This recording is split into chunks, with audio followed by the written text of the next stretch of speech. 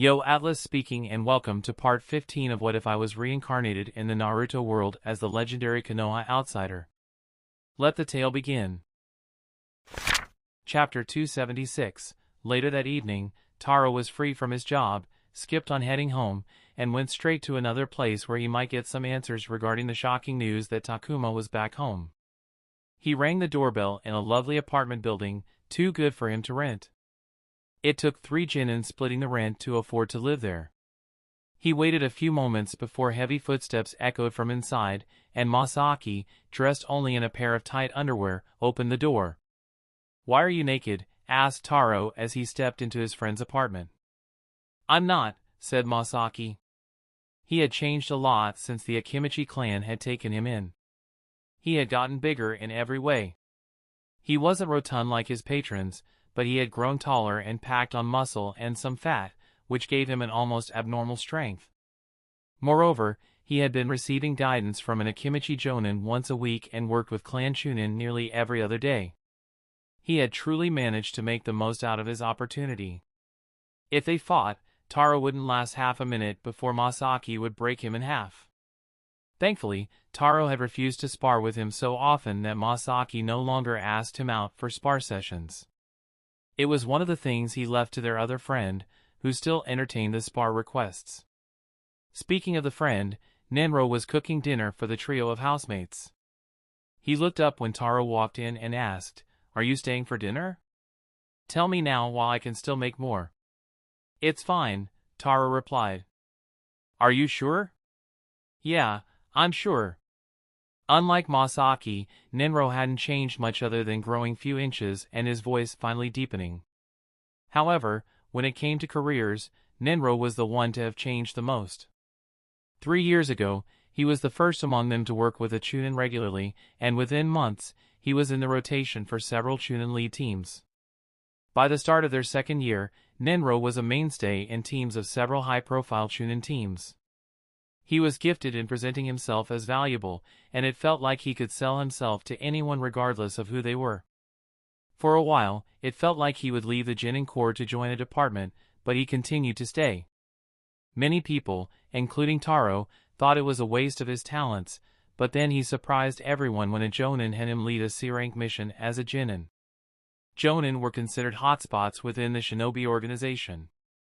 A Jonin had several Chunin working under them, who further had Genin working under them. They felt like informal companies with a Jonin at the top. Being connected to a Jonin, even if it was through a Chunin, was beneficial. Being on a Jonin's team increased a Chunin's reputation, which gave them better missions to lead and allowed them to recruit the best Genin for their missions, further growing their reputation. Nenro wasn't a Chunin, yet a Jonin had him lead a team of Genin on a mission.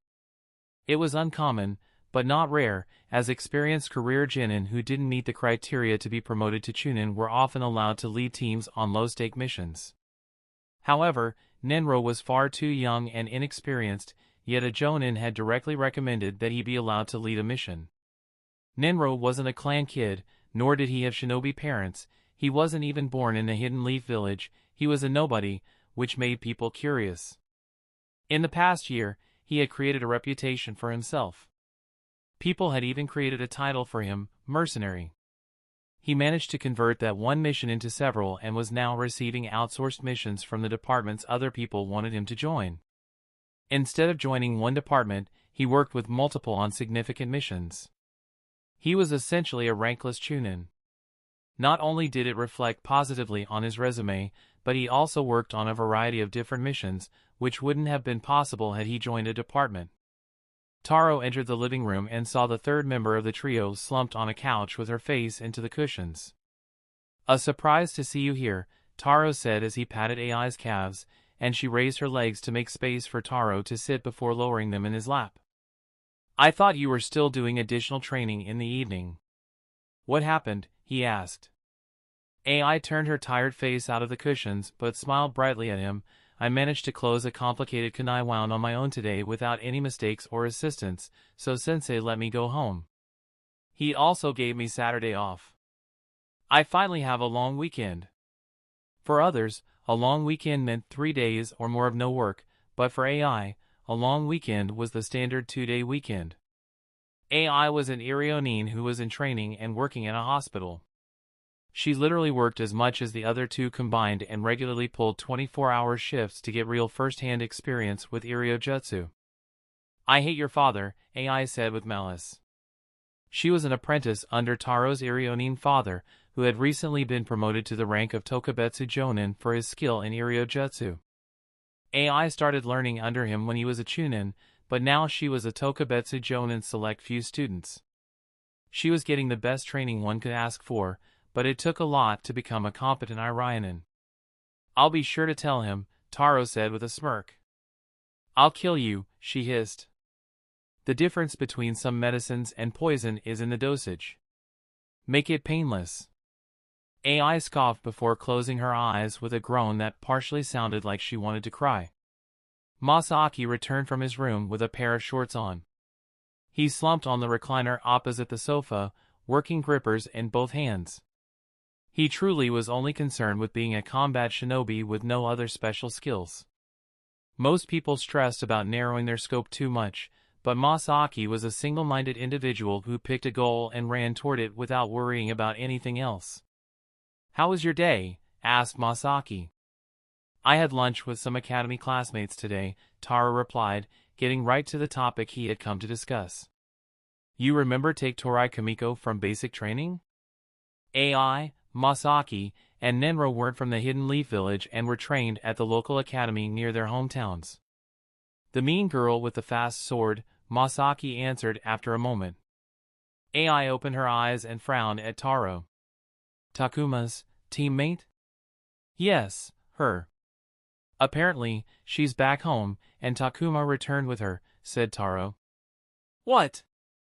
AI immediately sat up, almost hitting Taro in the face with her legs. The sound of something being beaten by a mixer stopped, and Nenro walked into the room while wiping his hands with a hand towel. How long? He asked, mimicking Taro's own thinking when he first heard about Takuma's return. A week.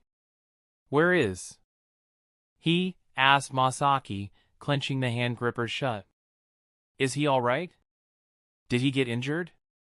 Is that why he hasn't reached out? Asked AI, the worry having snapped her sleepiness away. I don't know, answered Taro. Kamiko told one of our friends that he didn't have a good time out there, but I don't know if he's injured or not. According to Aimi, Kamiko didn't want to talk a lot about her time in the war, and combined with her natural reservedness, she didn't get to know much. Where is he staying? Asked Masaki. An inn or hotel? He stopped renting before he left, said Nenro. Or he's living with his teacher. Taro put his guess out. Mariboshi Kosuka, the old man who stayed with Takuma when he was hospitalized. Does anyone have his number or address? He might know about his whereabouts even if Takuma's not with him. Nenro and Masaki replied simultaneously that they'd find Mariboshi's address. I'll find the address. Nenro took the responsibility. I know a few people who might know. Why do you think he hasn't reached out? Even if he didn't want to meet, he could have just informed us that he's back home. AI fell back and slumped into the coach as the short burst of energy left her. And if we should be waiting for him instead of going to him? Maybe there's a reason he's taking his time, and we should respect it and give him his time. Taro had considered that as well. He said, that's conjecture. We don't know why he hasn't called, and hearing it from his mouth is better than to think of reasons without a basis. We go find him, and if he needs more time, we give it to him, but I think we should see how he is. How long will it take you to get the address? Taro asked Nenro. I'll have to make some calls, but I think, by tomorrow afternoon. Great, we go as soon as possible. Mariboshi was worried because over a week had passed, and Takuma hadn't left the house since his arrival. He was recovering well. He didn't shut himself in his room and even took over the dinner cooking duties, a huge positive as Takuma looked burden-free while preparing the food. He took long barefoot walks in the garden, spending at least a couple of hours outside, but he hadn't shown any desire to wander into the village. He understood that everyone had their own time of recovery, but Takuma had no contact with anyone except for him. By now, he should have called up his friends to inform them that he was back, but when he asked him to call them, Takuma replied he would do it tomorrow but never got to it. It was as though he was avoiding returning to his life before the war. Marosi decided to see if he could pull him out of the home. Takuma, I am stepping out for some vegetables. There is a fresh breeze running through the village. Do you want to accompany me? He asked.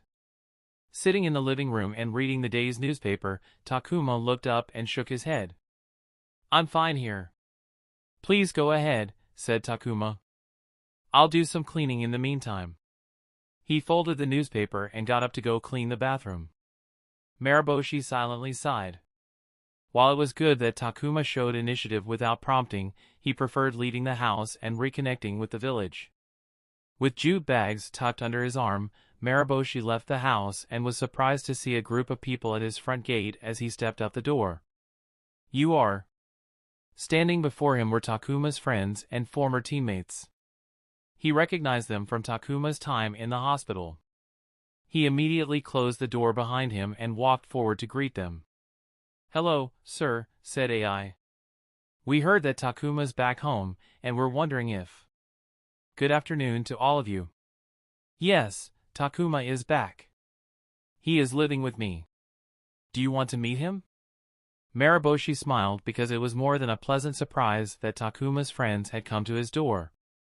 The teenagers exchanged looks with each other. Yes, but we aren't sure if we're inconveniencing him. As long as he's fine, we can always come when he's ready to meet us, said AI. No, you children are more than welcome to meet him. Marosi dismissed that opinion. He wanted Takuma to reconnect, and his friends coming to his doorstep was the best way to start it. Truthfully, Takuma has had some difficult days since his return. Their faces immediately fell, so he continued quickly, but he is doing considerably well. I am worried because he has not left the house since his return, and I believe that meeting with all of you will be tremendously good for him. You have done the right thing by coming here. He invited them inside and called for Takuma from the entrance hall without revealing the surprise. Takuma rolled up his sleeves, put on rubber cleaning gloves, and was about to start cleaning the bathroom and the bathtub when he heard Marosi call for him. It sounded like he was at the front door. His ears twitched, and he picked up the other sounds. He wasn't paying attention, but it sounded like there was someone with Marosi. He heard someone offering the customary apology for disturbing them. He wondered if it was one of the neighbors. Unlike his previous neighborhood, the neighbors in Marosi were well acquainted with each other.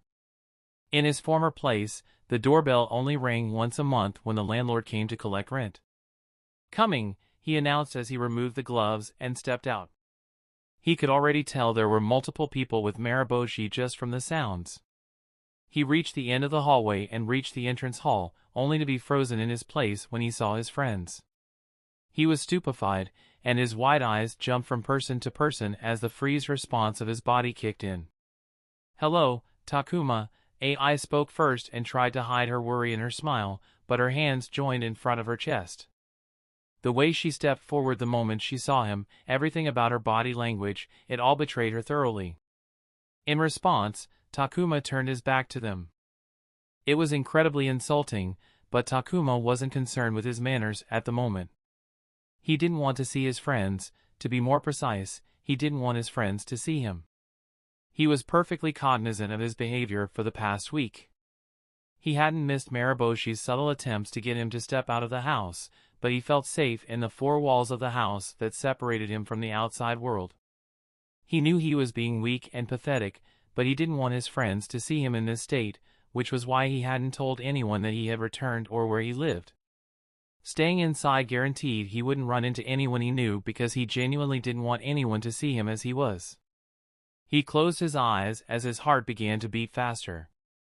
He racked his brain about how to deal with the situation now that his friends were there. He hastily formulated how to react and respond, wiped his eyes with his shirt, and put a smile on that felt torturous to face his friends. He turned only to see Masaki clear the entrance hall to reach him. Hey, Masaki, Takuma tried to sound upbeat but was cut off when Masaki hugged him without saying a word. Masaki was shorter but much bigger than him, and Takuma felt enveloped in his embrace. It's nice to see you, "Buddy, it's okay," said Masaki, again cutting him off. "You're my friend. You don't have to pretend, just be you. None of us will judge, so it's okay if you don't want to smile, you never did it much before anyway. If you don't want to talk, that's also fine, we can just spar." Takuma wasn't going to let his smile fall and was about to convince him that everything was fine, but when he heard that they could spar instead of talking, a massive wave of comfort and warmth spread through his body. His mind, which had been slow and heavy, felt lighter than ever before. All his thoughts and the empty words he was about to utter disappeared, and just like that, he didn't feel like saying anything. He was weak and pathetic, but he also was being stupid. There was never a need to say anything. He slowly raised his hands and patted Masaki on the back. "Got it," he said as the smile disappeared. Even though he didn't want to smile and laugh, he realized he didn't need four walls to feel safe. He had no reason to worry because there were people who cared for him, and he could lean on them for support when he needed it. Chapter 277. Takuma gazed at his washed and ironed police force uniform he hadn't worn in a year, the last time being in it was before the assassination attempt. Beside it sat his standard leaf uniform. His first outing in the town the day before had been with his friends for lunch, and afterwards, they stopped by several places, including the storage unit with all of Takuma's belongings, to retrieve his clothes. "Are you going out, young Takuma?" He turned around to see Marosi standing at his door, looking at him and the two sets of clothes. "Yes. I went to the bank yesterday because my standard pay for the last 10 months hasn't been deposited," Takuma sighed. "I have a month left on my police force contract, so I'm technically still employed there, and they handle my salaries. I need this sorted out before I start looking for an apartment without worrying about money." Marosi entered the room and stood beside him. "And you're confused about what to wear?" he asked as they stared at the two sets of uniforms on the floor. "I don't want to work in the police force anymore," said Takuma. His animosity and anger against the police force had long since subsided after what he had gone through. However, that didn't mean all was forgiven. They had taken away something he had built from the ground up. "But at the same time, I wonder if I should renew my contract with them. I'll have a higher pay, and while I'm there, I'll just coast with the bare minimum work while preparing for the next Chunin exam." The Chunin exam was a biannual event. The last one ended last month and he had enough time for preparation and was thinking about asking Masaki and Nenro to make a team with him for the next exam in less than 6 months. As the minimum length of service, the 1-year contract at the police force was a safety net for his resume if he failed his first Chunin exam and didn't want a 1-year gap in the Genin Corps. "Any advice?" he asked. Choosing his uniform was his way of locking in his decision. The standard uniform signified separation, while the police force uniform meant using them as a safety net. Both choices have merit, but I suggest you go through with what makes you happy. It may feel as though there are several things more important than your happiness, but the truth is that you'll not regret anything as much as forsaking your own wishes," said Marosi. "Ask yourself this: does this bridge need to be burned, or does it need to be rebuilt?" Marosi patted his shoulder and left the room for Takuma to decide. Takuma gazed at his two uniforms and thought about Marosi's words, which brought up the faces of the team he had handpicked himself. He had been angry when the narcotics task force was taken away and avoided his team during a period where a few words from him would have helped them a lot. He didn't regret his actions, but they deserved better from their leader. Perhaps it was too late, but he had to try it. In the end, he chose the option where he would be happy while deciding to rebuild the. After a long look at his standard uniform, Takuma picked up the police force uniform for one last time. Uchiha Kano was a senior officer in the police force's Department of Organized Crime and had great taste in fashion. The red-tinted shades that she never removed to obscure her Sharingan gave her a distinguished look, which she paired with kunai-shaped earrings and a choker to round out the outfit. It was a regular day for her in her office, and she spent the hours going through case files to narrow the suspect list. Kano looked into the bullpen at the 2 desks reserved for the 2 junior officers assigned to her. The desks were empty. Undoubtedly, her 2 subordinates were near the water cooler gossiping again. She shook her head and returned to her file, only to catch a figure walking to one of the desks. Thinking it was one of her subordinates, Kano looked up to call out to them, only to see it was someone else entirely. He was gazing at the desk with his hands in his pocket and even leaned down to look at the things on the desk. The man had long hair tied in a short ponytail with loose hair framing his face and wore the uniform cap, obscuring her view of his face. "Hey," she called. "Can I help you?" The man straightened and turned to her face, and Kano was surprised because even though his face was gaunt and there was a scar on the edge of his lips, she could recognize those uniquely tired eyes anywhere. They had been like that since the first day she met him. "Takuma?" "It's been a while, hasn't it?" Takuma said casually as he walked into the office. "I see you have new subordinates. May I sit?" "Of course." "When did you return?" she asked. "Last week." "I was sent home early," Takuma said as he sat down. "I heard that the ANBU took over my case from the police force." The assassination attempt on Takuma had been seen as a slight against the police force, and they had been adamant about finding who it was until the trail went cold. They could have gained instant progress if they hadn't been stubborn about solving the case in-house and refused to share information with ANBU, who instantly recognized the blacksmith's touch mark. Kano felt embarrassed because she was the lead officer on the case. The case started back up when they received a package through the War Commission with another dagger bearing the same touch mark, and this time, ANBU came with it as the War Commission had chosen to contact them before coming to the police force. It was revealed that Root was behind the assassination, and it automatically became ANBU jurisdiction. "I managed to make more progress on the case while fighting a war behind enemy lines," said Takuma. His tone was flat, but Kano could tell he wasn't pleased. "I wanted to get our liaison with the ANBU to take a look, but I wasn't allowed to share anything with anyone outside the force," Kano sighed. "Useless pride," Takuma said, and it was true. Pride and politics interfered with things where they didn't belong. The case would have gone to ANBU regardless, but at least there would have been some progress. He continued, "Give me the case files, Kano. There's not much, I don't care. I want any and all work that you guys did." Kano wasn't allowed to give him the case file, they both knew it, and he still asked, which meant he wanted them anyway. She nodded and unlocked the cabinet behind her to take out a copy of the case file she had kept after ANBU took everything away. She knew this wasn't against the rules, but technically, Takuma was still part of the Department of Organized Crime, and she could share certain material with her peers. "I am sorry that I couldn't make any progress," she said, sliding the file toward Takuma. "Truly." "I don't blame you," he said with a sigh as he glanced inside the file. "This place is the real problem." Kano's eyes narrowed behind her shades. She was part of the so-called place that Takuma called a problem. It was built by her clan and was one of the symbols of their prestige and power, saying that it was a problem was an affront to her clan. But she didn't say anything because she recognized that Takuma wasn't pleased with the police force and how they handled his position and case. She switched the topic.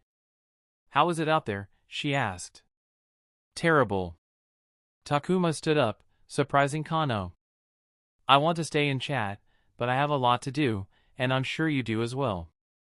I'll just pop in to meet with the team before I meet Setsuna. Let's chat some other day." Kano was taken aback and shook her head bitterly. It couldn't have been clearer that he was upset with her.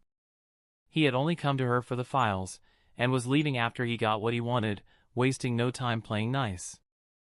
"Of course," she replied, standing up to see him out. "One thing, the team has moved. You won't find it in the old place." She gave him the directions to the Narcotics Task Force's new location inside the headquarters. Takuma had a peculiar look, and she knew why. The new location was bigger because the task force had grown in size, and she guessed that it was a complicated feeling that the team he had built on his own had grown in his absence, especially when he was unwillingly removed.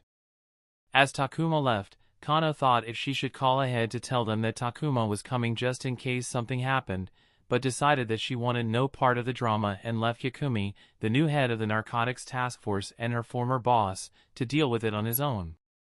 The Narcotics Task Force's new office space was massive. The team had added new members, causing it to grow twice in size since Takuma was forced to vacate his position. He recognized the first people he saw in the bullpen from other departments and teams, and his first thought was that he would have not added them to the team if he had been in charge. "Hello, do you want something?" asked a man. He was a Uchiha who had unlocked his Sharingan, which surprised Takuma because he had only managed to get one Uchiha on his team, and he hadn't even unlocked his clan's eyes until the farm raid. "I'm here to meet Fuma Arisu." "Could you call her, please?" said Takuma. "May I ask what this is about?" "She's busy right now. If it's not urgent, you can leave a message with me, and I'll give it to her when she's free." "I'd prefer if you called her now." "Please tell her that Takuma is here," he replied. He had complicated feelings about seeing the Narcotics Task Force's growth, but he was pleased to see someone fielding people for Arisu. It meant that she had enough on her plate that she couldn't meet people randomly, and her team members understood it. "Takuma," said the Uchiha, his brows rising in surprise. "You're Takuma?" "That's my name," Takuma nodded with a smile. "Would you please go inform her?" "Ah, yes. Please wait a moment." The Uchiha quickly walked away and whispered something to another man on his way, who looked at Takuma in surprise. Takuma didn't notice the interaction and gazed around the new space. In the old space, there were only 3 rooms. Takuma used one as his office, the other as a filing room, and the final was turned into a break room. The bullpen was also small and barely spacious enough to fit the team at the start, never mind the current number. The new bullpen was tremendous with actual space to walk comfortably. Takuma found a spacious break room and other rooms labeled as Evidence Locker and Archive, which used to be just the same filing room, among a couple more doors. He was impressed and envious. The team was naturally getting more funding now when he couldn't even schedule a meeting about more money in his time. "Takuma?" Takuma responded to his name and turned to see Minoru, the Narcotic Task Force's prize sensory nin. There were big mainline departments that didn't have a sensory nin. A lot of credit went to Arisu for recruiting him, but he was still proud that they had managed to get him on the team. "Long time no see," Takuma said as they hugged briefly. "How are you, my friend?" "You're really back," Minoru said, looking spaced out. "I'm back from the war, yes," said Takuma and shook his head somberly. Minoru read between the lines, and his smile dropped when he realized that Takuma meant he wasn't planning to return to the Narcotics Task Force. I see," he looked disappointed. "Are you sure? Won't you reconsider? Look at this place, we're bigger now and can actually do everything you used to talk about." Takuma shook his head. "Sorry, buddy. I don't think it's going to happen." Even if he wanted to return, which he did not, he had ended his cooperation with Inomoto. Trying to rebuild it would send the message that he needed Inomoto, which would give the latter power over him. Going back to targeting drug trades without that connection would put him at risk of being exposed through mutually assured destruction. Moreover, his team would notice he wasn't as effective as he used to be, which would be a problem in itself. Minoru looked sad but nodded regardless. "How's everyone?" asked Takuma as he patted Minoru's arm. "I hope the team is still doing good work. Things have changed. We have to be more organized because of our size, and Chunin Yakumi has a different way of doing things," Minoru said. Takuma nodded. "I figured." He noticed how Minoru was careful not to praise how things were done so as not to upset him. During Takuma's time, the team had been small enough to afford flexibility, but organization and structure were required as the size grew, something they weren't exactly good at, and adding more people came at the cost of flexibility. The Narcotics Task Force had moved from a new startup stage to an established company stage. Takuma looked past Minoru and saw people in the office gazing at him. "What's up with that?" he asked. Minoru looked back. "Ah, you've developed a reputation," he smiled. "People know you as the outsider genin who established a sub-department that regularly outperformed others of bigger size, and then you went to fight in the war, which further bumped up your reputation." "That's nice, I guess," Takuma said as he glanced at the watchers. It is. The people who come from outside the clan want to join the team, but because we're part of organized crime, no one can get it, said Minoru. The Department of Organized Crime was one of the most sought-after departments, but people had to pay their dues before applying for the limited number of openings. The higher-ups wouldn't allow new joiners to start there immediately. Takuma started directly in organized crime because the higher-ups wanted to promote the new external hiring, but that seemed to be a one-time thing. You become an inspiration and goal for non-Uchiha and the affiliated clans. Yeah. I heard they're using me as marketing material, said Takuma, unable to decide how he felt about that. Finally, you show your face. His musings vanished when he heard he desperately missed for almost Yair. He turned to face Arisu stomping her way through the office. She was the person he had spent most of his time before he was deployed and his partner with whom he had built the narcotics task force, his first ally and one of his few close friends. Hey, long time no see. Fuck off. If he could smile, he would have grinned. Chapter 278, Fuck Off. The members of the narcotics task force were surprised to see the second-in-command hurl profanities from across the room. Arisu was not one to raise her voice in anger and handled matters with a level head, so seeing her act out of character was a surprise. Takuma didn't mind the reception at all. He was just happy to see her after such a long time and took the sight of her in, even as she stomped across the room. He had never said it to her, but handling Inomoto while running the narcotics task force was stressful, and she had been his rock throughout it all. You came too soon. You should have waited at least another month before showing your face, Arisu said, her face taut with anger and her arms crossed tight. Apparently, Kamiko was so popular that the entire village knew he was back. Is it too hard to call or message, you asshat? Takuma merely hugged her, which surprised her enough to stop the tirade.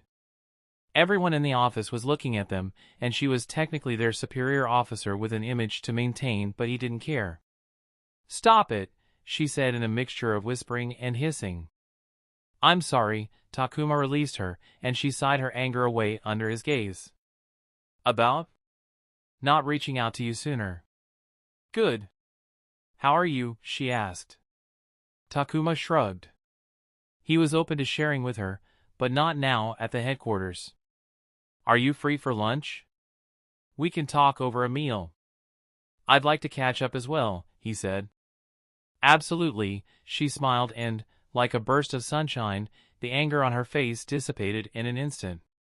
He was glad to see her so excited and responsive because he doubted whether the vibe between them would be awkward because of how they had left things before he had left. Their letters had skirted around the topic of their kiss, and he didn't want to compromise his friendship with Arisu over it, nor could he pursue a relationship in his current state. Takuma wasn't sure when that would change either. I see you're back. He turned to see Uchiha Yakumi walking over. Yakumi used to be Kano's senior and was technically in charge of Takuma's development when he was a new rookie, but had dumped him on his subordinate instead. He was also the one to replace him at the narcotics task force, and because of that, Takuma didn't like the man one bit. Shooting Yakumi, he nodded. I'm glad to see that you're safe, said Yakumi as they shook hands. I must say, I'm impressed and happy with what you've done here. It looks unrecognizable, but in a good way, Takuma doled out praise while the members of the narcotics task force watched on nervously. No matter his personal feelings, this was a place of work for people he cared about like Arisu and Minoru, and he didn't want to put them in an awkward position. Like his teacher said, it was better to rebuild a broken bridge instead of burning it down. Yakumi seemed to understand this motive and smiled. I just expanded on the foundation you left and I can't take all the credit, it was a team effort. I depended greatly on Arisu while I had just taken over the command. But you're getting the credit regardless, Takuma thought. He had done the foundation-level work, prepared all the material, and trained labor, only for Yakumi to come in and build a magnificent skyscraper and call it his own. If you don't mind, may the three of us talk privately, he addressed Minoru before turning to Arisu and Yakumi with a nod. If you don't mind, of course, Chunin Yakumi? I'll get back to work, said Minoru, patting Takuma's shoulder. Let's catch up sometime, yeah. Takuma nodded before turning to Yakumi. Let's use my office, he replied. The trio went into Yakumi's office, which was twice as big as Takuma's when he was in charge. It resembled Yakumi's old office in feel, but there were upgrades in terms of decor that indicated heading the narcotics task force had undoubtedly been a promotion for him. What do you want to talk about? Asked Yakumi after they sat down. Takuma and Arisu sat opposite him on his desk. Would you like some tea? I can have someone bring it down if you're in the mood. No, nothing. I'm hoping this will be short, and I expect your cooperation in this matter, said Takuma, switching out politeness for bluntness. I have a month remaining in my contract with the police force, and I'm not going to renew it. That elicited a response from Arisu. She didn't seem to like his decision but didn't say anything. Yakumi remained passive, reserving his reactions until after Takuma was done. As far as I'm aware, I'm still part of the narcotics task force, but I do not want to work here, and let me be clear, when I say here, I mean the police force as a whole. So, I'm requesting that you give me paid leave until the end of my contract, and I'll be out of your hair, which I'm sure you'll appreciate. There was no way Yakumi wanted Takuma hanging around because even if he was the leader, Takuma still had considerable influence over the team as its founder.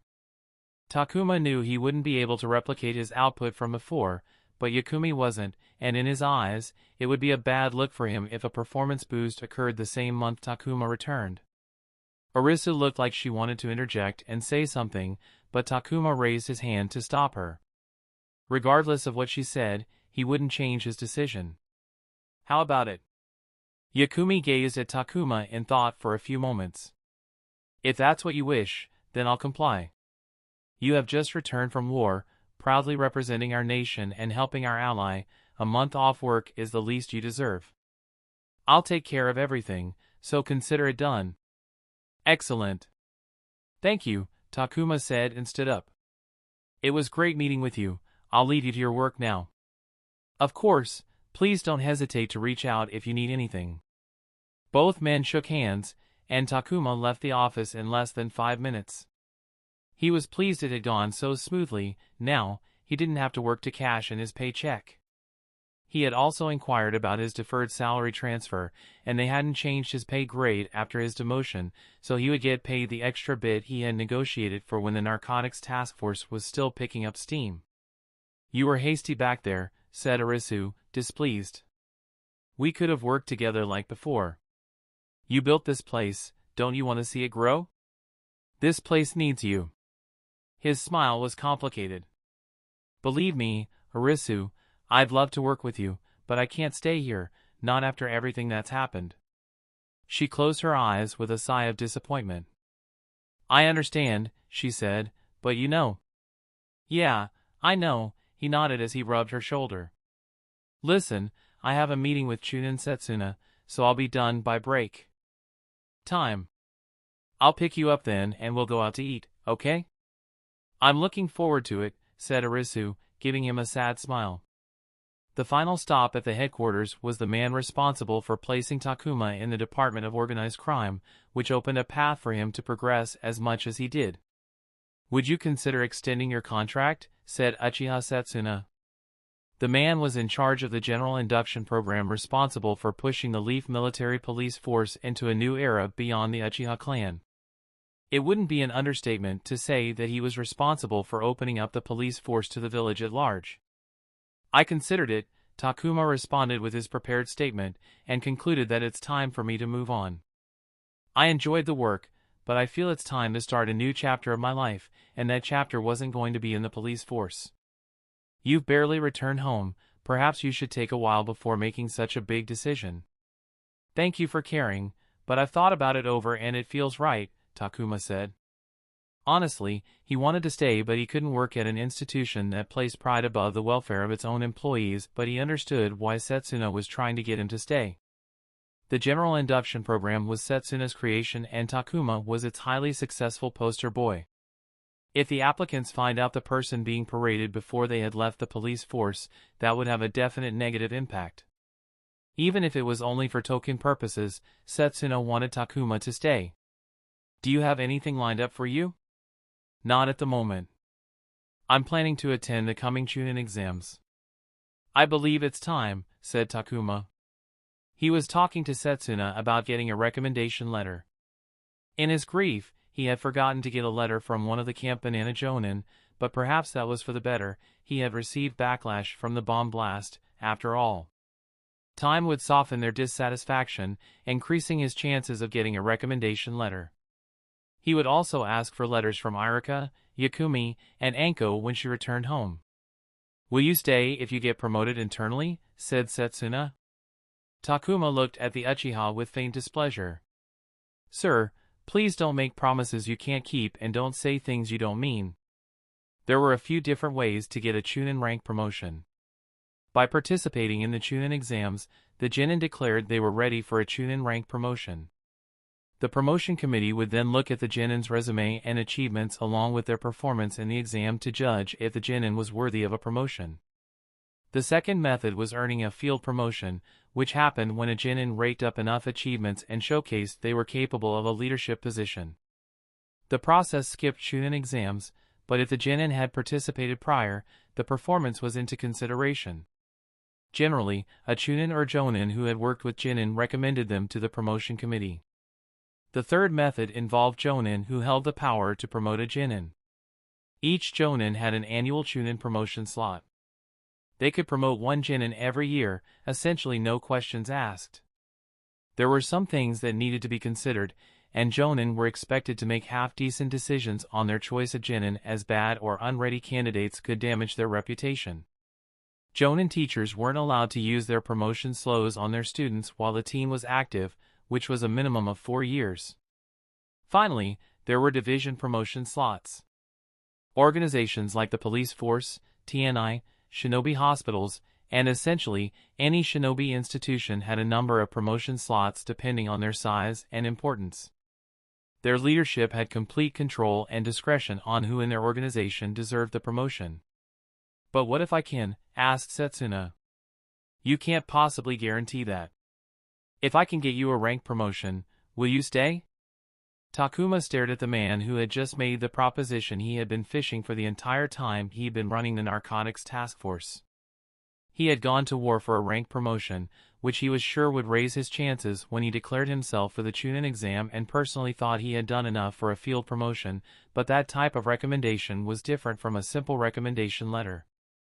The decision-makers hadn't worked with him, which reduced his chances. He needed to showcase himself in the Chunin exam to get the eyes on him. It's not enough, said Takuma. I want something else. Setsuna leaned forward. What is it? I don't want to work in the Narcotics Task Force or the Department of Organized Crime. Takuma put forth a demand off the top of his head. I want my choice of assignments, which might very well be working directly under a Jonin department head or establishing a new team like I did if there's a reasonable opportunity. I want a massive pay bump. I want access to advanced training and jutsu archives and, most importantly, I want a B-rank ninjutsu. He thought Setsuna would call him crazy when he talked about running a team, and he was sure he would shut him down when he asked for a B-rank jutsu, but he'd follow the simple negotiation tactic of over-demanding. By the time they found common ground, he would receive approximately what he wanted all along. I can work with that, said Setsuna. What? Give me till the end of your contract. If I'm successful, I'll have something for you by then. Takuma looked at the man, unable to hide his surprise. Earlier this morning, he had entered the headquarters intending to get his money and rebuild bridges to successfully put the police force behind him. Now, he somehow managed to sit before a man who could get him a rank promotion, completely flipping the day on its head. Chapter 279. Around 1 o'clock in the afternoon, Marosi was washing dishes when his front doorbell rang. He wondered if Takuma had returned from visiting the police force headquarters and hoped everything had gone well. The timing made him think that perhaps his plans to have lunch with his friend had fallen through, and he had returned early, but when he opened the door, he found no one at the door. When he turned around, however, he saw a cloaked and masked Anbu Yunin standing before him, nearly stopping his heart. Jinin Marosi Kosuka, said the Anbu Yunin. That is me, yes. May I ask what business an Anbu Union has with me? He asked. It was not every day that one encountered an Anbu Union, and it was seldom a good thing if one showed up at one's house. I would like to meet Jin and Takuma. I'm told that he's currently residing with you. Yes, he is living with me. Unfortunately, he's not in at the moment, he said. Many possible reasons flashed through his mind, including the letter to Uchiha Makoto, but then he also remembered that Takuma had told him he had interacted with a pair of Anbu Union prior to returning from the war. Marosi had decided not to pursue the matter, but it still concerned him. I see. Then can you perhaps pass this on to him? The Anbu Union retrieved a scroll from his cloak. The scroll was sealed with Fuinjutsu and had the official seal of the Anbu department stamped on the front. And this is, he asked. All relevant information is in the scroll. He'll understand when he reads its contents, said the Anbu Union. I shouldn't need to say it, but do not open the scroll. The contents of the scroll are for his eyes only. Of course, said Marosi. The Anbu Union nodded and disappeared, leaving Marosi with a sealed scroll for Takuma. Wow, this place, huh, said Arisu as they sat in a familiar diner. Well, it's been a while for me, said Takuma. He took Arisu to the diner they frequented when they still worked under Konoha. After they started the narcotics task force, they had no time for consistent breaks, and when things settled down, they started ordering the team's lunch directly to the office. What about you? I've been here a couple of times here and there, but it's good to be back here with you, she smiled. So, the usual? He asked. They ordered the same meals every day because it took away one choice among dozens they had to make in their day. The usual, she said, and ordered for both of them. I remember we used to pay for our own stuff every day, but then we got a weekly tab and started paying it alternatively, said Takuma. And you owe me money because your food costs more than mine. And I wouldn't change a thing, Arisu laughed. So tell me, what's your plan? I'm sure you're going for the Chunin exams, right? That's on the docket. Wanna join me? Takuma asked. He planned to ask Nenro and Masaki, but if she said yes, he would take the exam with her because, as much as he loved the boys, he worked perfectly with Arisu because of their history and he would choose her over any other Jinin in the nation. Arisu shook her head. Not this time. My first attempt will be the exam after the coming one. I don't think I'm ready yet, but I think I'll be ready to start participating in the next one. Of course, I'll be happier if I get promoted internally, but you know how that is. Takuma wrapped his fingers on the table and gazed at Arisu. What? She asked, confused. I met with Setsuna and well, he said he might be able to get me promoted internally. Seriously? Arisu asked as a glimmer of excitement shimmered in her eyes. That's great, Takuma. That means you're staying in the police force. Oh my god, this is the best possible outcome. Before you get too excited, it's not guaranteed and I don't think Setsuna will be able to pull it off. Why so negative? It's called being realistic, said Takuma. If the police force wanted to promote me, Setsuna would have guaranteed it yesterday and served me a 5-year contract for me to sign with a golden pen. The fact that he's asked me to wait until the end of my contract and not sooner says that he will be campaigning for my promotion. I think he'll come back with a promise of a promotion a couple of years down the line along with some benefits to suit the burn.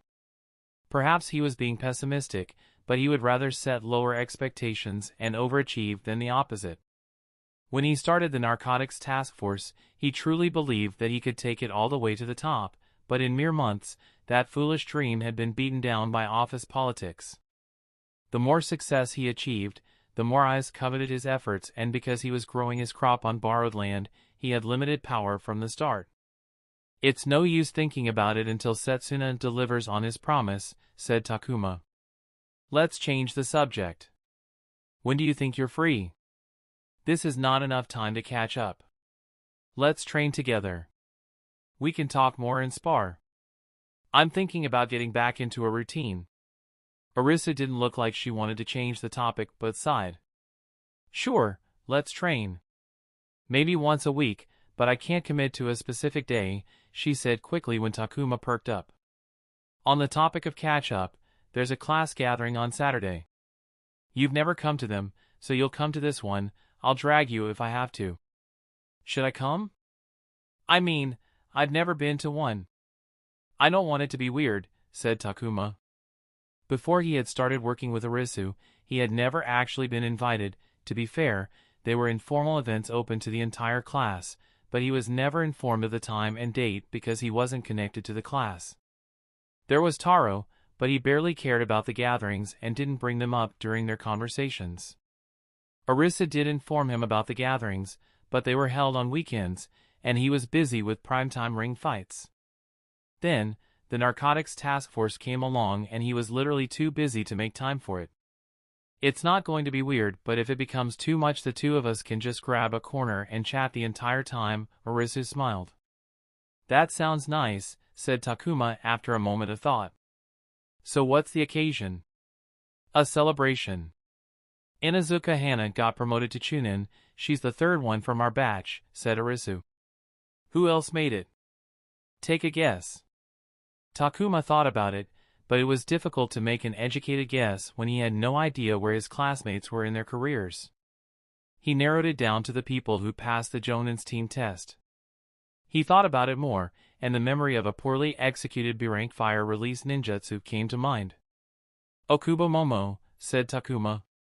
If she could shoddily use a B-rank jutsu before the narcotics task force existed, then she must have progressed a lot in that time. It had been a few months short of 2 years since that fight. He wondered how strong she was right now.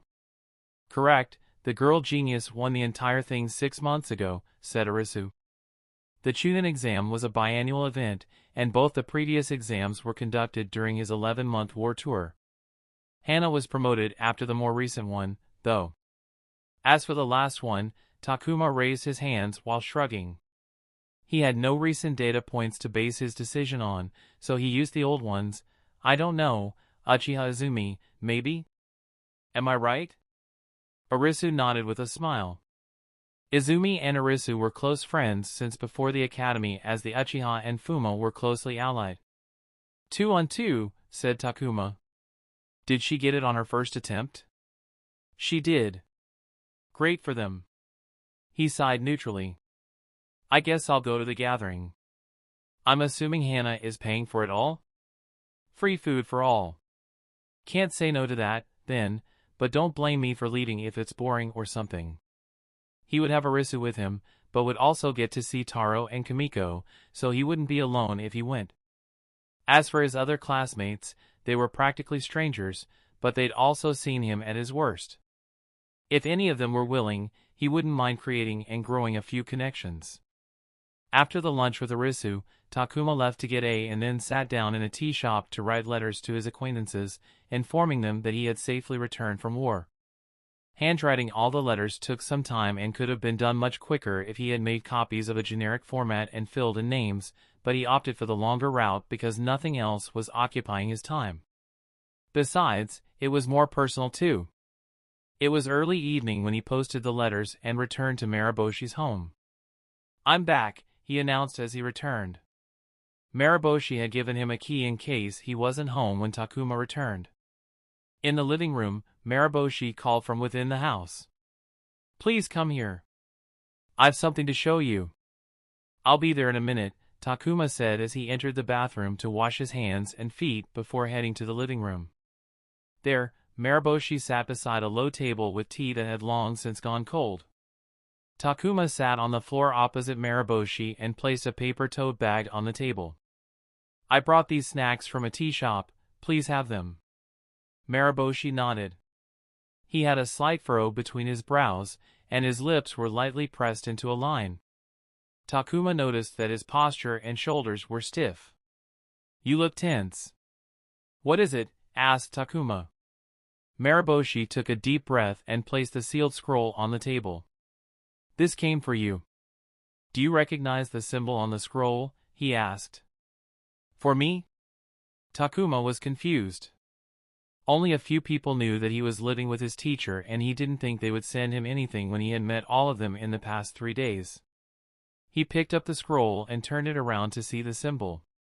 He recognized it because he had seen it just in the last month.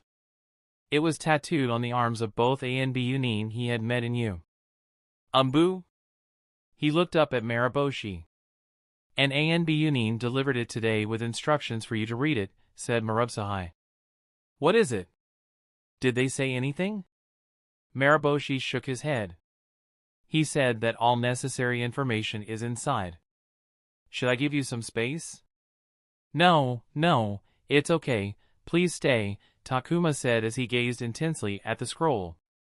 He had no idea what could be inside it. Was it from the Anbu duo from you? Was the scroll additional information on Khan?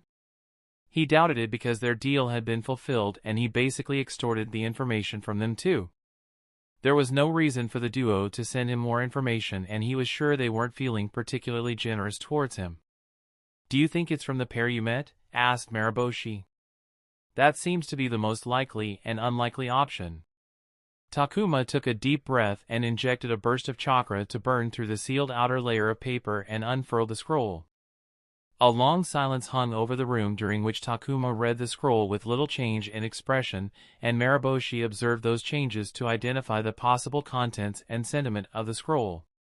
After a few minutes, Takuma reached the scroll's end and took a deep breath as he put it down. He stared at Marosi for a few seconds until he said, "They're trying to recruit me." The Anbu?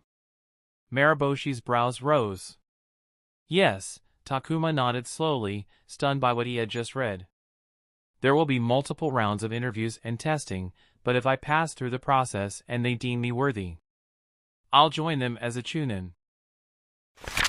Chapter 280, the location of the Leaf Village's Anbu headquarters wasn't a secret. It was common knowledge that the headquarters was inside Hokage Mountain. A single path carved into the mountain led to the entrance, which was restricted through several security checkpoints manned by regular shinobi. Takuma walked that path and passed through all the checkpoints. The seal drawn inside the recruitment scroll served as his security pass, but he was extremely nervous as he passed several signs bolted into the thick metal warning people that unlawful entry could result in death. He was given no time to prepare for his first interview as it was scheduled the very next day after he received. The barely gave him the time to update and modify his resume to appeal to the Anbu, but the problem was that he didn't know what they were looking for and it wasn't like he could ask someone for advice on the matter. Beyond the entrance lay a sizable front lobby area with a single reception desk and two receptionists sitting behind a long desk. They were dressed in the standard Leaf uniform like him, which was a surprise, but it made sense that not everyone in Anbu would be masked operatives. The hall was shaped like a dome and lined with a thick layer of metal for structural integrity and fortification. It was spacious and clean, giving it a sanitary look, but the illumination was on the warmer side, projecting some light into the space. Two more regular shinobi guards stationed inside the headquarters flanked him as he approached the reception desk. "How may I help you?" asked a middle-aged kunoichi with a tight bun wrapped with a mesh cloth. "I am here for my interview," Takuma said and presented his recruitment scroll as instructed within the scroll. The kunoichi handled the scroll as though she had seen several of them and unfurled it to a point with a Fuinjutsu seal. She weaved hand seals and pressed her thumb in the middle of the seal for the ink to reassemble into a pattern. "I have confirmed the authenticity of the scroll." She smiled and returned it to him before reaching underneath the table to retrieve a tray. "Please deposit all of your weapons and belongings in here. You can collect them when you exit." "I don't feel comfortable parting with my weapons," said Takuma. He had vowed not to leave home without the necessary weapons after the assassination attempt. "Jin and Takuma, you are a shinobi. We are taking your weapons away, not your ability to protect yourself," the receptionist said in an assuring manner. "I'm afraid there'll be no exception. If you don't wish to submit your weapons, you're free to leave, and we will consider our recruitment offer rejected." Takuma bit the inside of his cheek and stared at the uncompromising receptionist before relenting with a sigh. He unbuckled his utility belt and weapons pouches and set them inside the trays. "Please allow the guards to check you," said the receptionist. The guards patted him down, and Takuma wasn't embarrassed when they found a tiny dagger and a few rolled-up explosive tags hidden on his body. The kunoichi asked him to follow her and looked completely unbothered by his attempt to hide weaponry. They entered a circular staircase with multiple exit points on each floor. Takuma looked down into the well. It was deep enough that he would fracture a bone if he tried jumping. He looked up and noticed there were fewer floors above than below. "May I ask a question?" Takuma said as he observed the kunoichi. "Please do, but I might not be able to answer the question." "How did you end up working at ANBU?" he asked. Takuma noticed a weapon pouch with an open flap hanging from her waist. "I was recruited for the position just like you're being recruited for your position," the kunoichi replied. Their voices echoed in the staircase. He couldn't take the pouch off her, and if he tried to pick something, the sound of metal would get him caught. He glanced at the railing along the stairs and felt the metal beneath the white paint. "Oh! Any advice?" "I don't know if my experience will help you, but if I have to say something, I'd say, be true to yourself. Let them know exactly what they're getting. If they like what they see, they'll take you. The work done here is of the utmost importance, which is why they need people who fit the bill. Presenting a false version of yourself will only get you in trouble when they find the real you." Takuma charged his ring finger with a sliver of chakra and then flicked the metal railing. The metal sang like an instrument, filling the stairwell with a metallic, semi-melodious trill. The kunoichi stopped and looked back at him in surprise. "Sorry about that." Intrusive thoughts 1, Takuma put on an apologetic and embarrassed look. "It's good advice, though. I'll be sure to follow it." The kunoichi gazed at him for a moment before turning around with a sigh. Takuma followed her down the stairs but couldn't help but be disappointed because he had only managed to steal a few senbon, a smoke bomb, and a small loop of metal wire. The smoke bomb was useful, but he didn't like senbon much and usually didn't carry metal wire, though anything was better than nothing. They got off the stairs, and the receptionist stopped at a large, heavy-duty yellow door with a rectangular cutout of frosted glass. "They're waiting for you," the kunoichi said. Takuma stepped into an empty workspace. The floor was at least 4 times the size of the Narcotics Task Force's new space. One half was converted into rooms and offices, while the other half was an open workspace. The walls and ceiling were white, with every light on the floor switched on. 2 masked ANBU sat behind a desk in the middle of the floor, and that desk and the accompanying chairs were the only pieces of furniture on the entire floor. One of the agents was a large man so jacked that it felt like his muscles wanted to pop out of his skin. He wore a boar mask with black and red markings.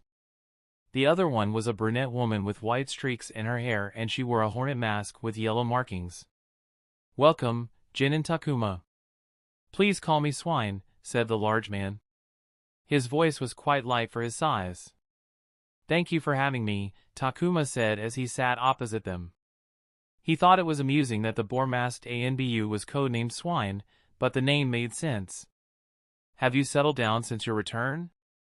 I know that you stopped renting your home when you were deployed and that we had to deliver your recruitment offer to your mentor's home," said Swine. "It's in process. He has been kind enough to open his house for me," Takuma said shortly. Frankly speaking, it was creepy that they delivered the scroll to Maraboshi's home. He briefly glanced at the hornet-masked woman who silently stared at him. "I wish you the best in that regard." "I know it can be jarring to return home from war," said Swine. It made Takuma wonder if they knew about his breakdown, which he didn't want strangers to know about. "Please consider this meeting as a simple introduction. This isn't part of your testing process, so you aren't being judged now." "I see," Takuma nodded. "Now, before we start, we have to clear the most important question," said Swine. "Are you interested in joining the ANBU? There's no sense in continuing if you don't want to join. Of course, I understand you might have doubts, so we will dedicate this meeting to clearing them. By the end of this meeting, you'll have to give us an answer, which won't be a final commitment, mind you. We are interested in you and want to see if you feel the same." "Fair enough. I'll give you my answer after you have cleared my doubts," said Takuma, appreciating their straightforwardness. He could tell they wanted him to say something in the vein of being interested in the offer, but he withheld his answer. Excellent. How do you wish we proceed? I recommend you ask us questions, and we'll answer them to the best of our abilities. I don't know anything about the ANBU. You said this meeting is an introduction. Give me an introduction, said Takuma, pushing the ball in their field. This question and answer system didn't sit well with him because they would only need to answer what he asked, and if he didn't ask the right questions, he wouldn't get the correct answers. He didn't think they were doing it on purpose because, as Swine said, they were interested in him, or maybe they were doing it on purpose and this was some kind of test. The Department of ANBU is in charge of matters pertaining to national security. It's our responsibility to keep domestic and foreign powers in check to protect our great nation. You have worked for the police force. A good portion of our work is not dissimilar to yours, and it can often look much like we're doing the same thing as them, but our scope is on a higher level with a reach that goes beyond the Leaf Shinobi Institution and our borders. ANBU sounded like a traditional intelligence agency. Takuma knew their existence wasn't a secret from living in the world, but he didn't know much beyond that, as there was not much about them in his incomplete meta-knowledge about this world. Swine continued, it's a misconception that there's no war if there aren't boots on the ground. The 5 great nations are always at war with each other. Peace is a deadlock achieved by the great powers constantly trying to preempt threats from others. Peace is a deadlock. Takuma couldn't help but whisper as goosebumps rose. He had never considered it that way, but he couldn't help but feel those words were especially true in this world. That is a grim outlook on the concept. It's the reality, said Swine, heavily. The ideal future would be for the deadlock to persist through eternity, but we know that isn't possible, so it's our job to ensure that when this deadlock breaks, the hidden leaf will be on top. No matter what people might say, we aren't in the business of control, we simply exist to protect. Takuma didn't believe that last part. Wasn't control the best way to achieve protection? There was no need to protect against the threats if one could control them. Why me? Why do I interest the ANBU? Takuma asked. He kept his question short to get as wide an answer as possible. We have been following your career since you started in the police force. Thriving in an environment controlled by a few who only allow certain people inside and decide who gets to succeed, and doing it as one of the first outsiders is impressive. Establishing and running the narcotics task force as you did was a highly impressive feat. In fact, you were so impressive that we thought it would be a waste to recruit you, as you could have been a catalyst of change in a closed system that is the police force. What changed your mind? Your demotion and deployment to the war, said Swine. I see. Takuma's lips pressed into a thin line. He had promised himself to let go of his bitterness, but it was an ongoing journey and a difficult one. Once we discovered that the police force didn't value you as much as we did, we decided we wanted to work with you. We were planning to approach you as soon as you returned from the war, and then you went ahead and showed us something that blew away any of our doubts. He expected his war contributions to factor into ANBU's assessment of him. He didn't hold his experience in the Steamfrost War in high regard and would rather forget it ever happened, but there was no denying that he had worked his ass off to accomplish what he did. You and your team were responsible for bringing down an oppressive power controlling that city. We read the reports, and we know how important your role was. The cherry on top is that you killed a Jonin, said Swine, openly showing how impressed he was. Takuma simply blinked as he was transported back to you for a moment. The sounds of explosions and screams echoed in his ear as he sat in the back of the banquet hall. He smelled the scent of blood and felt the weight of Riku's body in his arms. Thank you for the compliment, he said as he shifted in his chair to make it so that he was finding a comfortable spot, but in reality, he didn't want them to notice in case he was showing what was happening inside his mind. The killing of a Jonin wasn't received well by many. Of course, the way you did it shouldn't be done lightly by anyone, and I'm sure it was a difficult choice for you. It was. But there are times when someone has to make those choices. You made that difficult choice, and it had real, measurable benefits. You not only saved the lives of our shinobi, but you also damaged a foreign nation by killing one of their Jonin, who could have escaped during the invasion, said Swine. I chatted with 2 of your ANBU when I was in U. I don't think they like me very much. How will that affect my chances of getting in? Asked Takuma. He didn't want to get his hopes up, go through whatever arduous testing process they surely had, only to have the door shut in his face and waste his time. If you're implying what I think you are, then I feel insulted. If you fail to get in, it'll be because we don't think you can survive here, Swine said with the seriousness of a principal addressing students. That's great to hear. Takuma nodded. Though I must say, the so-called chat you had with our operatives was interesting in itself. I think if you manage to pass, you'll do well in ANBU. Takuma thanked Swine for his confidence in him and swiftly moved on to the next question. What will be my role here? We don't know that currently. The department of ANBU is divided into two sub-departments. One handles domestic affairs and the other deals with foreign threats. We will decide where to place you depending on your skills and how you perform in our testing process. Takuma took his resume scroll out of his pocket and placed it on the table. The scroll got him on Irika's team when he was doing D-rank missions. Irika himself had used a semi-updated version of his scroll to get him into the police force, and it worked with Anko when he joined the team when it was already established. These are my skills for your reference, he said. I like the initiative, Swine said as he received the scroll. Now that I know why the ANBU wants me, said Takuma as he sat up straighter, it's time for you to tell me why I should join the ANBU. The ANBU is the best there is. It's an honor for anybody to serve with the best because you'll be among the best. I can promise you that you'll grow here. Takuma raised his hand to stop Swine from speaking. On the risk of being crude, I understand how valuable the ANBU is in protecting the village and our nation, and the prestige that has been developed over decades of hard service, but the last time I joined a place because of its prestige and the promise of growth, they stripped me of the fruits of my effort and shipped me off to war. It frustrated him that he couldn't see their reactions behind the masks, but Takuma continued to speak anyway. If you want me to be interested by the end of this meeting, I want you to tell me what tangible, measurable benefits ANBU can offer me. Chapter 281, On the Empty Floor, Takuma sat opposite two ANBU nin. He was cognizant that ANBU was in charge of national security, and they probably required a sense of belonging and patriotism towards their homeland, and he was all for that. He didn't think he would ever leave the Hidden Leaf because his friends and life was here, but he had to be direct with his demands even if it somehow lowered their impression of him. We have a standard compensation package that includes a very handsome salary beyond even the highest competitive rates of any other department. However, we don't have a mission-based commission system where you're paid after each successful mission.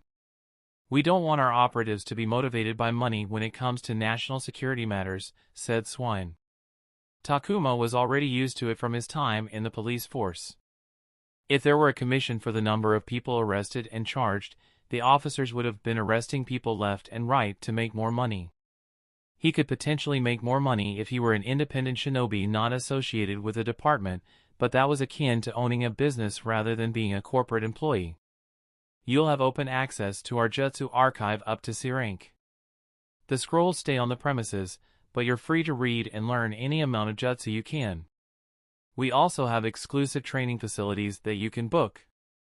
We have in-house Irionin who will cater to any of your health needs and provide the standard 3 meals on all days of the week. There's also a store where everything is sold at heavy discounts and many more benefits, including top-quality gear custom-made for your preferences and generous access to our armory. Almost everything is on our dime, so you'll find that ANBUnin's expenses fall because we take care of our own. Takuma held back his reaction when Swine said he would have unlimited access to C-rank jutsu. Most of his career had been chasing mission points that afforded him jutsu. He had even bargained for ninjutsu from the Uchiha before his war deployment. That single benefit was so huge that it was enough for him to sign up on the spot. Of course, as we mentioned in the scroll, you'll get an instant rank promotion if you get selected, said Swine. Takuma nodded. That was another benefit, arguably on par with the Jutsu Archive access. He had been gunning for a promotion for nearly 2 years. What about B-rank Jutsu? Takuma asked. He needed to get his hand on a B-rank Jutsu to get to the next level. There's no open access to the B-rank Jutsu Archive, and you'll have to earn the privilege to learn a B-rank jutsu, said Swine as he crossed his hands on the table. But like the jutsu in the archives, you have the benefit of not paying, and how quickly you get one will solely depend on your performance. Of course, mission points are part of the compensation package, so you're free to go through the usual channel to redeem access to the standard B-rank jutsu archive like all other chunin. What about the time restriction? Takuma asked an important question. New chunin had a 1-year time restriction before they could access the B-rank jutsu archives. We can take care of that for you, Swine nodded. What about developing new skills? If I want to learn, let's say, interrogation tactics, how's the ANBU going to help me? He hadn't forgotten his motto, a shinobi is more than the chakra he wields, and wanted to continue with his journey in self-improvement. If you want guidance, we will provide it. As long as your work remains your priority, we will invite former members and experts in every field possible to guide you in whatever field you wish to explore, said Swine. Takuma pondered what else he wanted to know about the job. He wanted to know the exact nature of his job, but his role would be undecided until they tested him. However, he still wanted to learn about it, so he posed a vague question. From your experience, what will my time at the ANBU be like? Swine had answered his questions fairly quickly until then, but this time, he took a moment to gather his thoughts. He even looked at the hornet-masked Kunoichi, who hadn't said a word since the start as she silently stared at him the entire time. Takuma was unnerved, but he had done his best not to look at her so as not to seem nervous and twitchy. She didn't want to say anything, so Swine answered the question. It'd be a lie to say that the work we do here is easy. It's not. I know I'm supposed to sell you on the job, but I'll be forthright with you and say that if you don't work hard, you will fall behind. The majority of our peers don't have vibrant personal lives because that's what it takes to make it here. Even though the ANBU's the best? Takuma interjected. Precisely, said Swine, and Takuma thought he was smiling behind his mask. This job is difficult even for the best of people out there. I want you to say yes, but imagine the most stressful period of your life, that feeling is nothing here. I doubt it, thought Takuma. He had started this life with the most stressful time of his life. Swine continued, multiply it by 100. If you can't perform under that pressure, this job isn't for you. It will make you miserable at times to the point you wish you had never accepted the offer, but when you succeed, there's this indescribable feeling that people here keep chasing. I guarantee that not a moment of this job will be boring. You will be challenged every step of the way, and will live to surmount those challenges because here, you know that the things you're doing matter. They were passionate words, and Takuma found himself swayed by them even though he had just been told that the job would make him miserable and he would have no personal life, not that he had much of one anyway. Perhaps it was because he was already used to it, and nothing in his life would be different from when he worked at the narcotics task force. Thinking of it like that made the charm fade slightly, and he moved on to the next question. What will be the length of my contract? Asked Takuma. He didn't doubt the ANBU, but he wanted to know how much time he owed them before he could break away and do something different. We offer all our recruits a non-negotiable 5-year contract with a secrecy agreement. Understood, said Takuma. 5 years wasn't a bad contract term. He would get that from the police force if Setsuna came through. He would be 19 by the time he could leave. It seemed as if he had only been in this world for 4 years, and this would make it so he would be an ANBU for more than half of his new life. He swept those thoughts away and returned to the conversation. He asked a dozen more miscellaneous questions, which cleared up all the questions he had for them at the moment. What is your answer, Takuma? Asked Swine. I'm interested, said Takuma. He was interested the moment they offered him open access to the C-rank archive. I have an obligation to ask you again. Are you interested in joining the department of ANBU, Jinin Takuma? Please answer with a full sentence. I am interested in joining the department of ANBU. Excellent. Swine took out another sealed scroll from his person and handed it to Takuma. You have 7 days from tomorrow to prepare for the testing process. The location and arrival time are in that scroll. Please make an excuse to your friends and family regarding your absence for a week or two without mentioning us. Do you have any more questions? Yes, one last question. Takuma raised the scroll in his hand. Am I at liberty to share the ANBU's interest in me with other parties who might be interested in hiring me? First of all, we haven't extended an offer to you, we have only shown interest. You can only use us as leverage after you have passed all our tests and rejected our offer. Use us as leverage while we await your response, and we will drop you without any further considerations and deny any involvement to the relevant parties. However, if you pass our tests and reject us, you're free to share it with anyone you like, and from my experience, it'll work as a glowing recommendation. Understood, thank you for answering my question. You have other offers, Jin and Takuma? Asked Swine, curious. Perhaps, Takuma shrugged, he didn't have one. All three of them stood up, signaling that the meeting was over. Takuma shook hands with Swine while the hornet-masked Kunoichi kept her hands behind her back. My associate will escort you to the exit, said Swine. The Kunoichi started walking without a word, and Takuma followed her. He looked back, and Swine sat down and stared at him as he left the floor. He didn't talk to her in the stairwell, and unlike the last time, when he looked up, he saw someone leap down from a higher floor to a lower floor before disappearing behind one of the doors before he could get a good look. Apparently, Swine was speaking the truth. People didn't have enough time to use the stairs properly, much less have personal lives. Takuma got his weapons back at the reception, and once he felt their comfortable weight, he retrieved the stolen weapons and put them on the tray. The Kunoichi looked up at him with wide-eyed surprise. I'm sorry about this, but you did say that you weren't taking away my ability to protect myself, so I found some protection, said Takuma with an apologetic look on his face. He glanced at the hornet-masked Kunoichi, who was still staring at him, now with a raised intensity. I will see myself out, he said, and walked out without looking back. Outside the headquarters, Takuma stood on the steps with the scroll in his hand. As he stared at the scroll, the tension holding his body stiff left him. He had 1 week before he faced whatever ANBU wanted to throw at him. 100 thoughts went through his mind about how to prepare for the tests and how he could hedge the bets in his favor while not knowing the specifics of the tests. Takuma closed his eyes and let those thoughts drain away with a sigh. None of those things would help him and only serve to stress and tire him before the tests. He needed something different from what he usually did, and fortunately for him, he knew just the thing. Marosi was tending to his vegetable patch when he heard the rustle of the grass. He turned around to see Takuma standing in the middle of the garden. He looked the same as he was when he left, which was a relief. Welcome back. How did it go? He asked. It starts 1 week from tomorrow, Takuma said as he walked closer. I need your help.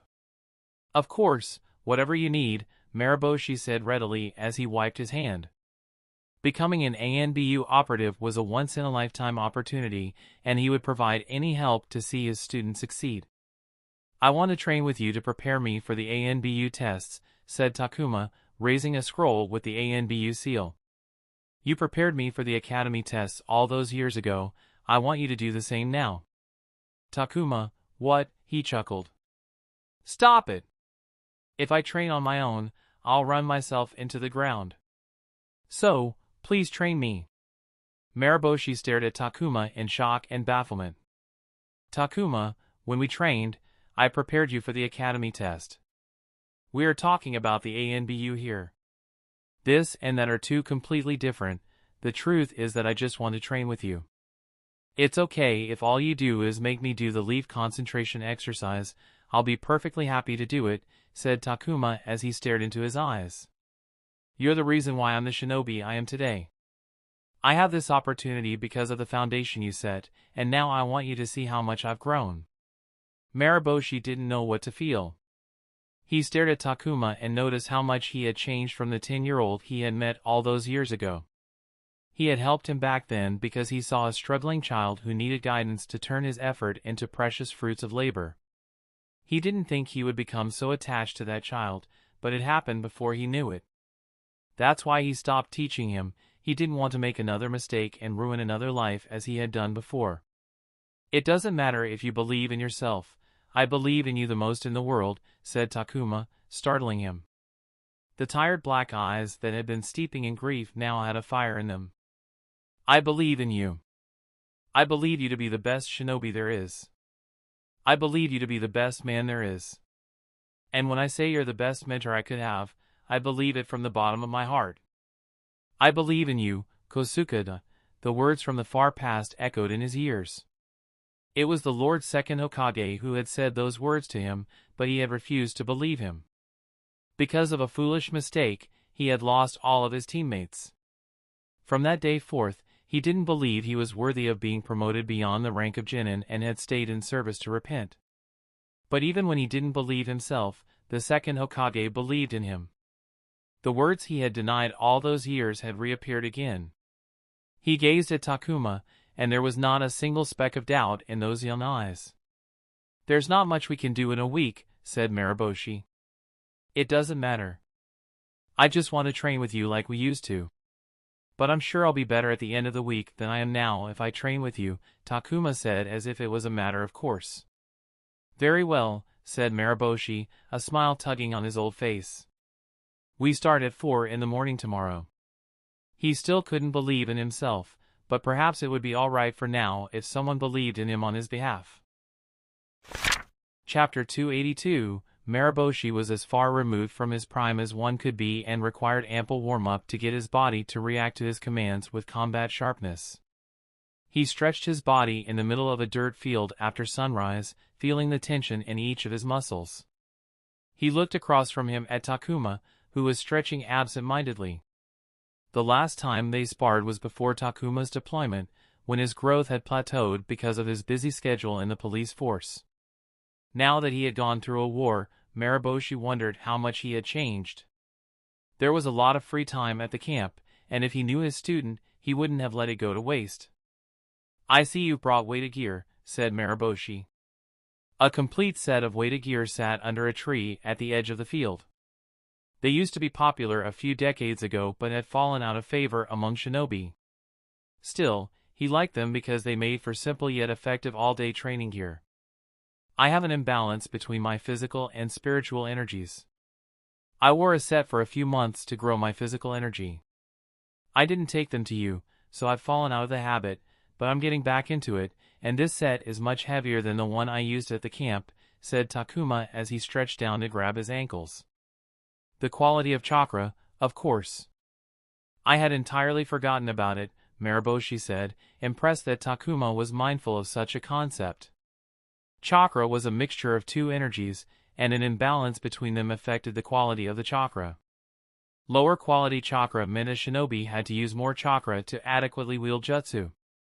It can't be helped, you are far too old to be concerned with the imbalance.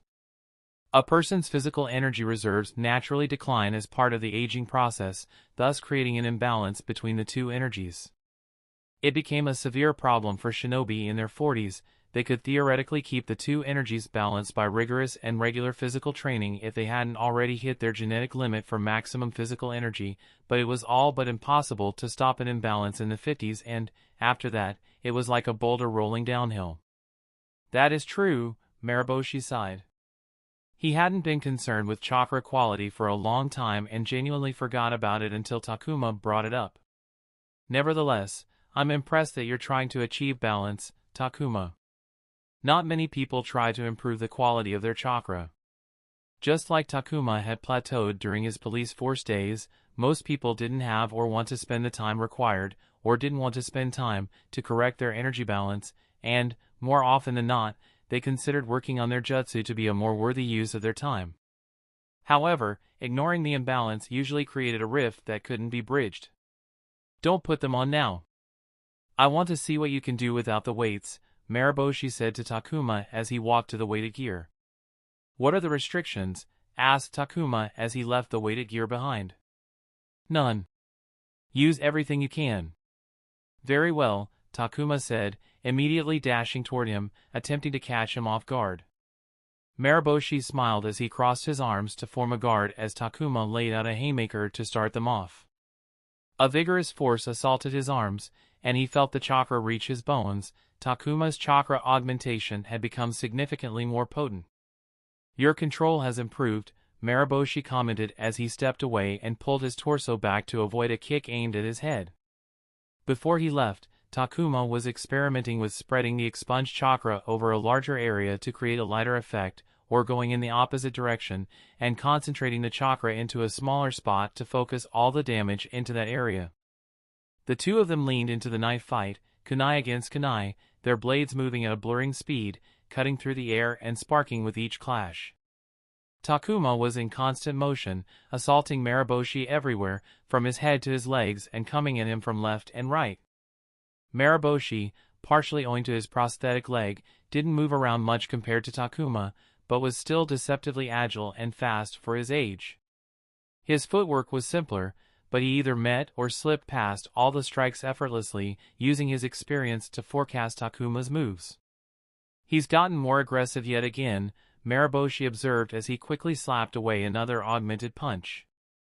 Takuma's fighting style always felt like he wanted to get it done quickly, but now it was just being reckless. It wasn't a direction of growth Marosi felt excited about. He decided to prod Takuma to see how he would react, leaving an opening for him to target, and as expected, Takuma immediately attacked.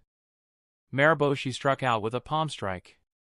When the blow caught him, Marosi expected him to switch to defense, but instead, Takuma moved his body to minimize the damage and committed to exploiting the opening. The two of them hit each other within a split second and were thrown back. Marosi felt the chakra slam into his body, jolting his bones as the force spread through his body. He locked in on Takuma, thinking he would rush in, but he was forming hand seals instead to stabilize for Maroboshi's strike. Within seconds, a thickening mist descended over the field. Marosi chased after Takuma while he could still see him, but Takuma vanished using the body flicker jutsu, vanishing into the descending fog. "He's trying to win," thought Marosi.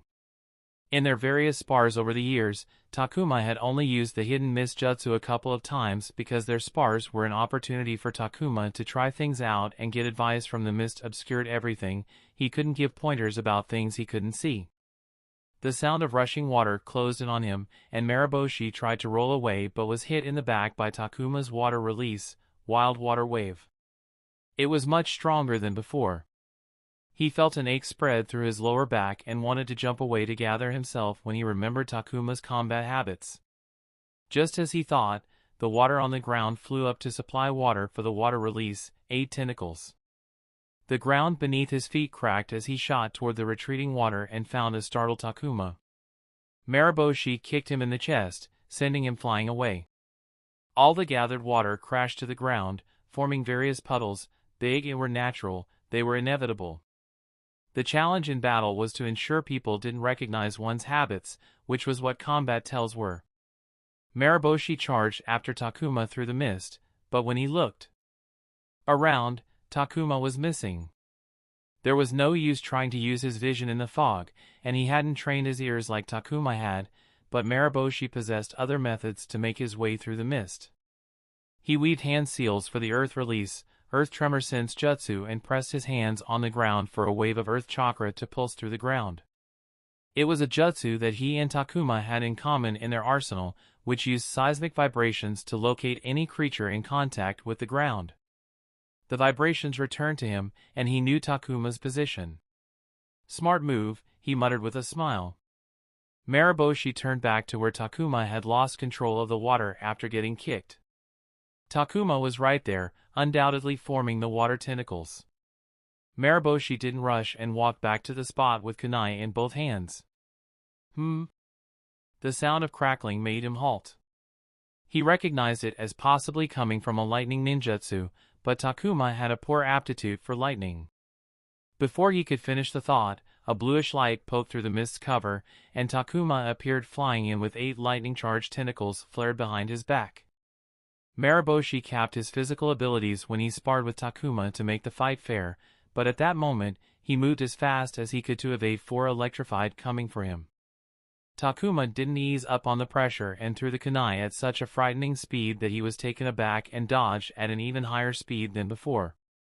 The moment Takuma's feet touched the ground, he pushed even more, with all 8 tentacles writhing like starved beasts hunting their next meals.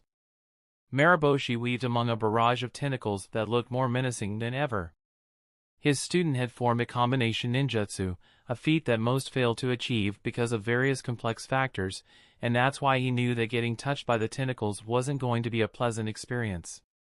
Maroboshi returned his agility to what he considered fair sparring standards and, for the first time in their years of sparring, he reached for his back and pulled out his sword.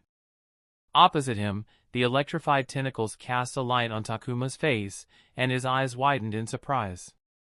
A single pulse of chakra coated the sword as Maroboshi clasped the sword's worn-down yet comfortable grip.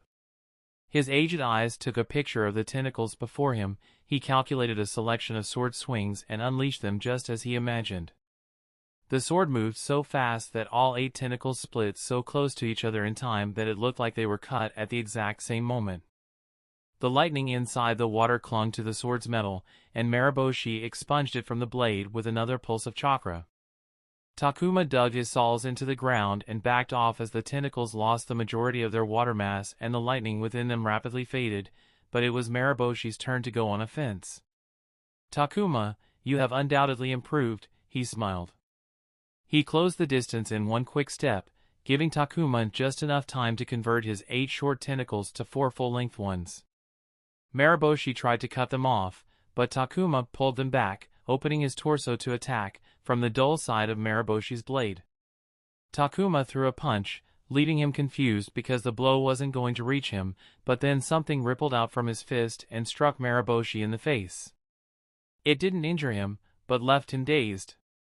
If it was someone at Takuma's level, getting out with a broken nose would have been lucky. At that same moment, the 4 tentacles wrapped around Maraboshi's limbs, trying to knock him off balance, but before they could tighten their grasp, Maroboshi pulled free. There was a second lull during which the two observed each other. Both had used something they hadn't shown the other before. A new form of augmentation? Maroboshi thought, gaining a new level of appreciation for how Takuma had incorporated his self-made chakra augmentation into his combat style. It had gone from something he could barely use to a bona fide technique. Maroboshi readied his sword as Takuma moved first, and when he took his first step, Maraboshi's vision turned hazy and blurry, with colors mixing into each, rendering him unable to see anything.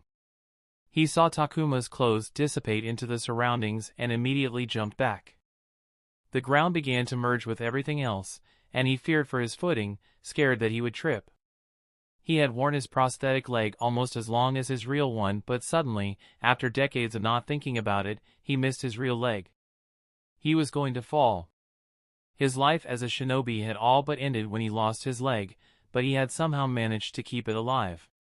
However, he realized that he was a fool to believe he had recovered because when it mattered the most, his body always failed him. A wave of chakra pumped through Maraboshi's body and shattered the genjutsu with Takuma's fist inches before his chest. He caught the fist before it could connect and absorbed its tremendous force with his hand, spinning and transferring all of it into a throw. Takuma flew over his shoulder, slamming into the ground before sitting up to Maraboshi's sword against his throat. "That was exemplary, Takuma," Maroboshi sighed as he put his sword on Takuma's neck. His other hand stroked his prosthetic leg. "However, I must say that genjutsu was unpleasant, to say the least, but quite effective." "I noticed," Takuma replied, accepting the hand up. They looked at each other, repositioned, and got ready for round 2. Chapter 283, Maroboshi and Takuma fought a few more times before his master was ready to share his thoughts. "You're too aggressive," he began. "I understand you want to be in control, but your tendencies are reckless. I had several opportunities during our spars to grievously injure you. Decrease that inclination to push and push to overwhelm the opponent." Takuma shook his head. "I don't think I can do that. My aggression makes me effective. I understand that I'm putting myself at risk, but it's just the way I fight. I can't be afraid to trade damage or I'll lose." He had brought himself up in the ring, which was part of the reason behind his style. The way he fought as scars was the only way that ever brought him any success, and it was difficult to ditch those habits. "You don't have to fight that way," Maroboshi countered, utterly unconvinced. You have the tools, you just need to learn how to use them properly. Work with me, and we can adjust how you fight while maintaining an aggressive combat style without reckless decisions that could lead to your death. Takuma sighed because he had tried to fight more conservatively before but had failed. That said, he had asked Marosi to train him, so he was going to follow his directions. Moving on, I'm impressed with how you use your weapons, Takuma. The combination of ninjutsu and the variation of the chakra augmentation was excellent.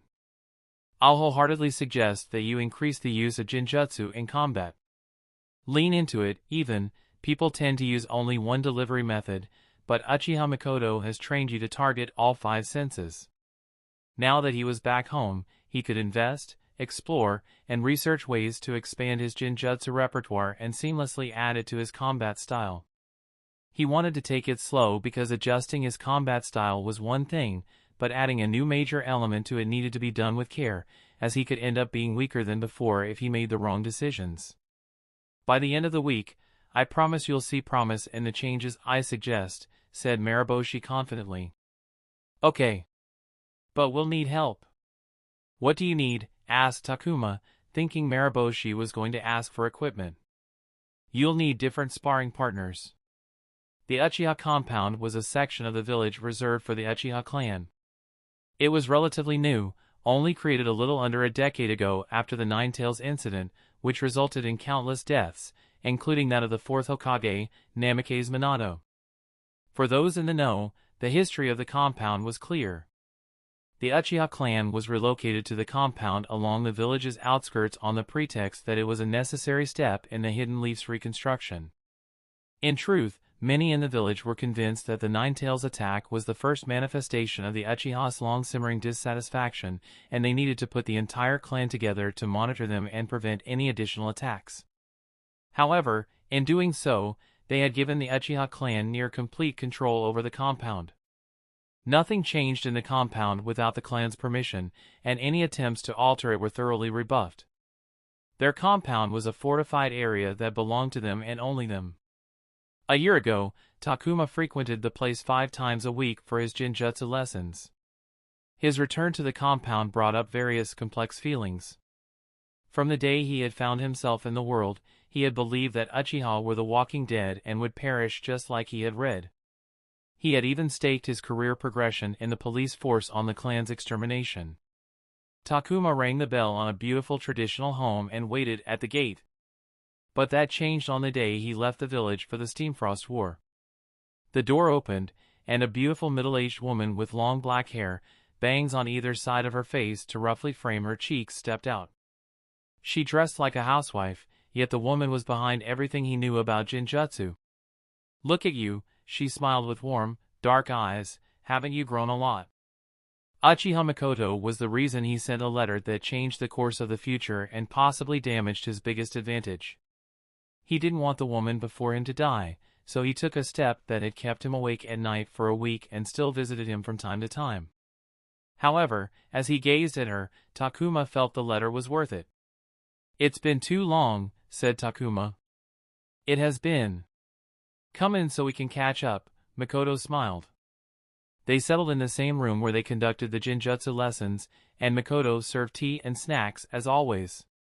The jinjutsu lessons were a time of peace during his stressful days at the narcotics task force when he was struggling to keep his position as the leader and he hadn't found a replacement for it while he was in the land of hot water. Just being back in the room relaxed him. "I might be leading the police force," Takuma said after the discussion about the war ended. "My contract ends in less than a month, and then I'll look for new opportunities." He couldn't tell anybody about his ANBU offer except Marosi. "Might?" she asked. Takuma shrugged. "I'll stay if they meet my stipulations." "I don't think they'll do it, though." "I hope you're not asking me to pull some strings," Makoto smiled. "No, I don't want to put you in an awkward situation," he said. Despite being at Uchiha, Makoto had never worked in the police force and had no direct influence over it. If she, as an outsider, wanted to make something happen, it would need to happen through someone else, and thus owing them a favor. Makoto gazed at him in silence for a moment before a knowing smile flourished across her face. You already have an offer from someone else, don't you? Not yet, said Takuma, which was true because Anbu had only expressed their interest. You should use it as leverage to get what you want in the police force. I would do that if I still wanted to work there. You don't? Should I? After they stole my work. If you go somewhere else, you'll be building everything from the ground up. In the police force, you know how things work, you have contacts, people know your work, your accomplishments will mean so much more, and you have a positive reputation that you can rely on. Her smile turned regretful despite the positive words. In my opinion, continuing with the police force makes more sense when you already have a solid foundation despite it all. Takuma recognized that Makoto was a Uchiha and that she would like him to stay in the police force. He didn't mind her attempt to convince him. Her words weren't anything new, he had considered the same benefits after his meeting with Setsuna. If he went somewhere else, he would need to establish himself in the eyes of his peers and higher-ups, but in the police force, everyone was already aware of who he was. I don't have two sides to compare yet, so there's no use thinking about it. Takuma sighed and changed the topic. How's your family doing? If I remember correctly, Sasuke's in his 5th year? 4th year, Makoto corrected and continued with a proud, beaming smile. He's consistently at the top of his class. The teachers in the clan also praise him for being able to fight children older than him. I'm very proud of him. He is a bright child, Takuma nodded. Internally, however, he was drowning in the thought that he might have stunted Sasuke's future growth. One of Sasuke's main character motivations was his undying, intense desire for revenge against Itachi. It had him live life single-mindedly, focused on vengeance. He didn't want to take responsibility for the dooming of the future, so he chose to focus on the positive.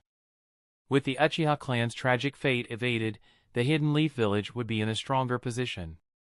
And who knew, maybe having his family and clan part of his life would be enough for Sasuke to reach his full potential. What about Itachi? Takuma shook his head in disbelief. It's amazing he's a Jonin. I don't know if you know her, but there's one Uchiha Izumi in my batch, and she got promoted in the Chunin exam before the latest, but your son has been a Jonin since I was a shinobi, and we're the same age. That's frankly unbelievable sometimes. Itachi has always been different. As awful as it may sound, sometimes, I wish he hadn't been so much of a genius. He grew up too quickly, Makoto sighed with a rueful smile, but he's been doing well as always, he's busy with work. Takuma wondered how much of that was true. He had thrown Itachi under the bus in his letter, claiming him, along with Shisui, to be traitors to drive the point in. It was only momentarily, but he noticed the complex emotion in Makoto's eyes before she hid them. It seemed that his letter affected her relationship with her son. He didn't know how much of the letter was disclosed to the clan, but if they truly knew what Itachi and Shisui were doing, they would only be seen as traitors. Shisui died with his eyes stolen, so he was probably saved from having his image tarnished. As for Itachi, Takuma had no idea how much of the letter Makoto had disclosed. There were real chances that she and her husband would keep certain parts of the letter as secret to protect their son, who didn't have a great reputation among the clan to begin with. So, what are your plans now? Asked Makoto. Chunin exams. I think I'll get a rank promotion if I perform decently, said Takuma. You didn't need to win in the Chunin exam for a rank promotion. According to Marosi, he had enough accomplishments that he would get a rank promotion as long as he reached the final round of the exams. We can resume our lessons, if you wish. I'd like it if we resume them, to be honest, Makoto offered. Yes, please, said Takuma, eager to get back into learning Jinjutsu with her. But let's start next month. I'll be leaving the village to visit some friends next week. We can start after that, if you don't mind? I don't mind it at all, she smiled. Takuma nodded. He picked up his teacup, drained the delicious tea, and was about to ask for another cup when he noticed Makoto staring at him. What is it? I will get my annual promotion slot in 4 months. Do you want me to promote you, Takuma? Makoto was a Jonin and all Jonin got to promote one shinobi to the rank of Chunin every year. Takuma was surprised because he didn't think a Jonin, let alone the lady of the Uchiha clan, would offer such a precious commodity to an outsider. It wasn't something that could be given to him just because they were close. "What's the catch?" asked Takuma carefully. A satisfied smile appeared on Makoto's face, as though she was testing him. She refilled their cups and made Takuma wait for a reply. "You stay in the police force," she replied as she picked up her teacup. "Of course," he said, "that made sense, but that couldn't be all." "What else?" She leisurely took a sip of her tea before continuing. "And you become a shinobi affiliated with the Uchiha. Do you know what that means?" Takuma paused for a moment before nodding. Masaki was a shinobi affiliated with the Akimichi clan.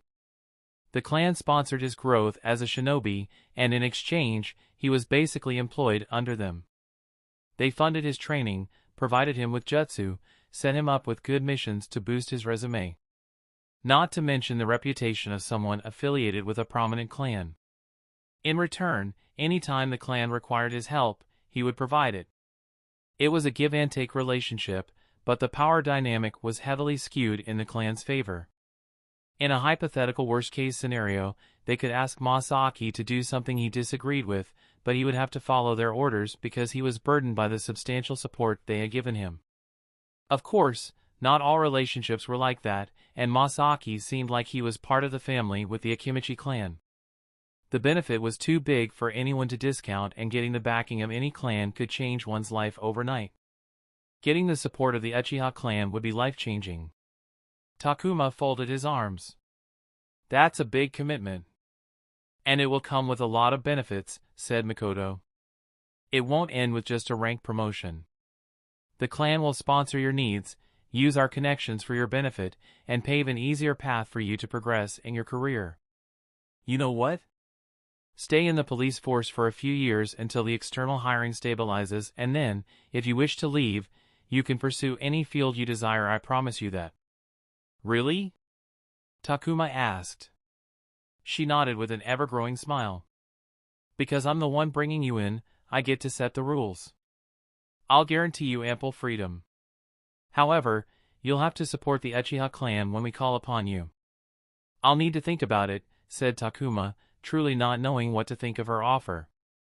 The affiliation would be a lifelong commitment, and the only way to get out would be to burn bridges and make enemies with the most prominent clan in the village, ruining his relationship with Makoto, something he abhorred even thinking about. "Take your time. I'll keep this to myself until you make a decision," said Makoto calmly. "But Takuma, please don't think you must accept just because I'm offering, or that rejection will offend me. Think about what's best for you and make an informed decision. Our relationship remains the same regardless, all right?" Takuma could only nod in response. Until a few days ago, he thought that he would need to participate in the Chunin exam to get a rank promotion, but now he had 3 potential ways he could achieve said promotion. He should have been happy, but the recent events only left him confused. But for now, he focused on his company. Takuma took another sip of his tea before raising his cup to Makoto. Chapter 284.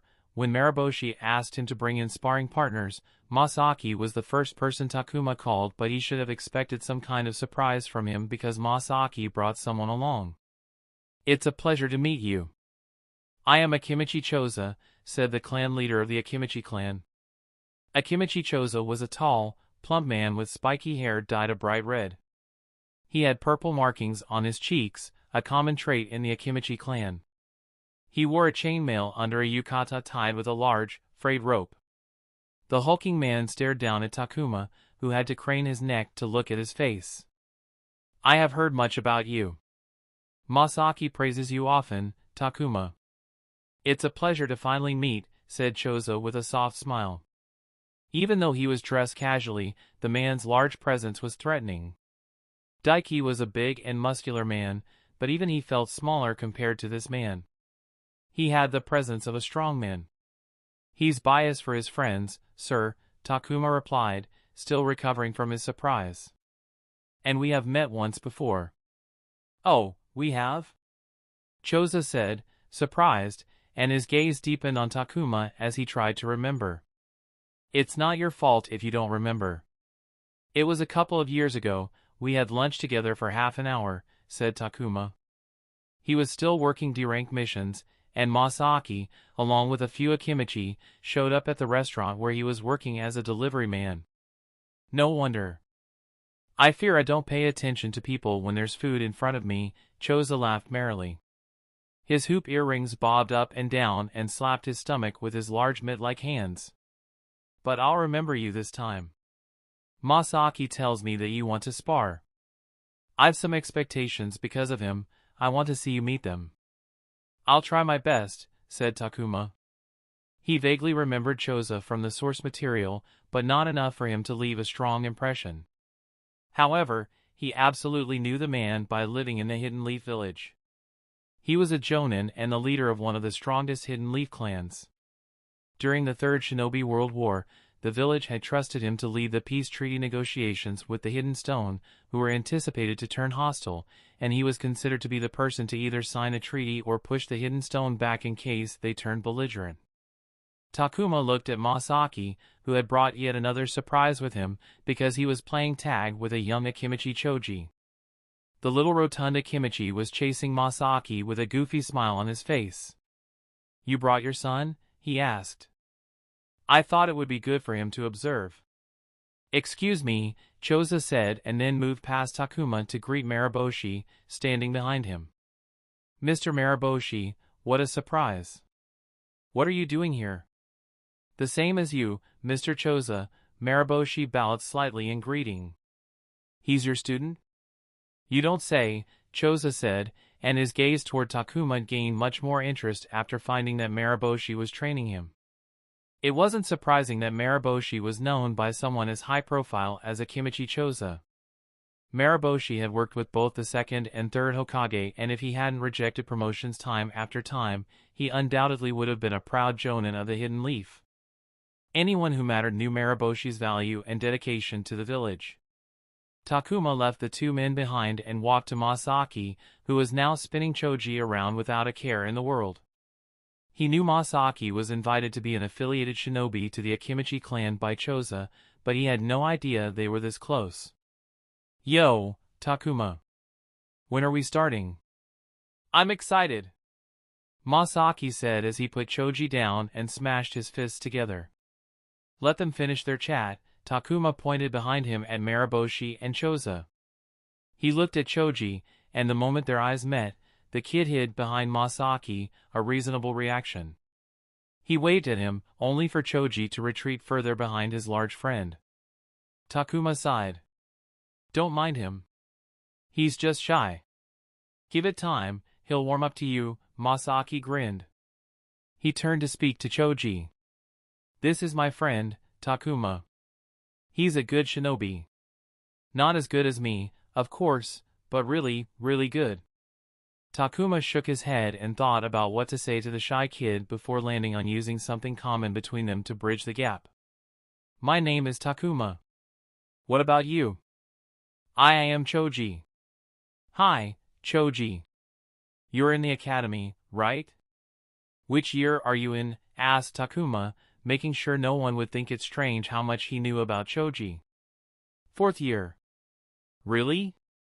Do you know Sasuke? He's in the 4th year as well, said Takuma. You know Sasuke? Asked Choji, showing a surprised interest.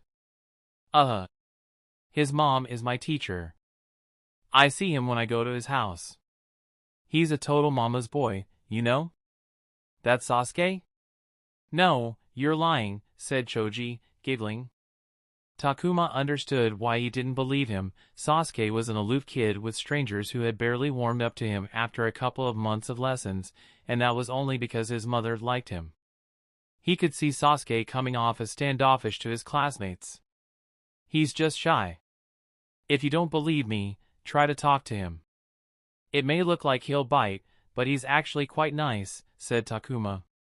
He didn't know why he was saying these things, but he had said them. It was just like the time he had met Naruto. He turned to Masaki and lightly punched him on the shoulder. You better have improved since the last time we sparred. Of course, Masaki said, punching Takuma back in the shoulder with a force that actually hurt. I've been doing some serious training since I flunked the Chunin exams. Phew, Takuma wanted to curse him out but held his tongue because they had a kid in their company. Masaki, with Nenro on his team, had participated in 2 Chunin exams. In their first attempt, they were eliminated in the first round. They had changed their other teammate, and on the second attempt, they managed to go deep through the second round but failed to make it to the final round. They would have made it to the final round, but they ran into the Tsuchiki's granddaughter. Marosi and Choza finished their conversation, and the two parted toward their separate corners. What do you want me to do? Takuma asked as he did some light stretches before the fight. The remaining days until the Anbu test were for Marosi to adjust Takuma's combat style or, at the very least, convince him that it was possible. Nothing different than usual for now, said Marosi. Takuma raised an eyebrow because there wasn't much time to change anything in the first place. He jogged out first while Masaki similarly conversed with Choza on the other side. Masaki hadn't changed much since before Takuma left for the war. He was still a skinhead who liked to dress light and had rocked up to the spar in a tank top and shorts. And, of course, he walked into battle with his trusty knuckle dusters. My goal today is perfect victory, said Masaki as he smashed his knuckle dusters together. You hadn't beaten me in a year before I left, said Takuma. I've changed in the last year. So have I. Both made seals of confrontation before Takuma shoved Masaki, starting the spar. Masaki grinned and took a quick step forward as he swung a haymaker for his face. The knuckle duster glowed white as Masaki started aggressively with his bukijutsu.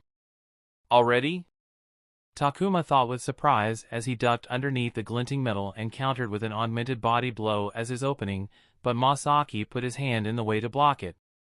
The chakra rushed forth, and he expected Masaki to be blasted back, but he dug his feet and stood his ground. Takuma wasn't surprised. Masaki had always been the durable sort. He shoved him away to make some distance before swinging his raised fist down. Takuma blocked it with his arm and felt the force reach his bones. I can't let that hit me in the face, Takuma thought as he felt the burn in his arm. Masaki followed up with a 1-2 combo. Takuma shuffled out of the way and kicked him in the knee, but he saw it coming and pulled his leg back at the last moment. I know that one, Masaki smirked and tried to grapple him, but he slapped his hands away and shoved him back with a shoulder to the chest. Masaki wasn't fazed and feinted to the right but struck from the left. Takuma took the blow to the ribs and bore the pain as he smashed an uppercut into Masaki's chin. It wasn't augmented, but it sent him stumbling and dispelled the chakra flowing to the knuckle dusters. Masaki wasn't able to evade the kick to the ribs that knocked him to the ground. Takuma tried to pin him down, but he threw a kunai at him at the last moment. Takuma snatched the kunai out of the air and immediately threw it back, but Masaki had already rolled away and got up to a squat. The two stood still before they jumped at each other. Takuma smashed an augmented fist into the same spot he'd kicked earlier. Masaki's face turned red, but he gritted his teeth and socked Takuma with a glowing knuckle duster. Takuma's vision doubled, but he kept his eyes on Masaki and bobbed his head away when another haymaker from the same hand came for his head. I know this, he thought. Takuma pulled back his torso to let another punch slip him. His vision was still doubled, but he put his arm in front to block a body shot and then ducked while shuffling to the side to evade a cross. Just like he had some habits, Masaki had them as well, and as his most frequent sparring partner before his deployment, he knew him as much the other way around. I know that one, said Takuma as his vision returned. Masaki smirked and swung at the same time as Takuma. Their chakra-drowned fists smashed against each other, and both were pushed back a few steps before getting right into it. They brawled it out and only put the least amount of effort into defending themselves. All right, stop! Marosi yelled from the sideline, stopping the two fighters from trying to break each other's bones. Marosi and Choza stood together to watch the fight and separated into their own corners. That was not your usual, said Marosi. Takuma winced as he touched his cheek, which was scraped from the knuckle dusters. It was a warm-up. This happens sometimes with Masaki, he said. A straight-up brawl to either blow off tension or build a head of steam. You two are similar, Marosi commented. Just like you, he didn't even try to dodge most of the hits. Takuma sighed as he sat down on the ground. It's my fault. We sparred quite regularly before the war, and he picked it up from me. But he's not this bad, he was just trying to match me beat by beat there. Masaki used to have a counterattacking approach, where he would wait for an opportunity to land a heavy strike to create an advantage to exploit, but that had slowly changed to taking the initiative and pressing the opponent, forcing them to make a mistake that he could blow open. It's heavier than I thought, Takuma groaned as he lifted the weighted vest to relieve his torso of its weight for a couple of seconds. He was wearing the new weighted gear, and this was his first time fighting with the extra weight, which was messing with his breathing. Do you want to lighten up? Asked Marosi. It's not useful to spar if you can't move properly. No, it's all right. I've gotten used to it, Takuma said as he stood up with a groan. I'll win this one. Chapter 285, Masaki took a quick gulp of water and left the sidelines for another round of sparring. Choza had nothing to say as they hadn't fought properly yet. The first round was to get them fired up for the real thing. He was well aware that Takuma was stronger than him and held back in sparring. No one went all out in spars, that wasn't their purpose, but Takuma tended to match his opponent's level. He would fight AI on her level even though he was so much stronger. Masaki didn't want him to line up to his level. He wanted to feel the pressure of facing someone stronger during their spar. There was no meaning without a challenge. The warm-up round where they punched the shit out of each other was his way to get him worked up, so he would truly try to beat him. Ready? Masaki asked as Takuma walked from the sideline. Takuma cracked his neck with a jerk and nodded. Masaki grinned when he saw Takuma doing short hops on his feet and his hands already raised to form the guard. He was ready to fight for real now. Let's start, Masaki said as he pulled his arms up. Go! The dirt around Takuma's feet exploded as he jolted forward. Masaki heard wind rippling as the fist slipped past his ear. He gazed into Takuma's eyes and saw the look of single-minded focus reflected there. Masaki knew better than most people about how Takuma fought. Like him, he preferred to be close, where he could decimate the opponent with a solid strike. His preferred ninjutsu were also geared to give him an advantage in the melee range. The ideal scenario would be to keep a distance, but Masaki wasn't as effective across the distance and he knew he would lose if he tried to put distance between them. For him to win, he needed to be close too, but more importantly, he had to make sure Takuma didn't get the chance to use his favorite water tentacles. He could contend equally as long as only 4 limbs were involved on both sides, but Takuma would win if he managed to gain 8 more. So, he was going to stick to Takuma like glue at any cost. Masaki grabbed Takuma's arm and kicked his leg to trip him, but Takuma jumped at the last moment. Masaki tightened the hold and switched to an over-the-shoulder throw. He was heavy because of the weighted gear, but because of it, he fell faster and harder, plowing the earth with his fall. Masaki's knuckle duster glowed as he swung down at Takuma's face. His fist cratered the ground, Takuma managing to roll out of the way at the last second, so he grabbed his feet to drag him close before stomping on him. The foot rammed against Takuma's crossed arms and his body sank into the ground. Between the cross guard, Masaki could see the perfect calm in Takuma's eyes, so he raised his foot for another stomp. Takuma kicked the ground and forcefully slid away. He got up and tried to put some distance between them, but Masaki didn't let him and immediately pressured him with his Bukijutsu, knuckle dusters glowing, chugging at full speed. He stepped in and struck him with a blazing fast 4-hit combo that lifted Takuma off his feet and had him stumble when he landed. Seeing that he wasn't getting away, Takuma immediately switched gears and committed to attacking back. Masaki immediately felt his muscles taut in the face of danger and raised his guard. Takuma sidestepped a haymaker and countered by kicking him in the knee and followed up with 2 swift punches that were perfectly blocked. Masaki saw an opening in the block and smashed a satisfying hit into his side. That felt good. Masaki grinned when he saw Takuma's eye bulge and spit fly out of his mouth. He saw another opportunity created from his attack. He immediately moved in while putting more power in his Bukijutsu, when Takuma suddenly moved in a perfect counter, which not only closed the opportunity but also opened Masaki to punishment. "Shit, I got baited," Masaki cursed. He raised his block, but Takuma was faster and jammed a palm strike into his chest and then went below the belt by punching him in the groin. Masaki staggered by the double blow and hastily raised his hands forward for a block, but Takuma was once again faster and slipped an augmented punch right into the upper abdomen. The force from the chakra spread throughout his upper body, disrupting the tension in his muscles. The impact force itself knocked the wind out of his lungs and rendered him unable to either defend or attack a small window. Masaki tried to let his body free fall back to close the window, but Takuma grabbed his shoulders and pulled him down as he slammed his knee into his stomach. Masaki folded from the waist as he flew into the air. Takuma pushed against the ground and rocketed above Masaki while in the air. He joined his hands and then threw down a powerful augmented double handle. The burst of chakra released a sound wave as it smashed Masaki down.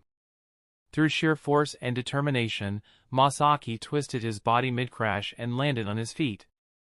The force made him kneel, and he felt the vestiges of the chakra wreaking havoc in his body. His legs threatened to give out from beneath him, but he powered through and sprinted straight toward Takuma, who did the same. Masaki clenched his right fist, and the knuckle dusters began to shine with a blinding glow. People thought he was a close-range fighter who had nothing to add range because he used knuckle dusters as his weapon of choice, but they were mistaken. He extended his fist when he was several meters out, releasing a concussive wind blast from a distance. However, Takuma wasn't just someone and moved out of the way, if a step too late. The fist-sized blast clipped his shoulder, sending him spinning to the side. He came to a sudden, unstable stop. Masaki continued forward, ready to capitalize on the advantage, when he saw him spring up and meet him halfway, fist glowing. As they closed the distance, Masaki broke into a knee slide and slipped below the fist by mere inches. The augmentation's force burst out, and he felt it part his hair, scratching against his scalp like sandpaper. He ignored the irritation, got up to his feet, and turned around to use the opportunity to attack. Takuma, who had his back to Masaki, quickly turned around and struck out with his cocked fist. "He's hasty," Masaki grinned when he saw Takuma strike out with his punch too early. Masaki pumped the brakes to ensure the fist wouldn't reach him, which was when he saw the clear look in Takuma's eyes. There wasn't a hint of panic in them. Even though the fist was far, a brutal force hit Masaki square in the face and blasted him to the ground. Takuma jumped on Masaki and slammed a full-force, non-augmented fist into his chest that burst cracks below Masaki's body, who felt his bones on the verge of breaking, and would have shattered if Takuma had used his strongest attack. But he wasn't concerned with that because he was shocked by what he had just witnessed. Choza watched as his student hobbled to the sideline after the round of sparring came to an end. There was a look of stunned surprise on Masaki's face, hand on his chest where he had been hit. "Do you know he created his augmentation all on his own?" Masaki said with a faraway look. "I noticed that it seems to be based on overcharging the adhesion principle," Choza replied. "If it were just that, he would have still considered it a waste of time and effort." Many people had tried to use the principle similarly and had failed to turn it into something usable over a long time.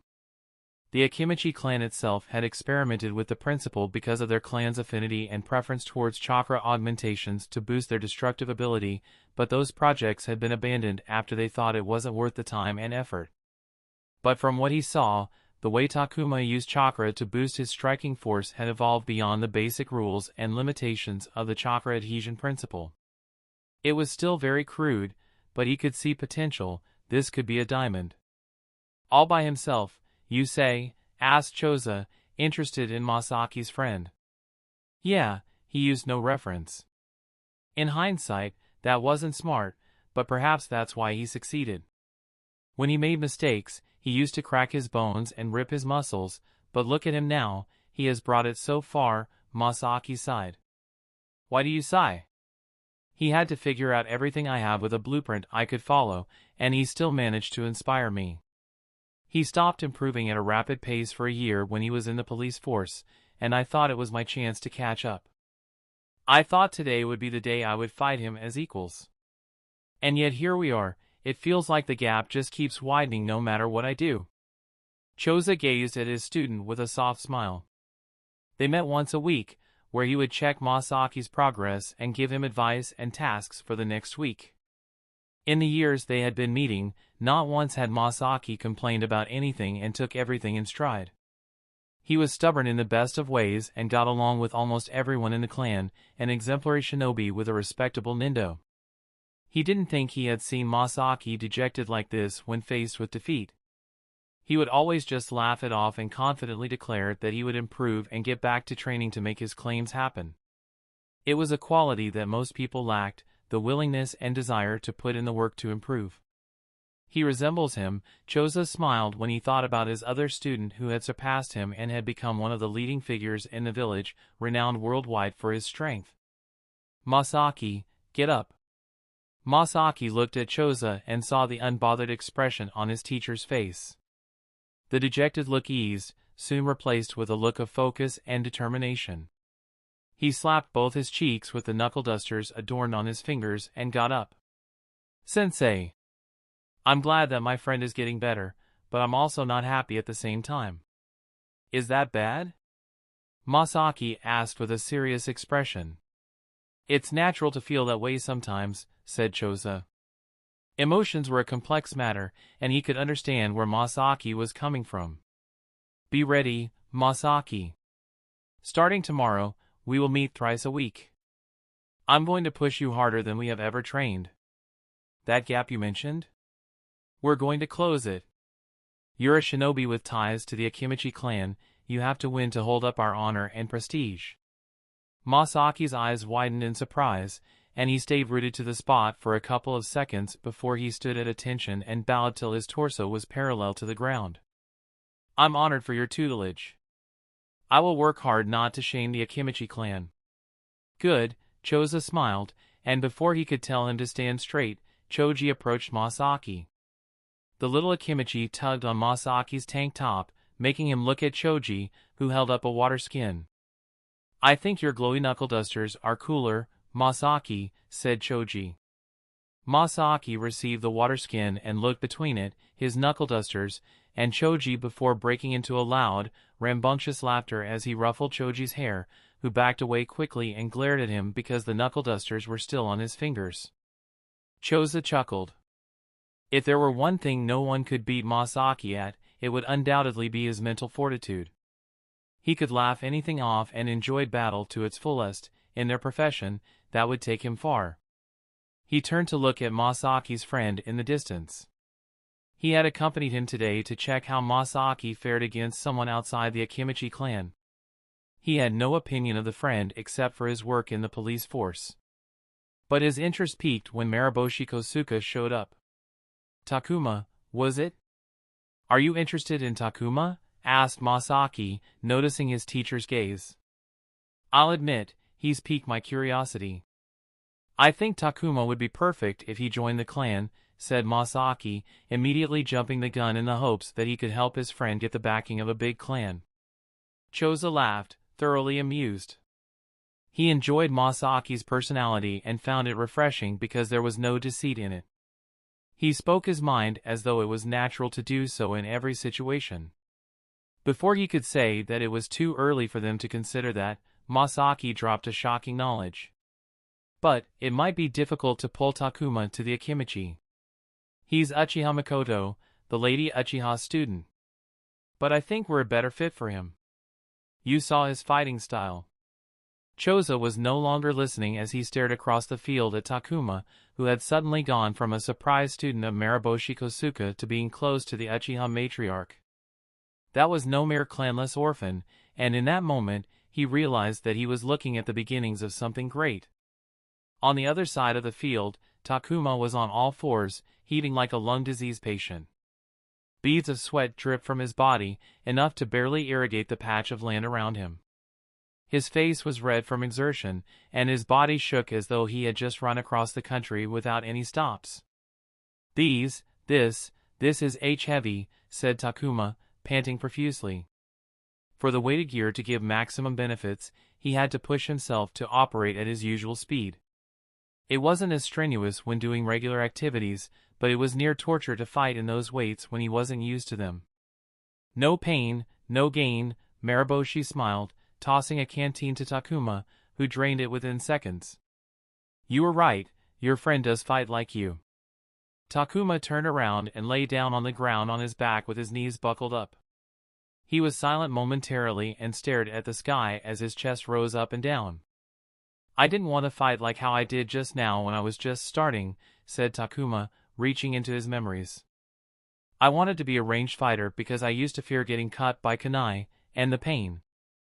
I wanted to keep my distance to be safe and use ninjutsu to do damage from afar. Surely you see the irony, my boy?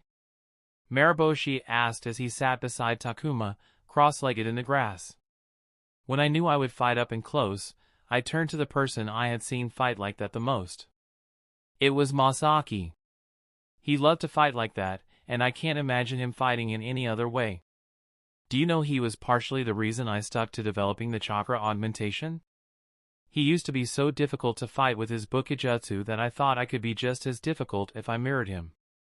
Even the second form augmentation was inspired by his bukijutsu. He and a fucking awful man named Makoto are probably my greatest influences. Language, Marosi scolded.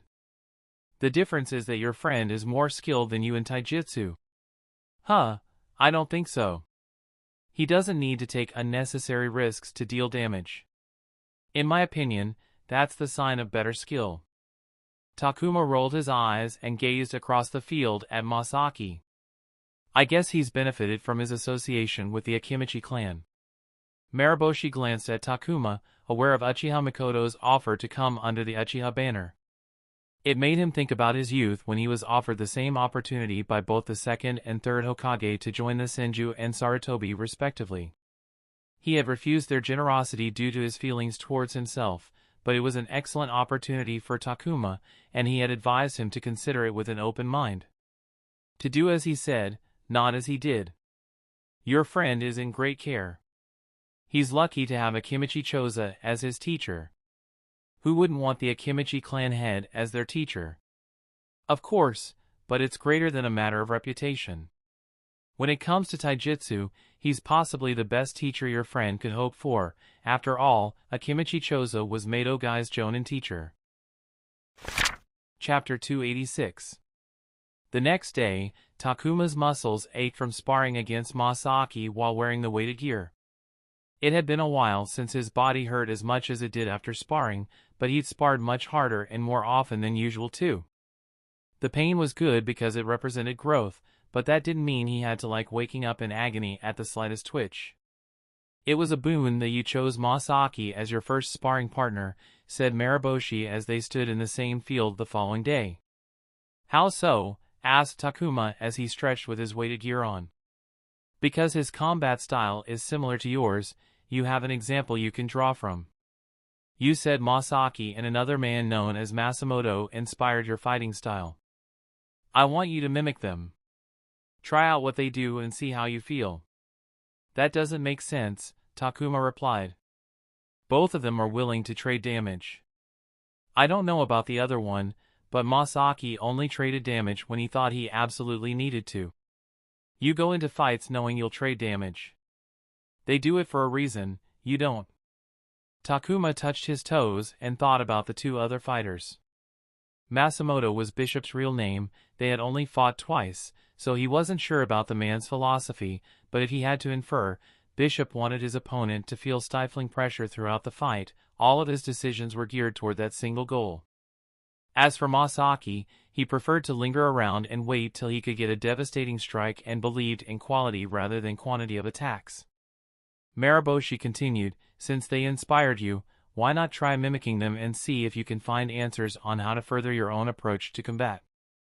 Takuma didn't think there was anything wrong with his style, but he kept that thought to himself and glanced a few steps away from him where Ninro was doing his warm-up routine. "I'm happy to help with anything," Ninro had said with a blinding smile when Takuma requested he be his sparring partner. Takuma couldn't help but sigh at his friend's good looks. Those same looks had made him immensely popular. He, on the other hand, had made a baby cry when he was out grocery shopping. His new scar apparently made him look like he was itching for a fight. Ninro was his second invite after Masaki. The two were different but equally skilled fighters, and Ninro had insisted on helping him even though he was swamped and liked to relax during his free time. "Let's start with the first round," said Marosi, looking between the two of them. Ninro nodded and sprinted to a tree on the other side of the field to finish his warm-up. Marosi noticed Takuma gazing at his friend with a somber expression and asked if something was wrong.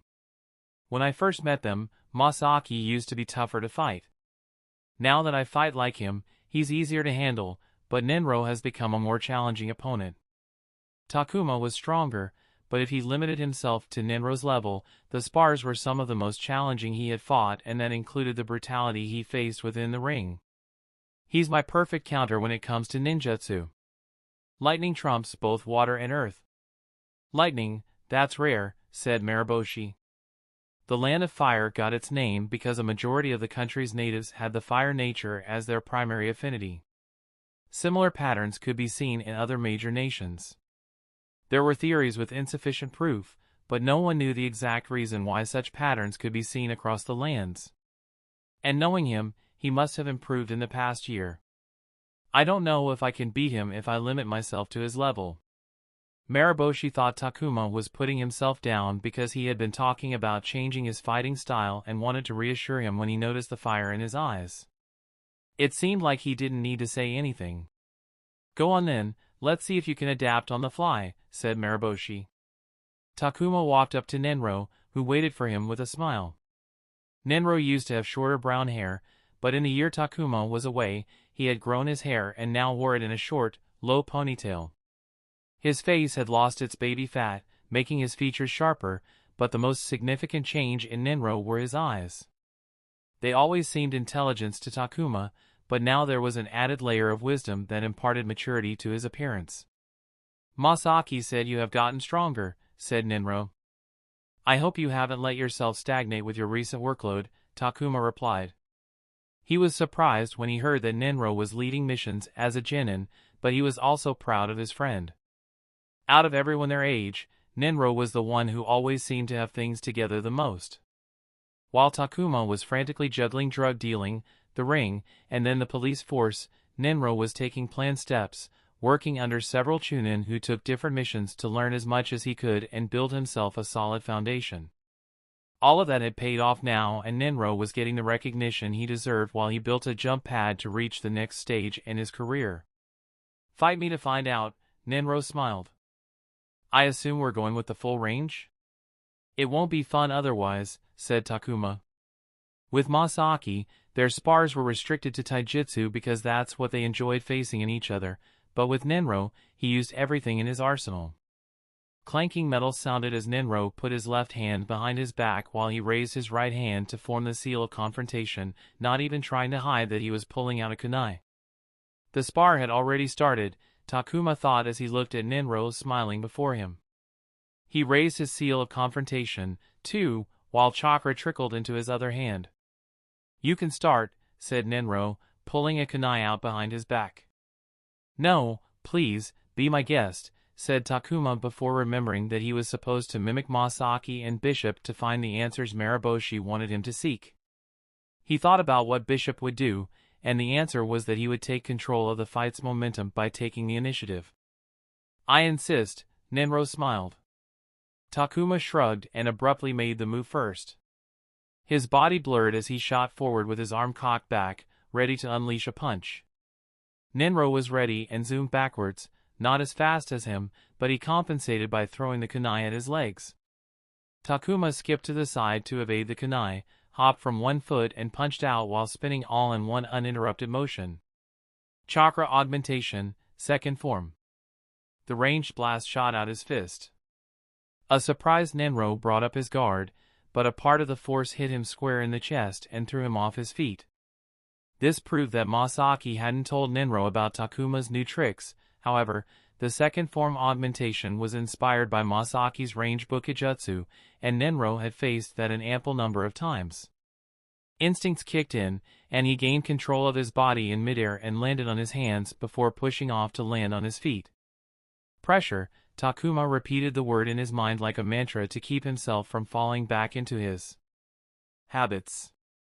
He weaved hand seals for the water release, wild water wave, nostrils filling with humid air as he sprayed out a powerful jet at Ninro, who used the momentum of his backflip to continue retreating. He still got hit by the wave, but had made so much distance that it felt like running full speed into a heavy door rather than getting hit by a C-rank jutsu. Takuma's hands rose on instinct. It felt natural to use the water release, 8 tentacles after creating a water source, but then he remembered that the same habit had been exploited by Marosi 2 days ago. More pressure, he thought, and shot toward Ninro. Ninro lost footing when he landed and skidded onto his knees. Before he was even stable, his hands moved rapidly to form seals, but contrary to his expectations, Takuma didn't stop to create his tentacles and charge toward him. Ninro's brows creased into a frown when he saw that 2 choices lay ahead of him. Abandon the hand seals and get up with enough time to face Takuma, or complete the jutsu with the risk of getting throttled into the ground by an augmented strike that was sure to come. It took him mere milliseconds to make a decision, and he rushed through the hand seals faster. Takuma arrived before Ninro and pushed out a vicious, augmented front kick. At the exact moment, Ninro finished his hand seals, and the ninjutsu came alive. As Takuma's foot crashed into Ninro's chest, an azure lightning current sparked at the point of contact. Ninro felt like an elephant had stomped on him, and his body slammed into the ground, creating a local tremor in the field. Takuma, on the other hand, screamed as an intense wave of lightning struck his body from his foot, and he momentarily lost a significant portion of his strength, falling to his knees as his muscles spasmed out of control. He looked down at his hands that were trembling like a leaf in the wind. I learned that because of you and Masaki. Takuma looked up to see Ninro getting on his feet with a pained expression as he clutched his chest. Hair-thin currents of lightning sparked across his body at random. Ninro smirked. Want to experience how it feels to face you? I've got just the thing. Takuma clenched his fist and punched the ground before getting up. Oh really? Show it to me then, he said, but at the same time, he wondered what about the jutsu. Other than some lingering pain, he didn't feel much else. The worrying part was the loss of muscle control. Ninro raised his hands and attacked Takuma, who moved back while dodging.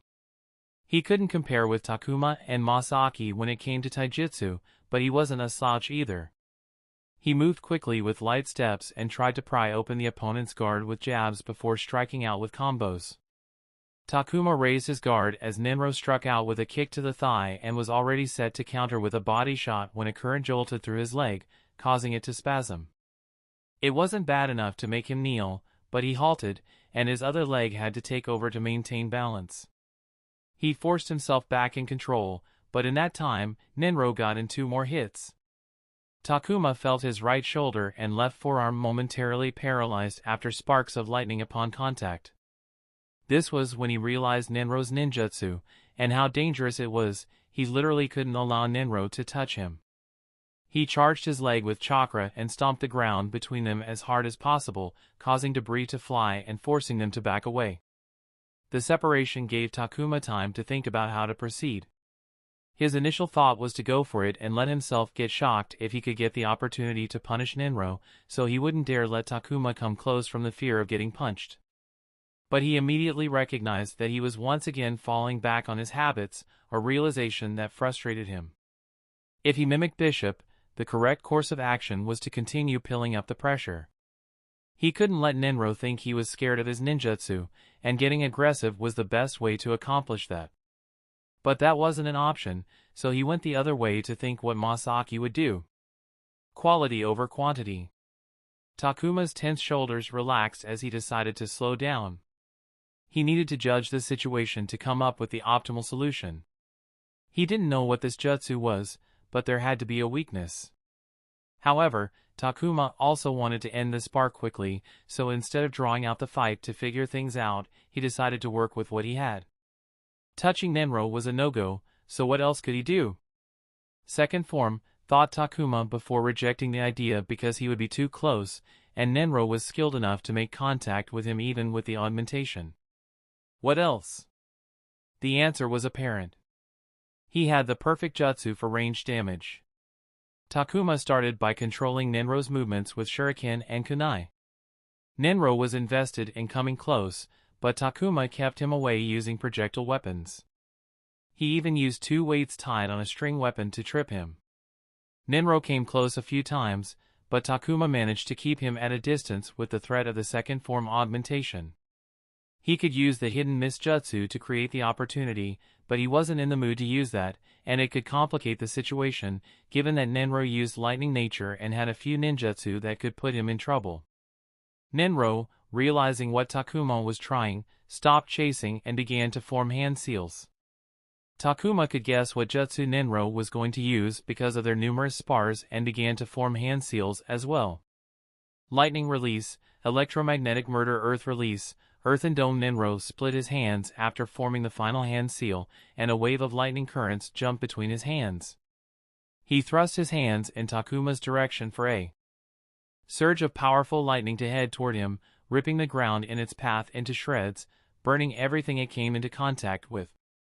The earth around Takuma rose to form a dome that began to crumble the moment lightning surge made contact due to the type disadvantage.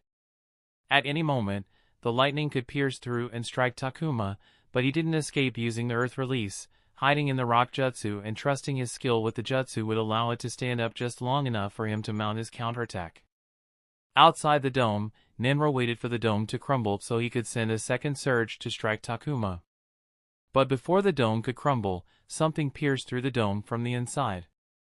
Nenro was hit by 3 water bullets that had been dulled enough that they wouldn't do any real damage but would hurt like hell. The shock of getting hit 3 times square in the chest shattered Nenro's concentration on the jutsu and left him clutching his chest from the pain. The dome crumbled, and Takuma stood up with a water globe floating before his hand. He could still shoot 3 more times, and the globe was stable. His mastery of the jutsu had increased since he had last used it, and he felt like he had finally reached the bare minimum mastery over water release, spirit water wave. And that's one win for me, said Takuma as he let go of the jutsu. He turned to look at Marosi and found him smiling on the sideline. Takuma looked back at the fighting, and he had to admit it had gone better than expected. If he was fighting as he usually did, the battle would have turned into one of endurance to see who could take the most damage before giving in. All right. I'll give this adjustment thing a legit try, he whispered. On the sidelines, Maraboshi's smile widened. Chapter 287, Uchiha Fugaku returned home from a tough day at work to find his wife humming a merry tune in the living room with a smile. Makoto was sitting on a tarp she had laid out in the room and cleaning her shinobi gear that had been in storage for years. I'm home, said Fugaku as he entered the room and walked behind her. This is unexpected. Welcome back, Makoto smiled. Fugaku caught the shuriken she tossed at him.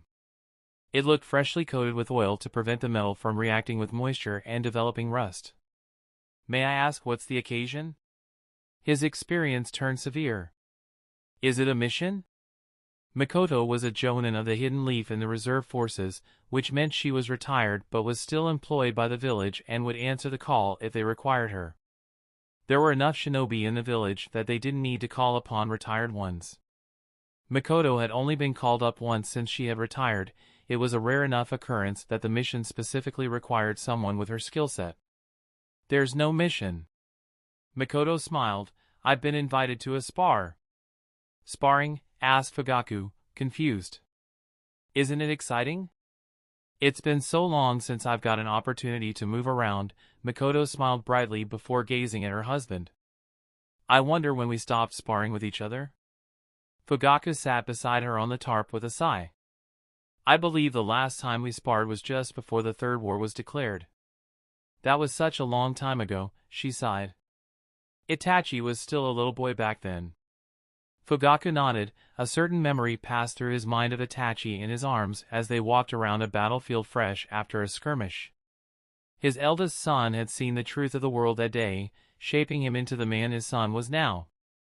Perhaps that event was also why his son chose to betray their clan. He could understand why Itachi did what he did, but it didn't change the fact that he conspired with outsiders, putting the clan in danger. He verified the information in the letter they received when Shisui died. Itachi confessed everything to be true. Fugaku and Makoto decided to hide the existence of the actual letter and forged a false one, which was presented to the Uchiha clan.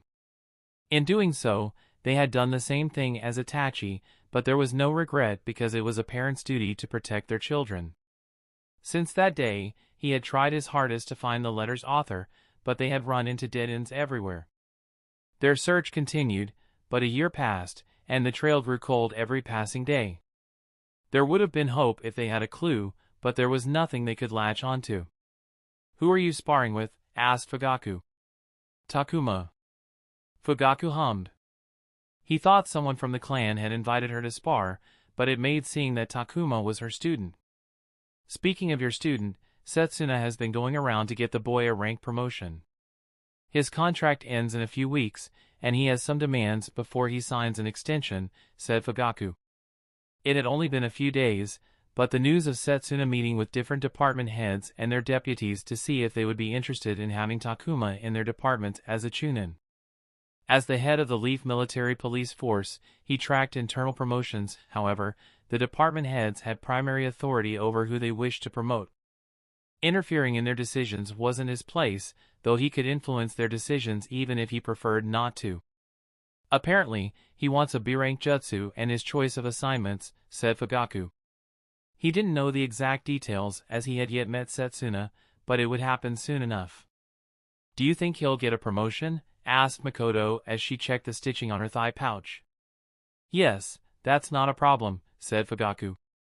He recognized Takuma's value as a shinobi and his contribution to the police force. It wasn't hard to get him a rank promotion. The problem came with his demands and placement after promotion.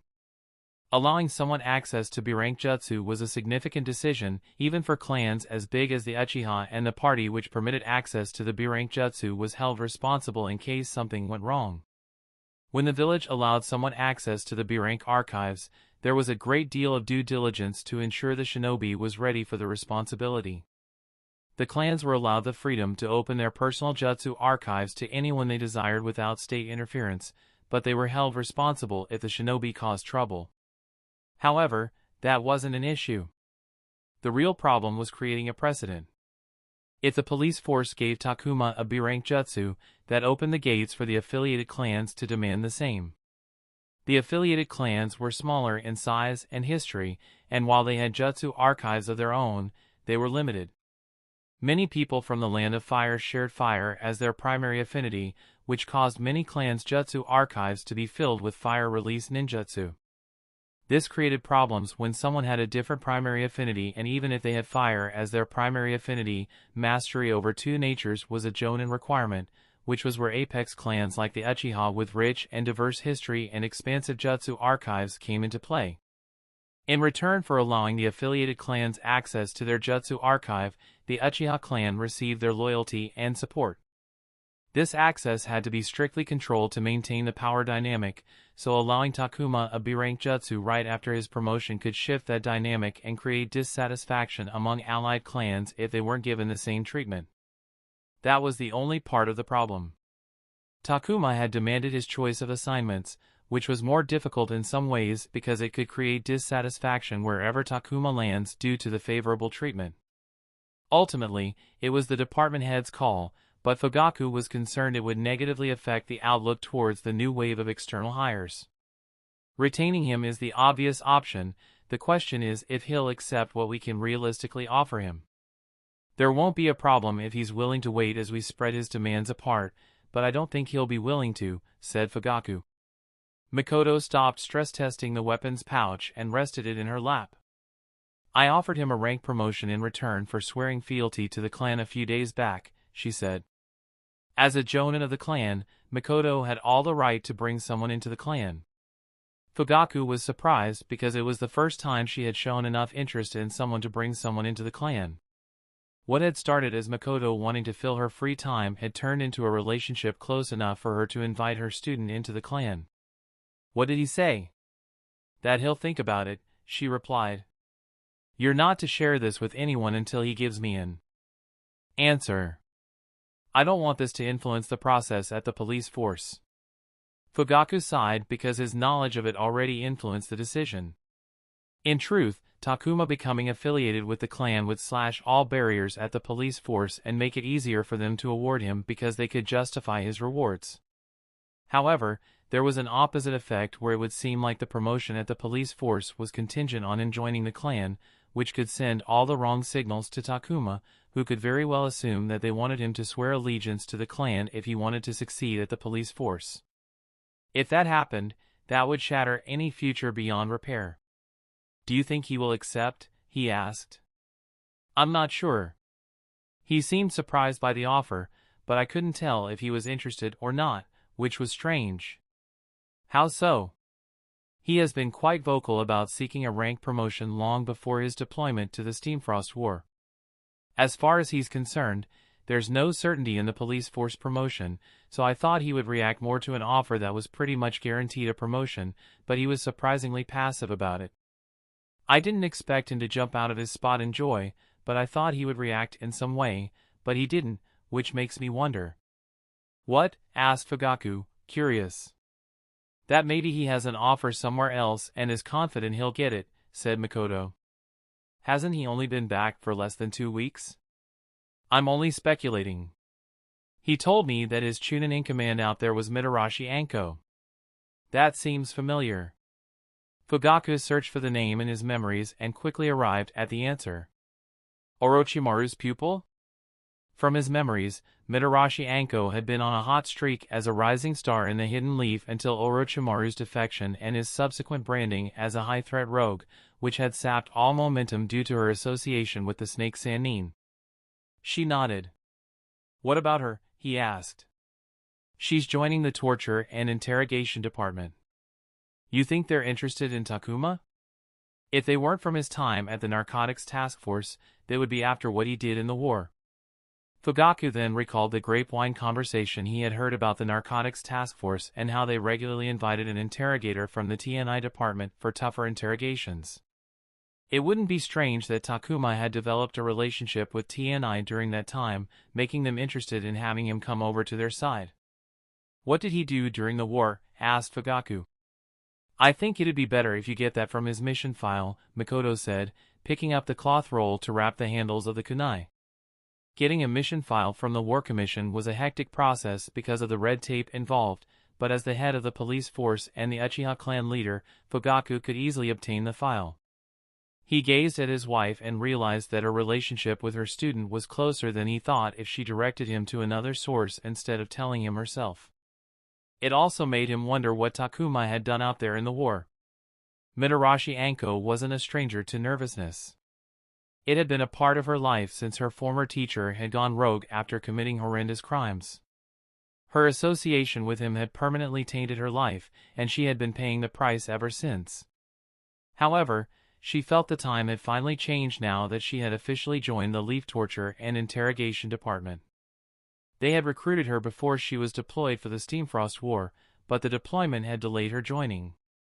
She had completed her onboarding and was finally ready to get into the groove of things and establish herself in her new place of work. Anko, the boss wants to see you. I'll be right there. Anko responded as she set up her desk. Unlike what people thought, the Leaf TNI department wasn't a depressing dungeon full of horrors with barred prison cells and screams behind every door. It was a bog-standard office place where people would feel comfortable coming to work every day. Even though the TNI department was part of the larger Leaf Intelligence Division, they had a separate headquarters for functional reasons, situated across the street from the village prison, and the department members went to the prison for interrogations to eliminate any travel-based security risks. It was also in the same part of the village as the Leaf Military Police Force headquarters and the Uchiha compound. Anko reached the head of the TNI department's office and nodded to the secretary sitting outside, who told her to head inside. She took a deep breath before knocking on the door and stepping inside to see two people waiting for her.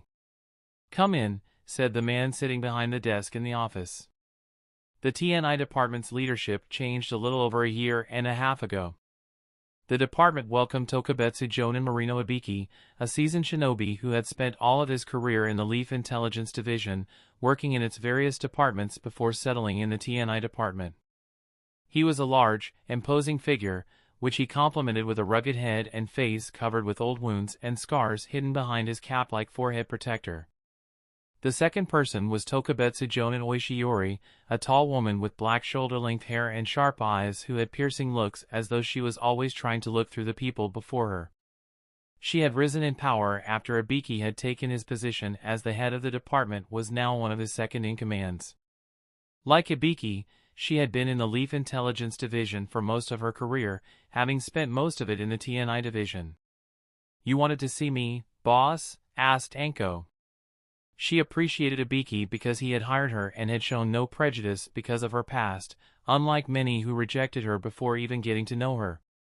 "Where's your uniform, Chunin?" Anko asked Ibiki. He and Yori were wearing the standard uniform of the Leaf Intelligence Division as mandated. "It's not my style, boss," Anko replied. She didn't like uniforms and preferred dressing to express herself. And it felt great to wear her wardrobe again after over a year of wearing uniform. There was no way she would wear the same uniform just when she returned home. "Make sure that you wear it starting tomorrow," said Ibiki. Anko didn't nod or say anything because she wasn't going to wear the uniform. "Chunin Anko, we called you here because we are considering hiring someone for our department," said Yori, motioning for Anko to sit down beside her. "You know them, and we were wondering if you could tell us about your experience with them." "Someone from the other departments?" asked Anko as she sat down. She knew a few people in the Leaf Intelligence Division and wondered who they were trying to pull into the department. "It's someone from outside the division," said Ibiki, pushing a file across the desk. Anko saw the photograph in the open file and saw Takuma dressed in the police force uniform. "It's your recent subordinate in the Steamfrost War, Jinin Takuma. Yori has worked with him several times and thinks he will be a good fit for us. Yori's son is a good friend of Takuma. From what we have been told, his relationship with the police force isn't at its best currently, and seeing that his contract with the police force is set to expire, we are considering snatching him up. What do you think?" Anko stared at the photo for a moment before nodding with a smile. "You're correct, he'll be a great fit.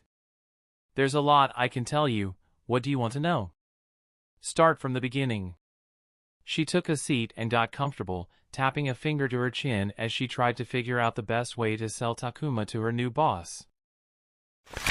Chapter 288, Marosi had Takuma take a one-day break from sparring and go through a tough day of physical conditioning. He could tell that Takuma had figured something out after his fight with Nenro, and he wanted to give him time to gather his thoughts before he let him explore it. His goal wasn't to see Takuma change his combat style. 1 week was too short to see mass changes, but he wanted to kickstart the process. Somewhere along the line, Takuma had stopped experimenting with his combat style, and while that allowed him to solidify his style and gain depth and experience, Maraboshi's opinion was that he had stopped at the wrong time. Right now, he was too inexperienced and young to stop progressing his fighting style. "It's a pleasure to make your acquaintance, Marosi Kosuke. I am Uchiha Makoto, a jonin of the Hidden Leaf," said Makoto with an elegant bow, her grace evident in every movement. She wore a white shirt with a faint light blue shuriken print design and flared sleeves paired with dark blue, puffy Hakama-style pants. Her hands were covered by worn-out leather gloves, and she held a sheathed sword. "The honor is mine, Lady Uchiha. Your war exploits in the Land of Rivers against the Stone Shinobi precede you," Marosi said, polite and humble as always. In her youth, Makoto participated in a drawn-out conflict between Leaf and Stone in the Land of Rivers, where she earned achievements that propelled her to the esteemed rank of Jonin. When Takuma met her, he went into the archives to learn about her past, and she was prominently present in the file on the conflict. Makoto humbly smiled before turning to Takuma, which was when her smile widened. "Thank you for inviting me to spar, Takuma. It's been so long since I've done this that I'm quite excited." He returned the smile with a smaller, more humble one.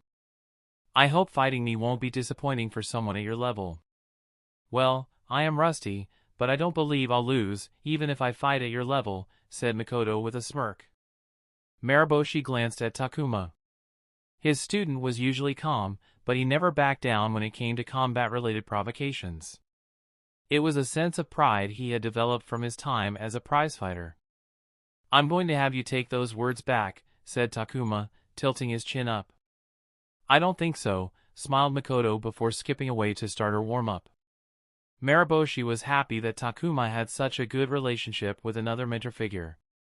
He worked too much, so he didn't have too many friends, and his personality didn't lend itself to making many friends, which was why Marosi was happy whenever he formed close relationships with people. Why did you want me to fight her? Takuma asked him. Because she's overwhelmingly stronger than you, Marosi answered. He wanted Takuma to fight someone who he wouldn't be able to beat no matter what he did.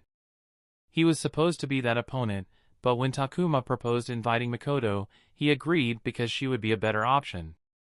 Even think of trading damage with her, she will make you regret it. You're facing an opponent who outclasses you in everything from weapons to experience. Everything you throw at her is bound to fail. You aren't going to win, so you might very well take the opportunity to try out new things. Even if Makoto were to bring herself down to Takuma's physical level, there was a gulf of skill and experience between them that was too wide to bridge. Even though he had essentially said that winning was impossible, he knew Takuma wouldn't accept it, it wasn't in his nature, and he would try to win until the bitter end. Marosi understood Takuma, so he knew he would also treat his warning as a provocation, so he decided to pour oil into the fire. If you can force her to use the Sharingan, I'll give you the win. Takuma's eyes narrowed as he gazed over at Makoto. So you're trying to adjust your fighting style? Asked Makoto as she faced Takuma. Why? What's wrong with it? I have a tendency to trade damage to win fights, said Takuma. She raised an eyebrow. Even though you spent months learning Jinjutsu with me? Takuma looked away, his face growing hot.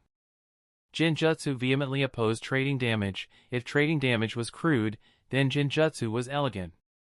The truth was that while Takuma had spent a significant amount of time exploring Jinjutsu and could now use his current arsenal through any sensory connection, be it sight, scent, touch, or sound, and get 90% of the original effect, however, he had spent almost no time integrating Jinjutsu into his combat style. I guess that will be something we will address when we resume our lessons, said Makoto. Takuma nodded with pursed lips and clenched his fist. He felt he hadn't been working hard enough and had let down both of his teachers. Let's start, said Marosi from the sidelines. Takuma assumed his stance while Makoto remained at ease. He had no impression of her combat style, but he could make some assumptions based on his experience. He had worked with Uchiha Guki in the narcotics task force, which had led them to spar a couple of times, and while the insights from then were incomplete at best, it was all he had. Takuma made the first move with 2 quick jabs followed by a heavy right hand. Makoto raised her empty hand, effortlessly swatted away the jabs, and then blocked the follow-up with her forearm. Takuma turned up the aggression and went for an augmented body shot, immediately caught in Makoto's grip. He ripped himself free and stepped back to chamber a kick to her knee. She dodged by pulling her foot back and then caught a spinning roundhouse kick coming for her head with her hand. Makoto grinned as she pulled the leg, and Takuma felt himself being pulled off his foot. He activated his core and spun midair to whip across a kick from his other leg, freeing him as Makoto released his leg to block it. Takuma hopped away with a frown. Makoto had only used one hand the entire time while her other arm held that sword by her side. Her smile, her relaxed posture, that short exchange, said more about the gap between them than anything. He understood that, even though she was retired, he was facing a jonin. I wonder if I can get by using only one hand, Makoto sang. Takuma almost charged her, but he took a deep breath and backed away a couple of steps to take a moment. After his fight with Nenro, he realized something about his fighting style. His style was based on the standard hidden leaf kata as the foundation and was developed further in the ring. When he was coming up there, He studied his opponents and peers to create and adapt his style to win matches. He devoured any tactic and technique he deemed valuable and added them to his style. Why did he stop? Why didn't he steal from other shinobi? Did he look at them differently because they didn't forge their skills through bloody fights? He didn't know the answer, but it was probably why he stagnated after leaving the ring. Was it because he no longer had to fight 3 bloody fights weekly? I should change that. Takuma took a deep breath and considered how to approach the fight. Instinct was an essential part of combat. Things often happened so fast that there was no time to think, and that's when instinct, honed through experience and hours of practice, kicked in to move the body, be it for offense or defense. But he was trying to change his style, and he needed to actively think about what to do if he wanted to break that habit.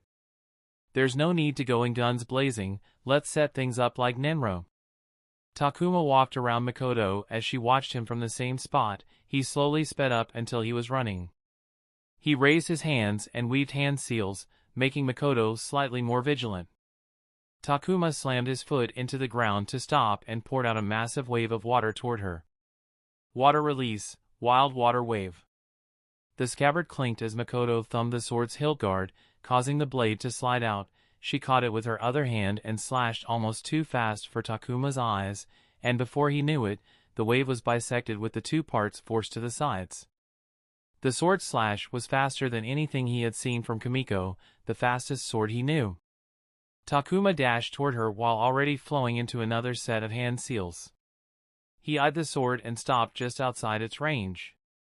Chakra flowed into his leg as he smashed his toes into the ground, spraying dirt toward her. Makoto pushed the dirt, heading for her face away with a slash, but the rest hit her harmlessly. She frowned. I hadn't worn this in so long. It's already dirty too. She turned around and launched another quick strike at the flying water, which burst upon impact but still rushed past her. She looked back at Takuma to see he had thrown 4 kunai into the air around him. Water release, 8 tentacles. The water coalesced behind his back, and 4 thick tentacles spurted out, snatching the kunai out of the air. With the setup complete, he shot toward her. 8 tentacles wasn't a jutsu that could handle a lot of weight, but after years of consistently using it in training and every battle of his life, he had reached an amount of skill where the tentacles he created were strong. He eyed the sword in Makoto's hands. By merging 8 into 4, he had the confidence to contend against it for a little while. The 4 kunai-bearing tentacles zoomed toward Makoto in a blur. She looked calm as her sword parried and deflected the onslaught, but that was not the only thing she needed to worry about. Takuma stepped in and threw a haymaker, but Makoto sidestepped it elegantly. He pivoted on his lead foot and threw an augmented palm strike to her chest, and Makoto's other hand moved, the sheath deflecting his palm strike. Her lips parted, dark eyes wide with shock. 2 hands! Takuma exclaimed as he looked up at her smugly. Makoto's eyes narrowed with an amused expression, and she moved as she continued to avoid Takuma's strikes. Sparks flew around them as metal clashed while Takuma bombarded her with a quick chain of strikes, each of them failing to touch her. It was like she knew in advance where his attacks were coming from. Takuma's heart skipped a beat, and he looked up at her eyes only to see they were still normal. I don't need to use my eyes, said Makoto, sweeping Takuma's legs, but he avoided it by raising his leg. She took a quick back step and her aura changed when she raised her sword. His self-preservation instincts told him to back off, but then he saw Marosi on the edge of his peripheral vision and thought about what he would do. Takuma stood his ground and planted his feet firmly. Trying to move away could open him up to being punished by someone as fast as Makoto. Marosi had lost his leg during a mission and had to rebuild his footwork and combat style from the ground up to compensate for the prosthetic leg. There is more to footwork than being quick and light-footed. A stable base is perhaps more important than anything. Takuma recalled Marosi and focused on his legs. What would Marosi do? The sword left behind a silver streak as Makoto slashed at him. Takuma would have skipped back out of the range, but he stayed his ground instead to parry the stab with a kunai from his tentacles. It gave him a moment of reprieve, but that was it. Makoto flowed into her next attack without a moment's pause, giving him no time to retaliate. Takuma was thrown off his feet by a spinning kick. He focused on his feet and landed with solid footing and ducked beneath a wide slash before rolling away from the descending blade.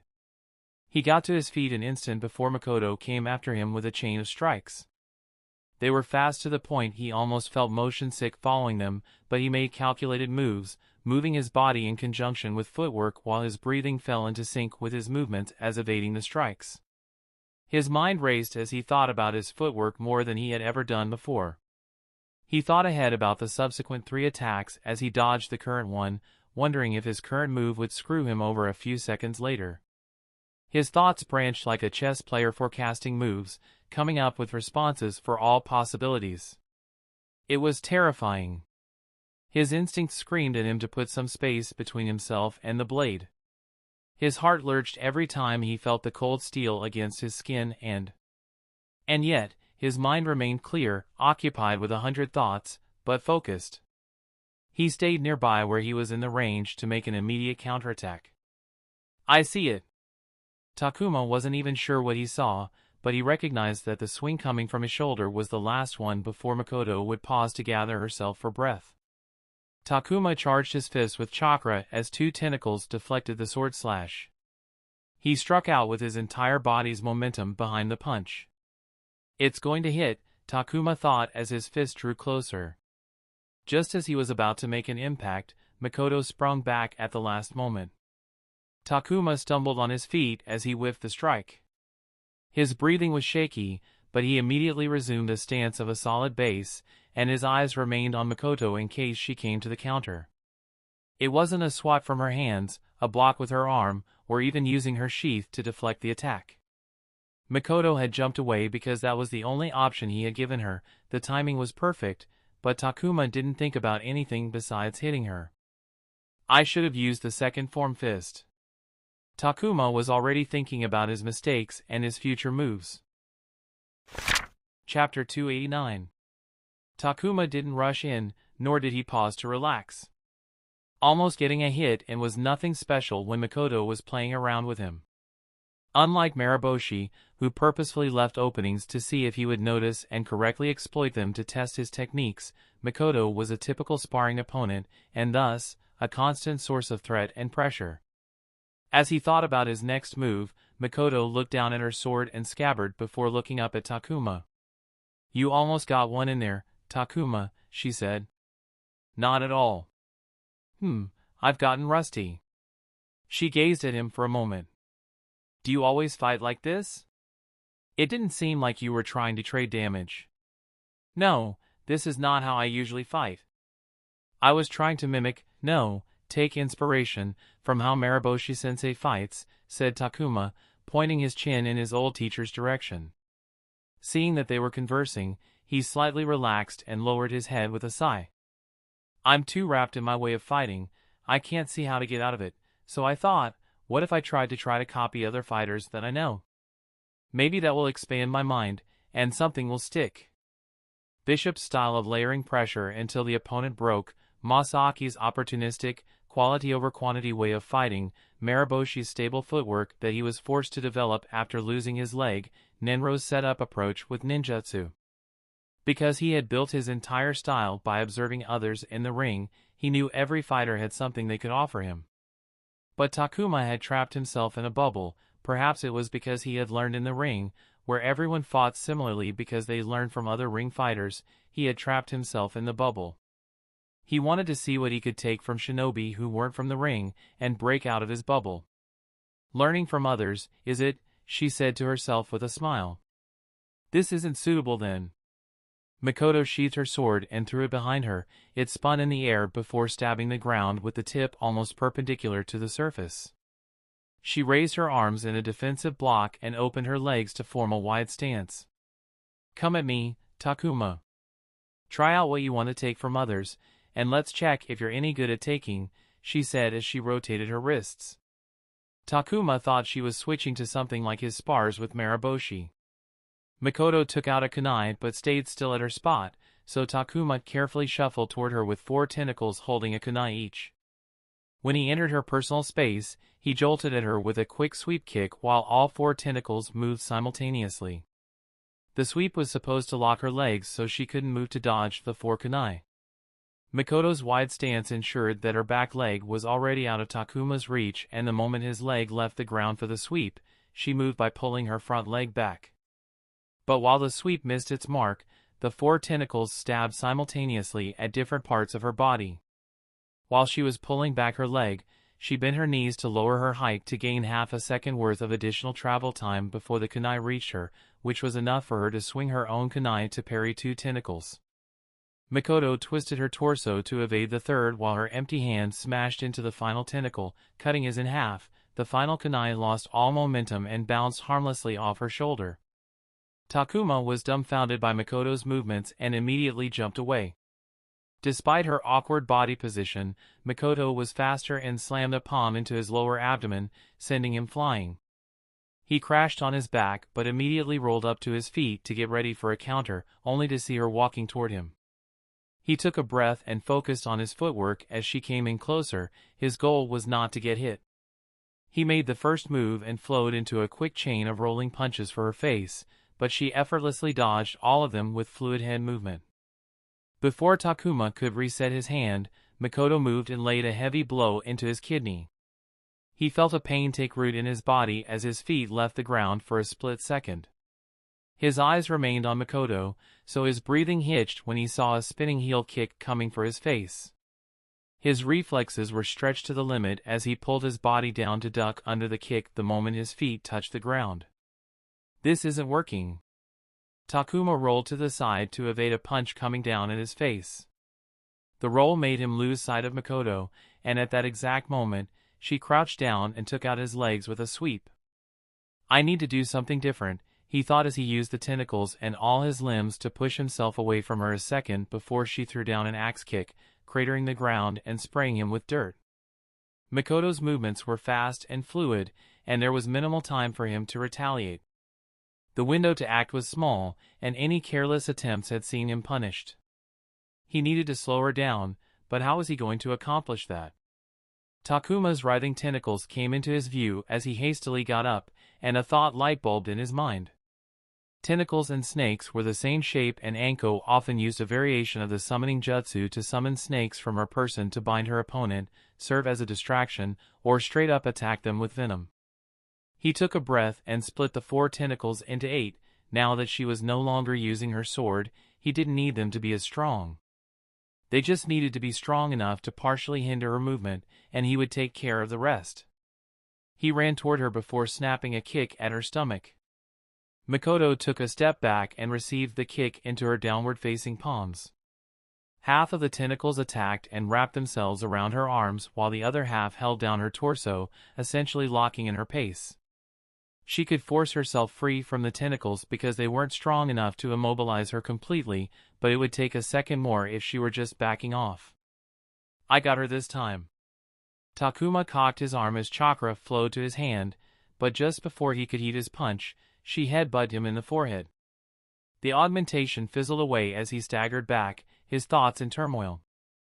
Makoto spun around once like a top, tearing away the tentacles holding him down. Takuma put his arms together to block a back fist aimed at his chest. He felt a sharp pain stab his bones as he blocked the strike, but he ignored it and focused on the next attack. The Anko snake tentacle experiment wasn't a failure, and the headbutt was proof of its potential. As she threw her right hand to his head, 3 tentacles moved at the highest speed possible and struck her arm one after another, slowing the punch slightly.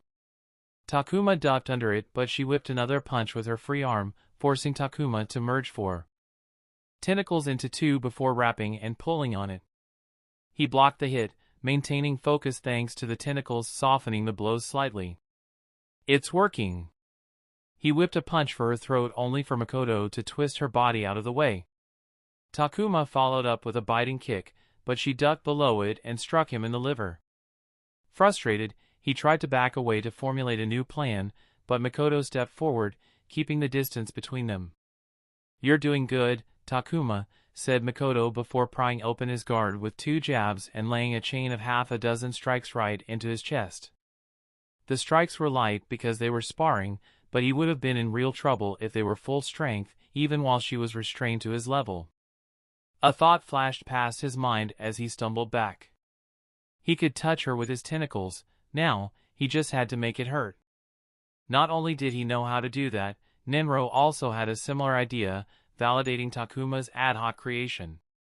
D-rank ninjutsu had fewer hand seals, which made it perfect for a lightning-fast spar like this. As Takuma completed the hand seals, a tentacle wrapped around his right arm. Lightning release, shock. The jutsu converted his chakra into lightning nature chakra that flooded the water tentacles. 8 tentacles, shock mode. A fascinated smile appeared on Makoto's face as Takuma rushed towards her. She didn't stay her ground like she had till then and moved in sync with him, keeping herself just barely within range of the electrified tentacles as though she wanted him to succeed. "This is an excellent combination," she said, her eyes tracking the charged tentacles. The tentacle swung and swiped at Makoto, trying just to get one touch that would shock her, but she moved around effortlessly while looking at the sparkling water with amusement. The joy in her eyes only made him want to get in a hit even more, and he had a tactic that he could use to take her by surprise. Kimiko's Take Torai Kenjutsu had the ability to extend her sword's reach, surprising her opponents and actively making them think about her sword's true length. Takuma knew no Kenjutsu, but he could play with the length of his tentacles just fine. A tentacle jabbed at Makoto, and she moved back to evade it as she had done until then. At that exact moment, another tentacle shrunk to half its original length and transferred its water to the others, causing the tentacle jabbing at Makoto to grow in length, which it hadn't done since the start of the fight. Despite the failures, he was confident enough in his previous attempts that he would hit her this time, so it stung the most when Makoto dodged the attack like she knew it was coming. The charge in the tentacles ran out immediately after the failed attack, and Makoto dashed in before he could recharge it, hitting him so fast it felt like all 4 strikes landed simultaneously. "Okay, screw this." Gritting his teeth, he reverted back to his original style and opted to stay close to get at least one solid hit in, even if he had to trade damage to do it. He backed a punch to her face with an augmentation. Makoto bobbed her head away before punishing him with a body shot that he absorbed and immediately went for another augmented punch for her liver, but before he could even pull his arm back to set up the punch, she hit his shoulder, stopping the punch before he could even throw it. Takuma forced on and decided to stomp on her foot to lock it down and stab with an elbow. He went for her foot, but Makoto shifted it to the side before stomping down on his foot in turn. Takuma knew what was coming and raised his guard, but Makoto was faster and slipped a punch through the guard. She then finished with an uppercut to the chin that shocked his entire body. Despite his double vision, Takuma had his tentacles attack her face with water to disrupt her flow, but she spun him by the shoulder, switching places with him. He had no idea why she did that and thought it was to confuse him, but then he felt a punch dig into his back. It didn't hurt badly, but it destroyed the tentacle water mass. How did she know he was going to use the tentacles? Takuma was utterly shocked. It was as though she knew it was coming. At that moment, the entire fight flashed through his mind. Not once had she taken the initiative and had simply attacked him by picking apart the weakness of his moves. She had solely fought through the counterattack. He had thought she could do that because she had made herself slightly faster to challenge him, but as the fight ran through his mind, he realized she wasn't faster than him, she simply moved before him. She was able to punish all of his moves because she knew what he was going to do before he did it, and thus set up counters for everything he did. Takuma looked up at her, expecting to see red eyes only to see they were still onyx. "Then how? In our first lesson, you said you wanted to be a jonin, so, broaden your horizons. This is the surface of what it means to be one," said Makoto before promptly knocking him out with a spinning heel kick. Chapter 290, Beautiful. That was what Marosi thought when he saw his students' efforts being thwarted over and over again. The skill shown by Uchiha Makoto was exquisite, every move looked elegant and effortless, but all of it was planned down to the very minute details. He expected a jonin, especially an Uchiha, to possess such skill, but that didn't take away from the fact that it was a delight to watch. However, Makoto wasn't the only one who deserved praise. Marosi was well aware of Takuma's style, so he was proud to see him step out of his comfort zone and try different tactics. His choices were generally terrible. They opened him up to attacks, turned his fighting style into a disjointed mess, actively made him worse, and even frustrated him enough that he switched back at the end, and yet trying out all those changes was the right choice. Marosi could almost see a glimpse into the future, where Takuma's combat style had evolved. Currently, he was in messy flux, but once the pieces fell into place, he would have something strong, stable, and sustainable that he could safely rely upon out in the field. As he watched the fight, he felt two gazes from separate directions. He pulled his eyes off the fight to look at the peeping but couldn't find anyone in the trees. They had hidden themselves well. He didn't find it strange because the field was public property, neither was it isolated, and the hidden leaf was a village filled to the brim with shinobi who had learned to hide themselves for no apparent reason. The gazes disappeared the moment he swept his own across the field, but he wondered if the hidden onlookers were Anbu operatives observing Takuma before his test. He had no way to confirm that other than catching them, which would be embarrassing and rude if he was wrong and would do nothing if they were indeed Anbu. Uchiha Fugaku swiftly hid himself when he saw Marosi Kosuka look right in his direction. The Eternal Genin was already a senior citizen, but it seemed like he still had the senses of a prime hunter. It had been such a long time since Fugaku had seen his wife fight that he didn't want to miss it, but he didn't want to interrupt or intrude, so he watched from the shadows. The spar was more or less what he expected. Makoto's offense was ran through counterattacks, which made sense because when it came to the Uchiha's interceptor fist, not only was she better at it than him and arguably the best in the clan, but taijutsu was a bigger part of her combat style than his. The Uchiha interceptor fist was the taijutsu developed and used by the Uchiha clan. The core of it was to make corresponding responses or counterattacks that struck at incoming attacks. The style was also heavily based on not letting the opponent get into a flow by disrupting their moves and intensively punishing their openings and bad habits. To be effective, the user had to be proficient at reading the opponent, and with the Sharingan, which had the power of insight to mimic and understand others' moves, that was an easy feat. Even though Takuma wasn't even close to being a challenge, he could tell that Makoto was feeling comfortable. She had effortlessly used the clan's taijutsu to perfectly dismantle her opponent without breaking a sweat while also restricting herself to his level. Retirement had undoubtedly had its effects, but it felt like she had retained most of her skill. Her experience as a jonin was still there, buried under the surface, and she would only need to bring her body up to speed to once again hone her combat instincts. As Makoto finished the fight by knockout, Fugaku turned around to leave. Seeing her fight made him consider inviting her to regular spars so they could spend time together like they did before they had their children. He turned back with the three tomos spinning in his red pupils as he locked in on the person hidden in the trees. They were well hidden, with only small parts of their body visible, which would have been a problem if not for the Sharingan that saw chakra and color that outed the person. Fugaku blinked, the traces of chakra disappeared, and he could no longer spot them. Chakra masking, he guessed. That's no ordinary miscreant. Fugaku glanced at Makoto and company once before leaving. Whoever it was, with his wife and Marosi Kosuka present, there wasn't much they could do. What do you think? Marosi asked Makoto after she knocked Takuma out. I'll give him a point for effort, said Makoto as she dusted the dirt and grass off her outfit before kneeling down to straighten Takuma so he wasn't lying in an off position. I could tell he was trying things, but it made him disjointed at best. It'll take some time to integrate new things smoothly. If he's trying to avoid trading damage, then Jinjutsu will work wonders. How is he at Jinjutsu? He asked.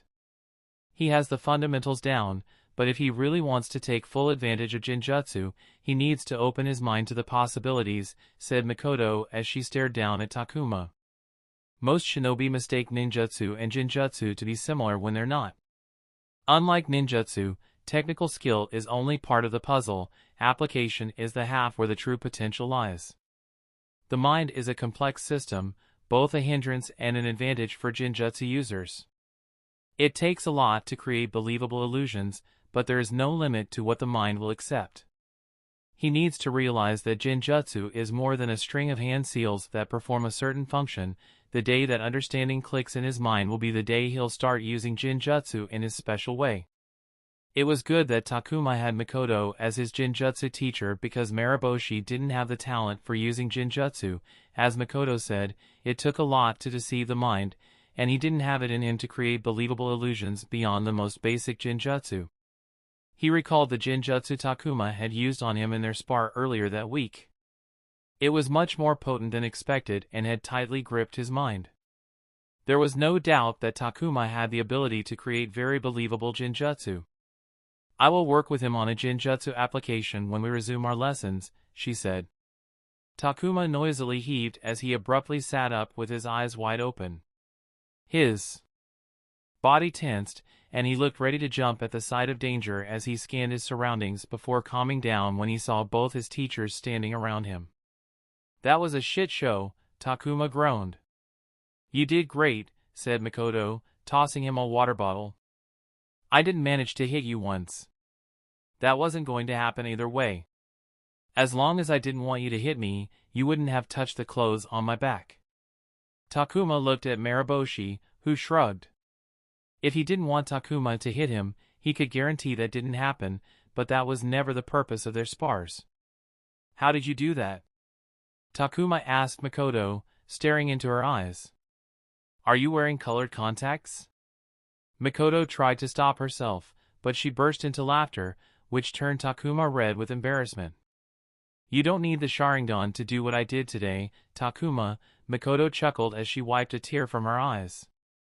With enough combat experience, the willingness to improve your taijutsu, and the right approach to learning, you too could predict your enemy's moves one day. But you're not wrong, my eyes played a major role in how I fought today. How so? Asked Takuma. Your water tentacle jutsu. I have fought someone who used it, so I knew that you could change the tentacle's length, so I was ready for you to use that tactic, said Makoto. Takuma stared at her for a moment before looking down at the ground. Makoto wanted to continue, but she saw a signal from Marosi to wait. After a few seconds of silence, Takuma spoke up again. You have the Sharingan that allows you to copy your opponent's moves. That must mean you have tons of fights from many types of fighters recorded in your mind. I must have fought like one of those fighters, or a combination of certain aspects from various fighters, so even though you didn't use your eyes against me, you had the knowledge to predict my moves. Correct, Makoto smiled. Takuma sighed. The Sharingan sure is impressive. It is impressive, said Makoto with a hint of pride, but it's not that simple. Our eyes give us the gift of insight, allowing us to parse visual information at a high rate, which is how we can copy whatever we see, and as it may sound, many of my clan folk who have unlocked the eye never go beyond simple monkey copy when there's so much more to it. Marosi gazed at the woman before him and was surprised to see her talking negatively about her clan members in front of outsiders. It was natural to have such thoughts, but from what he knew, clan shinobi didn't reveal those thoughts to outsiders as they were representative of their clan. The matter of reputation was taken very seriously. Moreover, the person doing it was Lady Uchiha, who was always expected to defend her clan. He glanced at Takuma. The relationship between Makoto and his student seemed closer than he thought. When I was still active, I used to look back at my fights and rather than just monkey copy, I used to take my time to understand why my opponent moved the way they did. I was often wrong in my understanding because the Sharingan doesn't give answers, but by investing time and effort, I was rewarded with knowledge about combat beyond even my clan folk, who had been shinobi far longer than me. The Uchiha were infamous for their Sharingan, but when people talked about them, it was only about copying ninjutsu hand seals and taijutsu movements to mimic their opponents. He had been alive long enough to know that the Sharingan was capable of more than copying, but what he just heard was frightening, to say the least. I was so thrilled by what I had found that I fought every clan member willing to fight me. I made them imitate every opponent they had fought so I could copy them and then take my time to understand and break down their opponents until I had the correct answers to problems I might face in the future. Marosi felt a chill go down his spine as he looked at Makoto. There was a terrifying intelligence in her eyes that made his instincts scream danger. Makoto, by herself, would have faced a decent set of enemies she would have copied from.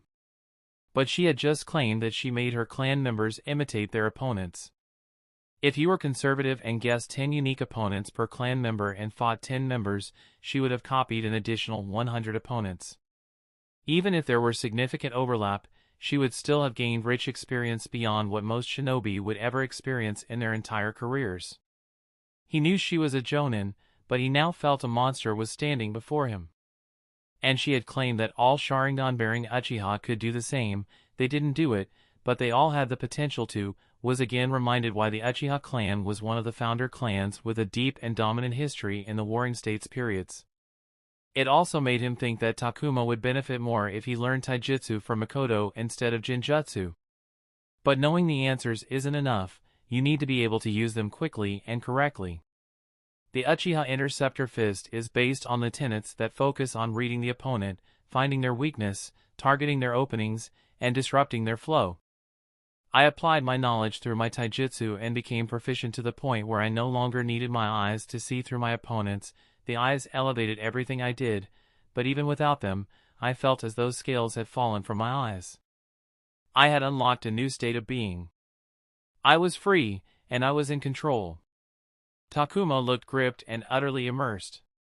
He hung on her every word as though it was a mantra for eternal prosperity, with Makoto's every word were resonating with him. You don't need my eyes, Takuma, Makoto asserted confidently. Yes, they help tremendously, but I, not my eyes, am the reason behind my understanding and skill.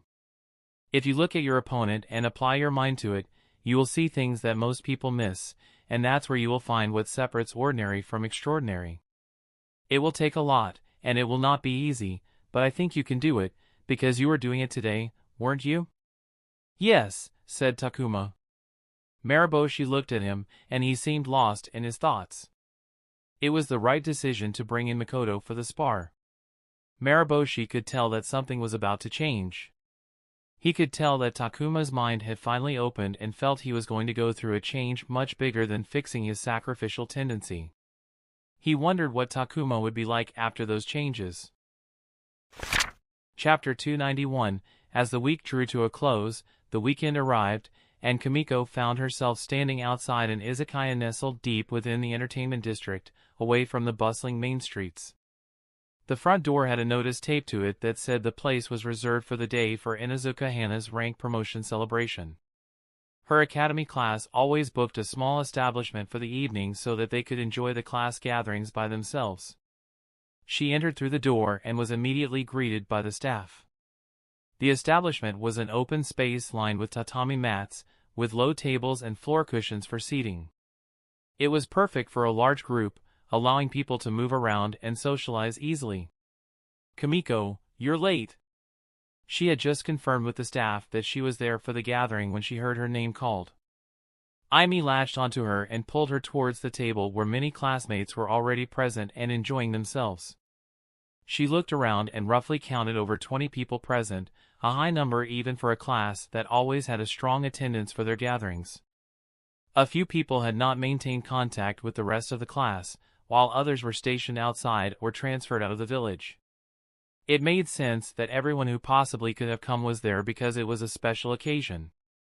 Kimiko swept her eyes across the gathering to find a certain someone but couldn't see him, which was natural as he had never attended any of their class gatherings. Hana, congratulations. Kimiko walked over to Hana's table, where she was the center of attention as the host and subject of celebration, and sat beside her. As a congratulatory gift, she presented her with a set of durable, high-quality sashes for her forehead protector. Thank you, Kimiko, Hana smiled brightly. She used to wear her hair at chin length, but in the year Kimiko was away, she had grown her hair past her shoulder. Kimiko even noticed how the Inuzuka clan's traditional fawn tattoos on her cheeks were now darker. She had heard that the tattoos were inked darker when an Inuzuka was promoted as a higher status symbol within the clan. With the greeting done, Kimiko wanted to leave the table and move to a quieter spot.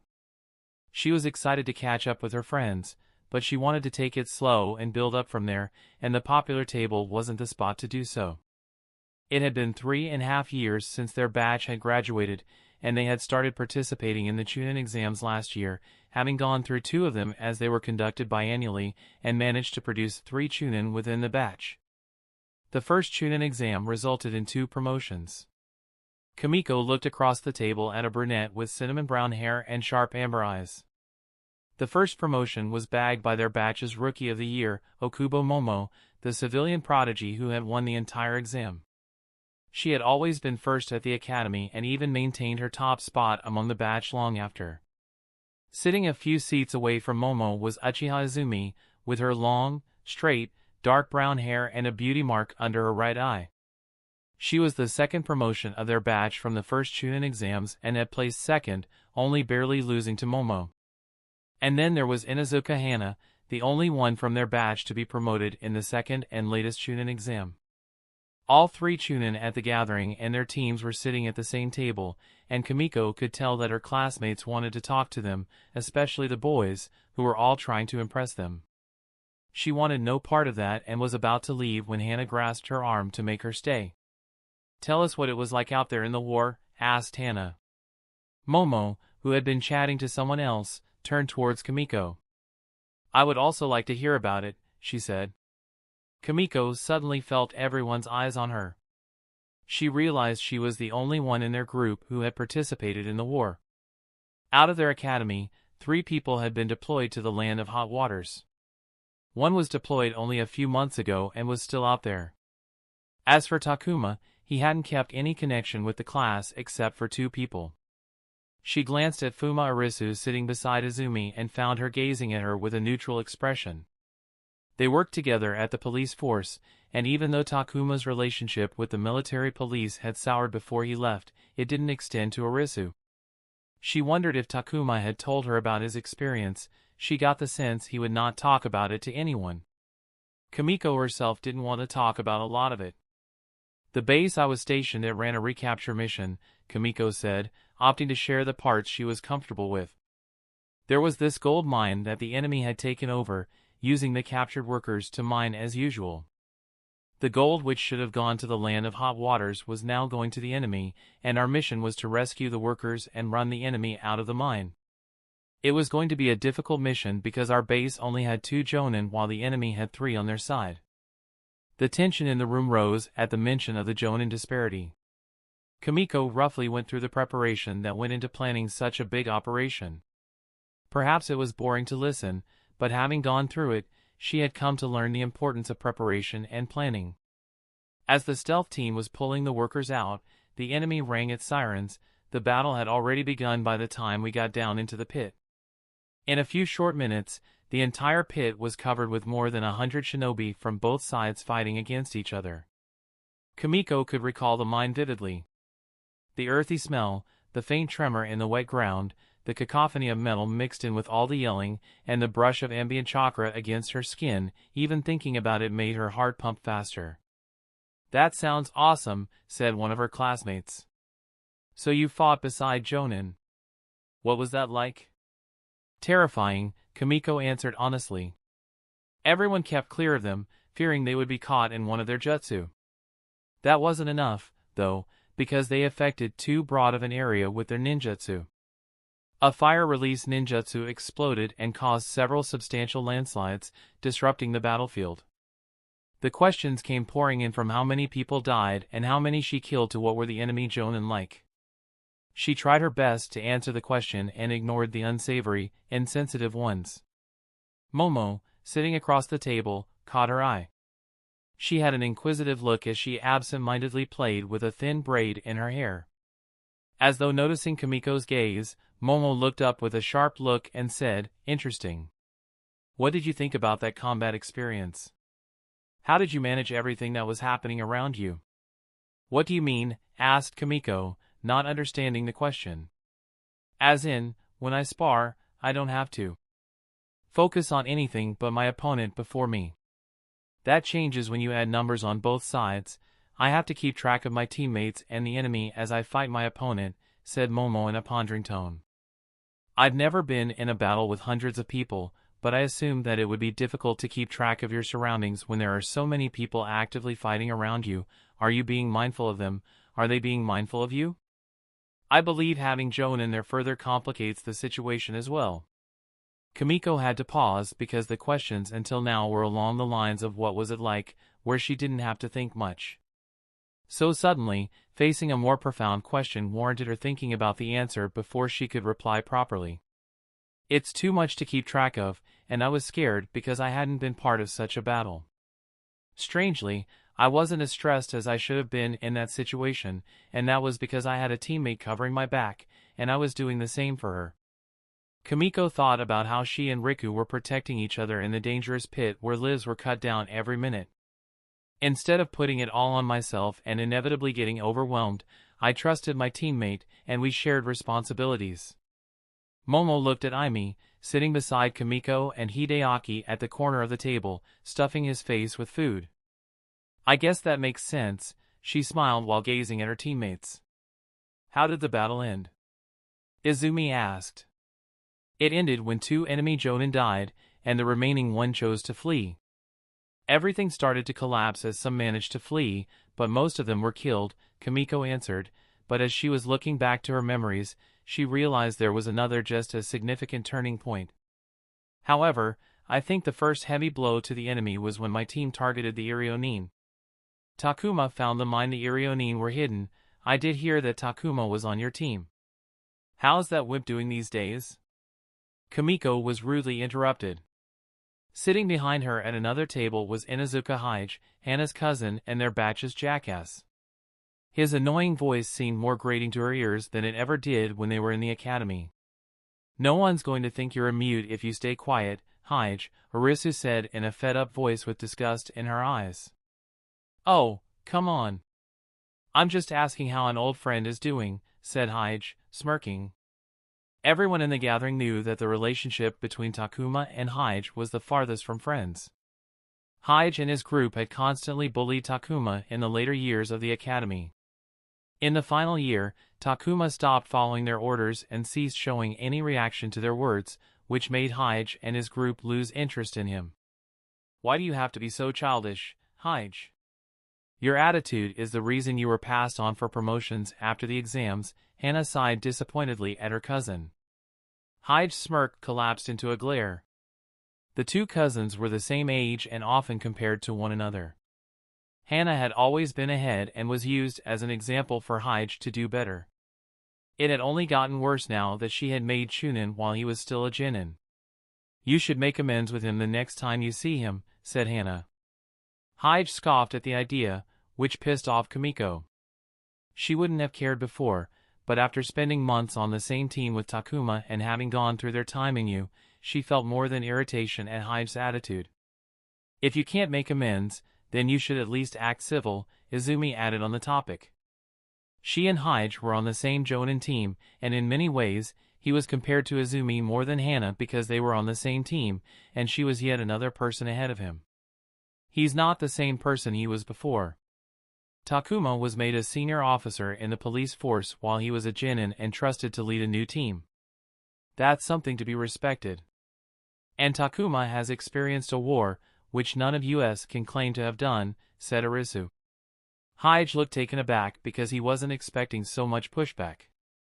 He noticed people staring at him and how the merry vibe of the gathering had come down, and everyone was treating it like it was his fault. He scoffed and rolled his eyes. Whatever, I will respect that wimp when I see what's so impressive about him. We can fight if he wants, and we'll definitely beat that weakling, won't we, Kuragari? Hige's black meankin, Kuragari, playing with Hana's Himari triplets in the side, stood up and barked excitedly while showing his sharp teeth. Just like the triplets, Kuragari had grown as well, was bigger and bulkier, and looked more menacing than them. Kimiko wasn't intending to, but she scoffed and did it loud enough that Hige glared at her. What? You don't think he would beat us, do you? She had seen and fought both of them and compared the two boys. They were similar in that their combat style was crude and brutal. She instantly felt the difference between them. Hige and his Ninken were a pain to fight with their trained coordination and the Inuzuka clan's taijutsu and ninjutsu. He was also feral in his approach and went at his opponents with full force because he didn't have another gear, which often made him difficult to handle, but it was quite one-dimensional. Takuma, on the other hand, tried to overwhelm them by causing as much damage as possible to end fights quickly. However, Takuma could and did observe his opponent and adjusted his approach, which made it difficult for him to fight.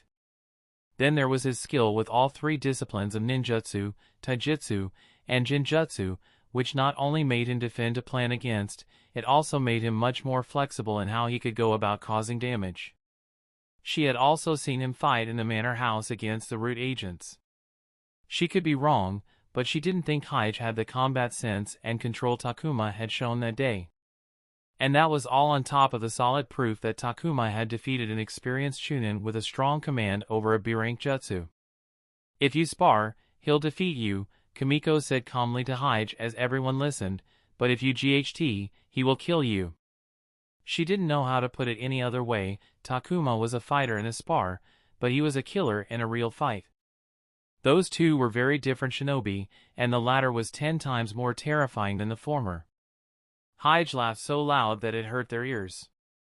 He tumbled to the floor while holding his side, and his ninken mimicked his partner by barking joyously. "Takuma? Beating me? He hasn't touched me in our spars once, and you say that he could kill me," he laughed.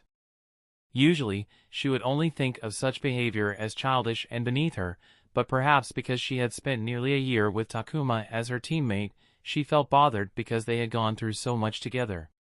She wanted to wipe the smirk off Hige's face and scare him, so she said something she wouldn't have said otherwise because of how it had affected Takuma. "Killing you won't be much of a challenge, seeing that he's already killed a jonin," she said. Hige didn't hear her, and on top of his own laughter, he asked, "What did you say?" However, people sitting near her on the table did hear her. Sitting across from her, Momo heard her but felt as though she had misheard. "I'm sorry, Kimiko, did you just say that he killed a jonin?" Kimiko turned to her and said, "Yes, he killed a jonin. And in fact, Kimiko." Kimiko froze when she heard a familiar voice. She turned around and saw Takuma, along with Taro, standing a few steps away from their table. He had a grave expression on his face, and he only said one word. "Enough." Chapter 292. The vibe of the class gathering had turned awkward when Takuma left the building soon after coming in to talk with Kimiko outside. Taro, who had arrived alongside him, sat down and ordered a large oolong tea. He had caught the tail end of the conversation before it was shut down. Takuma hadn't mentioned anything about a jonin when he had talked to him and the trio about the war. He glanced at Fumarisu, and she looked deep in thought. It seemed he had also kept it from her. It stung that Takuma didn't trust him with whatever it was, but he also didn't know what exactly had happened and could only guess there were reasons Takuma had kept it to himself. He didn't look very pleased when he went out with Kimiko. Ono, one of his best friends, sat beside him with a plate of yakiniku skewers. "So, do you know what that was about?" he asked, leaning closer. "I have absolutely no idea," Taro shrugged. "Are you saying that because you actually don't know or because he doesn't want to talk about it?" "I said what I meant." Taro looked at Ono with a disappointed frown. "And even if I knew, he clearly doesn't want to talk about it, so let's just give him his space and keep our business to ourselves." "Okay, I got it, no need to get snippy," said Ono, raising his glass of fizz for a cheer that Taro reciprocated and put the matter behind them. "But it doesn't look like they want to stop talking about it." Taro followed his eyes and saw the people at the table where Kimiko sat whispering. He could imagine their minds coming up with speculations to make their own guesses of what had actually happened. People tended to fill in the gaps with what they thought had happened, then the next person would add their own thing into it before sharing it, and before you knew it, something completely off was floating around. "How did this even come up?" asked Taro. Hige was running his mouth. "Figures."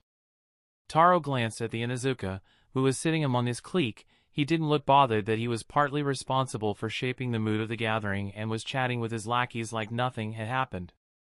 Taro glanced at the building's door. Takuma would return soon, and he couldn't help but wonder if Hige would pick up a fight. The Takuma of today were utterly unrecognizable from the days when all of them were in the academy. "I see," Takuma sighed after hearing all the facts from Kimiko, who looked halfway between anger and regret. I don't know what came over me, that disrespectful piece of shit. Kimiko groaned and punched the wall she was leaning against. I know you don't like to talk about it, but he was getting on my nerves. She clicked her tongue. I shouldn't have said anything. I'm sorry. It's fine, said Takuma. It's not like it's my secret to keep. You were in the city as well. He didn't like what he had done, and while his teammates were kind and generous enough to keep it low, it was a fact that those things had happened. They were a permanent part of his record for anyone with the authority or clearance. Rather than trying to hide it, he needed to learn to live with his actions. He didn't want people to bring it up because it was uncomfortable and he couldn't see a future where he would openly talk about what had happened in you. Thank you for defending me, said Takuma. While he wasn't happy that Kimiko brought it up, he understood her intentions were positive.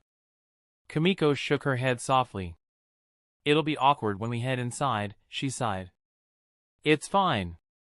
Some small talk and people would want to take the opportunity to move past the awkwardness. As long as he avoided the topic and no one pushed like an asshole, it wouldn't be challenging to move the conversation forward. How are you? Takuma asked. This was the first time they had met since their return. My room felt strange for the first week. I ate too much every day because I missed the taste. I went out for walks just because I could without worrying about danger, Kimiko replied after a pause with a low-spirited look. He could relate. Even though they were safely back home and happy to be reunited with loved ones, they couldn't help but think about their time at U and the war. Their war experience had only deepened now that they had something to contrast it. I barely came out of my room for the first week, said Takuma, staring at the ground. Kimiko nodded. There were too many happy people making noise without a care. A part of me felt uncomfortable being out and seeing that. Made you want to stay inside to be away from it all? He asked. She closed her eyes and nodded with a deep breath. Takuma had roamed the streets of U to observe and gauge the city. At that time, he had felt like a visitor from outside who had no connection to the place or people. That feeling hadn't completely gone away even though they were back home with deep connections.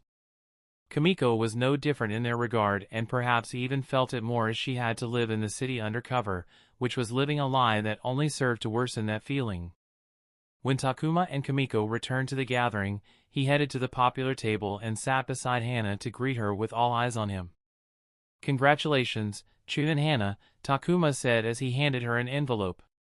I didn't know what you'd like, so here's an overnight stay at a great onsen ryokan with all sorts of treatment and services included in your stay. I made sure they allow ninkin in case you want to bring them, so go relax any stress away. Hana accepted the gift with a smile and thanked him. I hope everything went well, she asked, glancing at Kimiko, who was now sitting at another table with one of her friends. Yes, we cleared everything up. I hadn't seen her since we returned, so it was nice that we caught up, said Takuma before casually calling out his drink order to the staff to portray. He looked across the table at the other two Chunin in the room.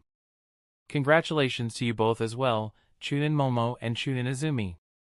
I don't have congratulatory gifts for you today, but please let me treat you to a warm meal in the future. Thank you, Takuma, Izumi smiled. It's surprising that we didn't run into each other often when you work so close to home. The Leaf Military Police Force headquarters and the Uchiha compound were located no more than 10 to 15 minutes of walking. I think it makes sense. You're a busy kunoichi, and I don't think the headquarters is where anyone wants to spend their free time. And I often found myself held up in the offices until odd hours, so it's not strange that we never ran into each other, he said politely. But I heard that you regularly visited the compound for training with Lady Makoto, and we still didn't run into each other. That's why I'm so surprised. That's indeed surprising, said Takuma, given that he visited Makoto's house 5 times a week. Lady Makoto? As in Jonin Uchiha Makoto? Asked Hana, her eyes widening in surprise. Yes, Lady Uchiha has been generous enough to spare me her time and wisdom, said Takuma. He wasn't surprised that Izumi knew about him and Makoto's master-disciple relationship because she was the clan's matriarch, but it also made sense that someone like Hana wouldn't know, as their relationship was low-key, as they never went anywhere together or announced it to anyone. Everyone at the table who didn't know about it already was surprised by the discovery that a Uchiha Jonin was teaching Takuma, as it raised questions about how close he was to the clan. Through Arisu, they all knew that he was in a noteworthy position at the police force, and now he had a significant role to play in the clan leadership. In one moment, Takuma's background had gone from an orphan civilian-born shinobi to someone remarkably connected. Takuma raised his glass of cold pop to take a sip when he felt someone behind him move. He put his glass down a moment before a heavy hand patted and grasped his shoulder. "Come on, don't ignore a friend you haven't met since the academy," said Hige with a shit-eating grin on his face as he shook Takuma's shoulder. "I hear people say that you have changed. Have you really changed from the weak wimp who wasn't even allowed to test for a Jonin team?" Tension immediately rose, as they surely thought a fight would break out between the two boys who had never gotten along. Hana looked like she was about to say something when Takuma turned to face Hige. "I think I have changed, but what about you? It still seems like you have the personality of someone who didn't grow past the mental age of 5, but even that would be an insult to 5-year-olds. As for not meeting since the academy, if I wanted to hear an asshole, I'd just fart." Snorts and chuckles sounded in response. Hige angrily looked at the people who had laughed. Taro and Izumi had the decency to turn his head and cover her mouth with her hand, respectively, but Arisu just stared at him with a grin on her lips. Momo quickly controlled the smile that tugged on her lips by eating the food before her, while Hana simply sighed with her hand pressing against her forehead. Takuma removed Hige's hand from his shoulder. "And we were never friends, Hige. Maybe you struggle with concepts because you never had any. I have plenty of friends, don't I, guys?" The people Hige was sitting with responded with their agreements. Takuma shifted to look at Hige's clique and sighed, "That's just sad. You're confusing lackeys with friends." Hige's smile stiffened, and anger flared in his eyes, but he pulled himself back together. "You have changed. You didn't have that mouth on you when we were in the academy." "Oh no, I had this mouth before, you just weren't worth it for me to use it."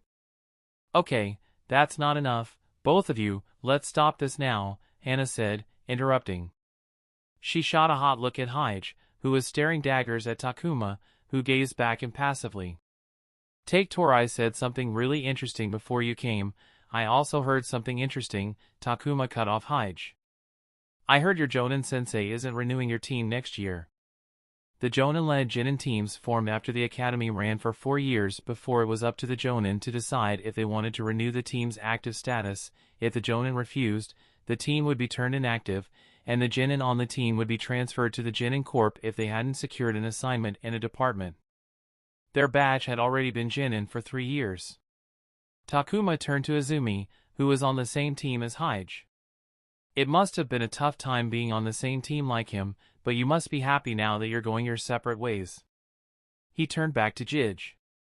"Telling you 1 year in advance is a bit too early, don't you think? Maybe he knew you aren't making Chunin rank anytime soon and thinks it's not worth it to waste any more effort, so he's cutting you off the leash." "Let's get out of here, you and me," said Hige with a vein popping on his head. In the corner, his Ninkin slowly walked over to the table, the dog's muscle building under its luscious black fur. Kurajiri's eyes were those of a hunter locked onto his prey, waiting for his partner to give the command. "Enough, both of you," Hana interrupted in a grave tone, the Fong tattoos on her face deepening. She turned to Hige and said in a short tone, "If you can't act civil, get out of here." You started it, Hige," Hana raised her voice. "Don't test my patience. You're this close to ruining today, and you won't like it if you go further." She turned her eye to Kurajiri, who was still locked onto Takuma, making the Ninkin step back with caution in his eyes. Hige looked at Takuma nasty before turning his back with a huff and sitting down at his table. Hana turned to Takuma and was about to say something, but Takuma beat her to it. "I am sorry." Hana's anger immediately deflated, and she suddenly looked like she didn't know what to say. "No, that idiot started it. It's not it takes 2 hands to clap. I shouldn't have engaged him by falling down to his level. Takuma looked around and pursed his lips. It soured the mood of a gathering for such a joyous occasion. Let me make it up by buying everyone around. No, it's fine. You don't have to. I insist. Hana looked troubled and was about to refuse when Taro, reading the situation, ordered a vanilla milkshake to move the party along before it got stuck in the awkwardness. Arisu understood the situation and placed an order as well. With two people ordering quickly, Hana looked at Takuma, who handed her a menu, making her give up and ordering something which made everyone else comfortable enough to order. It almost instantly erased any bad mojo that could have persisted from Hyge and Takuma's exchange. Now, if you will excuse me, said Takuma and got up to go sit with Taro. Takuma, won't you stay? Momo cupped her chin in the palm of her hand. I'd love to talk to you. Chapter 293, Kimiko was talking about the gold mine operation your base ran, and I asked a question about keeping track of your surroundings when there's such a sheer quantity of enemies and allies around you, said Momo. It had been almost 2 years since she had seen Takuma after their impromptu sparring session. He had always looked tired and haggard from their academy days, but it had only seemed to worsen with age. He looked worn out as though he hadn't properly rested in who knew how long, and yet his eyes were alert. There was a focused clarity in them as he sat across the table listening to her. How did you manage in all that chaos? She asked. Takuma glanced at Kimiko for a moment before turning back to her. Trust your teammates with your back. Protect them, and they will protect you, he said. Kimiko said the same thing, said Momo, nodding. She was expecting another answer, but it made sense, seeing that they shared the same experience. She wanted to know more about what Kimiko was saying before Takuma had stopped her. Kimiko claimed that he killed a Jonin, which she found hard to believe, but Kimiko wasn't the type to make false claims, so there had to be some truth to it. Seeing that Takuma was quick to shut Hyge down when he brought up the Jonin topic, it was evident that he wasn't willing to talk about it and would most likely change the subject or perhaps even straight out leave. But she could learn more about him by simply talking to him and gaining some insight through that route. But what do you do if you are separated from your teammates? Takuma proposed a question. Oh, I have only been in one such situation, so I don't know if it's natural, but crowds formed in that pit. Because there are too many people to keep track of, you automatically want to get away to avoid danger, to get to a place where you don't have to be on the watch for so many people. That seems to be a natural response for everyone. Do you agree? That makes sense, yes, she replied. The same response from over 200 people resulted in the formation of small crowds or groups across the battlefield. These small crowds had perhaps 7 to 9 people, equally divided into allies and enemies, which is just enough that someone can keep track comfortably. Takuma paused for a moment and looked as though he was finding it difficult to find the correct words until he looked around the gathering. Take our tables as an example. The izakaya's dining space was open, with 6 low tables and 2 rows of 3. The class had occupied 4 tables, with the last 2 tables empty. The popular table had moved 2 tables closer to merge them into one. Groups like our tables formed in that pit, Takuma continued. People distancing themselves created dense zones, creating enough space between each table where you no longer had to watch out for people on the tables. They were still very much a threat, but the common response had everyone more worried about what was near them. I see, so now, instead of teammates, you have allies to protect your back, said Momo as the bird-eye view of a battlefield of hundreds of shinobi divided into smaller zones. Not as good as having a trusted teammate, but it's the next best option. As they talked, Arisu took Hana's place beside Takuma after she moved to another table to play host. On the other side of the table, Izumi moved to Momo's side. But what if the allies around you choose to focus on their own opponent? You can't be sure they would cover for you, asked Izumi. She had been following the conversation. Takuma snapped a pair of disposable chopsticks as Arisu placed a plate of fried chicken on the table between them. That's very much possible, but it becomes difficult when other enemies are constantly in your field of view. You start to think what would happen if one of your allies died. The enemy would outnumber you, and the balance would crumble, Momo pursed her lips. That's exactly right. And when you arrive at that thought, you realize you can't allow one of your allies to die because your chances of survival go down with them, said Takuma as he put down the chopsticks. Just like any battle, it takes 1 second, one move, one mistake for the tide to change and for things to go horribly wrong. Any competent fighter knows that, unlike spars, most real battles aren't fought in a vacuum. So the key is to outlast the other side. Keep each other alive until someone from the other side falls, Arisu commented as she poured a little bit of sauce on her plate. You are half correct, or at least, you're looking at it slightly incorrectly, said Takuma. Maintaining balance between the two sides shouldn't be a priority, breaking it should be. What do you mean? Asked Izumi with a furrow in her brow. It's impossible to maintain that balance because someone is going to die sooner or later. The longer you wait, the more likely it is that something will go wrong. If you find yourself in a position like that, do not be on the defensive, try to help your allies kill their opponents. Throw a kunai to catch the opponent off guard. If you're using a ninjutsu, try to aim it in a way that it gets a second target as well. Try to sow chaos because 1 second, one move, one mistake. That's all it takes for things to start going right. It's a domino, you just need that first tile to fall to set off the chain. 1 second, one move, one mistake, that's all it takes for the tide to change and for things to go right. All three girls went silent at his words. This was the type of knowledge you could only get from someone who had experienced the situation. He is smart, thought Momo. There was a time when she had the lowest impression of Takuma. He was everything shinobi expected a civilian student would be, always lower quality than those with shinobi pedigree.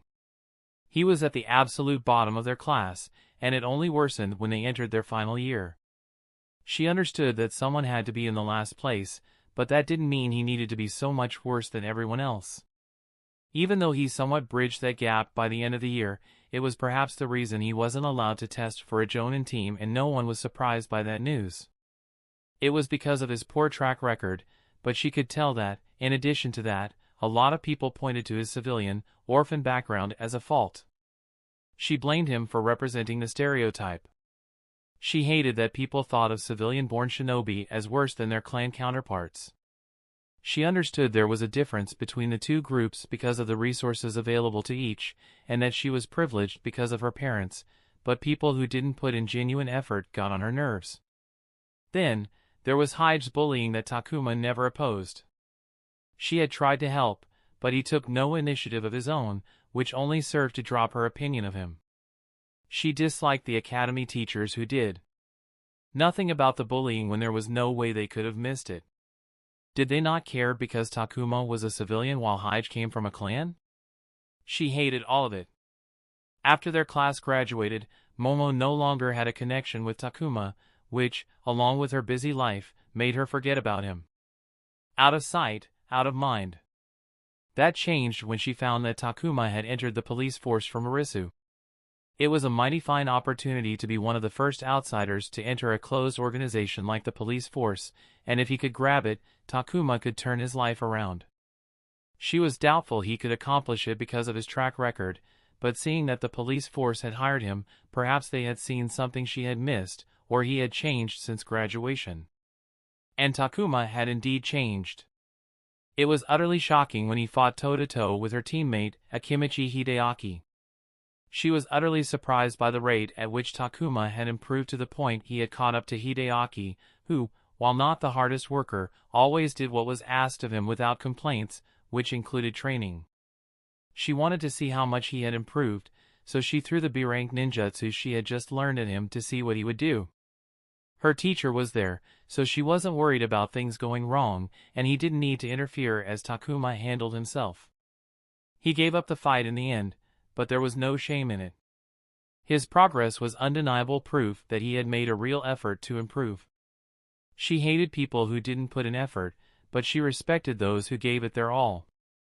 And she could tell that he must have given it more than his all to reach the point he did after starting behind everyone else. Takuma had indeed turned his life around because even though news articles about the narcotics task force didn't have his name, she knew from Arisu that he was the leader. He had turned the opportunity into exemplary results.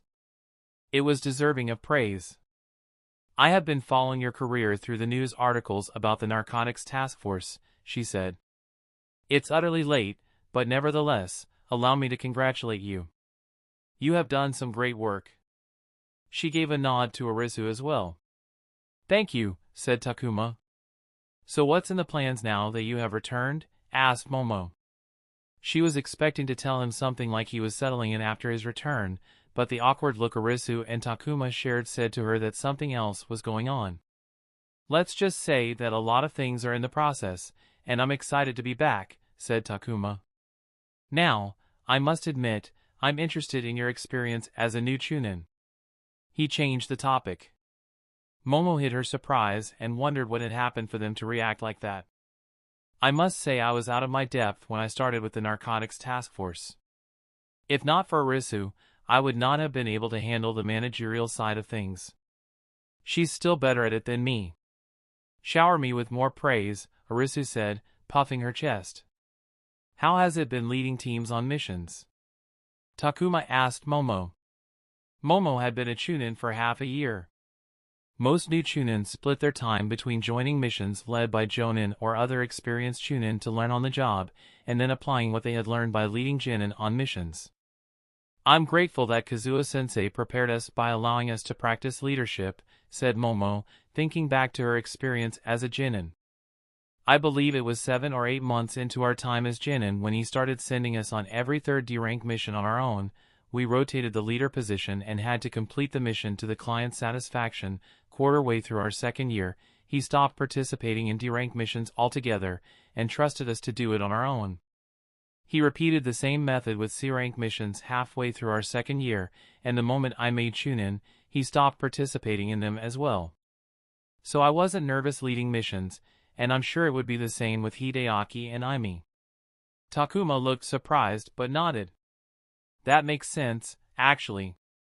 Just simple and practical teaching. Indeed, said Momo. Takuma then started asking more questions that Momo was happy to answer. Out of all civilian background Jinin in their batch, or the 2 batches above them, he was the one who seemed to have accomplished the most, and she wanted to get to know him better and perhaps establish a better peer relationship.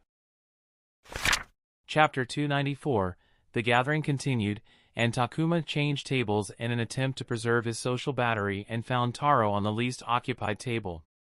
Thank you for before. Things would have gotten awkward if you didn't speak up, said Takuma, grateful that Taro was the first to order when he offered to buy everyone a round of drinks, which allowed Hana to be comfortable about someone else paying at her celebration party. It would have been hell to sit here in that god-awful mood, said Taro before lowering his head to reach the straw instead of picking up the glass off the table. He gazed at Takuma, who realized he wanted to know about the killed a Jonin conversation they had heard upon their arrival. Takuma wasn't ready to share what he had done for fear of how his friends would take it. His teammates were not particularly enthused about his decision. They understood why he did it, but only because they were there in you with him. None of his friends shared that experience and thus lacked a relationship with the situation. He feared that if he told them what he had done, he would lose them. He didn't want to lose any more friends. Takuma simply gazed back. Taro's eyes showed understanding, and he immediately dropped the topic and returned to his lethargic self. Wow, said Ono from beside Taro, you two just had a conversation with your eyes, didn't you? We did no such thing, said Taro. Ah, look at you being shy, Ono smirked before turning to Takuma. Nice to see you again, Takuma. I can't believe it's been 3 years since we graduated. Taro and Ono's group was a close group of 4 boys who sat in the middle of the social ladder. It might not have been the reason for their continued friendship, but they had become friends because they shared a background. All of them had at least one parent who was a first-generation shinobi. Feels like a lifetime ago, Takuma replied, but in truth, it felt like 3 years had passed in the blink of an eye, which regularly induced anxiety within him. Allow me to apologize for what I said back there. Ono was on the same team as Izumi and Haige. In Takuma's attempt to insult Haige by saying that his Jonin teacher was cutting ties because he didn't see potential in him, Takuma had insulted Ono as well, who was in the same position as Haige. I was riled up and said those things in the heat of the moment, said Takuma and bowed his head briefly. I didn't actually mean any of that and certainly don't think that about you. I hope you understand that and look past my words. Of course, I'll forgive you, if you do me a favor, said Ono. Come on, now, said Taro, raising a brow, don't be like that. As long as it's reasonable, said Takuma, gesturing for Ono to proceed. He didn't care if he and Ono didn't become friends, but if possible, he didn't want to make the situation strained for Taro, who would be stuck between two friends, which was a difficult situation even in cases where one side was at apparent fault. I'm thinking about joining the police force. Ono sighed, even if you didn't mean it, the fact stands that our team disbands next year. I have to figure out what I want to do after that. He glanced at his two teammates at other tables. Hige isn't in Izuka, he doesn't have to worry about it. Even without her clan, Izumi's already a Chunin and would already be independent by then. I don't want to get left behind, so I need to move ahead as well, and unlike someone I know, I don't want to rely on my parents. Ono shot Taro a side eye. Taro rolled his eyes. I didn't ask to be born in my family. I once said this to Arisu, your background is a resource, regardless of what people might think. You shouldn't feel any shame in taking advantage of it, said Takuma before his eyes turned hard momentarily. It's a tough world out there, and if you want to survive, you must claw at anything and everything within your reach. If I could make Taro's parents adopt me, I would have done it years ago. Takuma realized that he was about to turn the conversation's tone heavy with someone who he was meeting after 3 years. So he quickly pivoted to a joke to hopefully turn the conversation around before it got awkward. You're joking, but my parents might consider it, said Taro with a chuckle. My old man's a Chunin. If I do ask him, he will get me a job in his line of work, and I just don't find it interesting, Ono sighed as he rested his chin on his palm. I would rather do something else and, well, from what I know about the police force, that's much more up my alley. Ono's father was involved in the hidden lease relationship with the daimyo samurai, and his place of work was responsible along with their counterpart on the other side in ensuring that the two of the nation's top forces didn't collide to create domestic conflict that could be disadvantageous to the nation. I'll answer your questions, but Izumi is your teammate. I'm sure she would be of more help than me, said Takuma. Not really, if you think about it. Izumi is a Uchiha, yes, but she isn't part of the police force, said Ono. He waved his hands with a smile when Izumi sensed him looking at her and returned his wave with a smile. She introduced me to some of her clan members who were of help, but for an Uchiha, entry to the police force is guaranteed if they desire it. That's not going to be my experience. For outsiders like you and me, we have to go through an evaluation and vetting process, and the people who Izumi introduced to me can't really help me with it. I even asked Arisu, and while she was much more helpful, the Fuma clan is an ally, and her experience is different as well. I'll try to help, said Takuma. Before anything else, should I try to join the police force? Asked Ono. Is it worth it?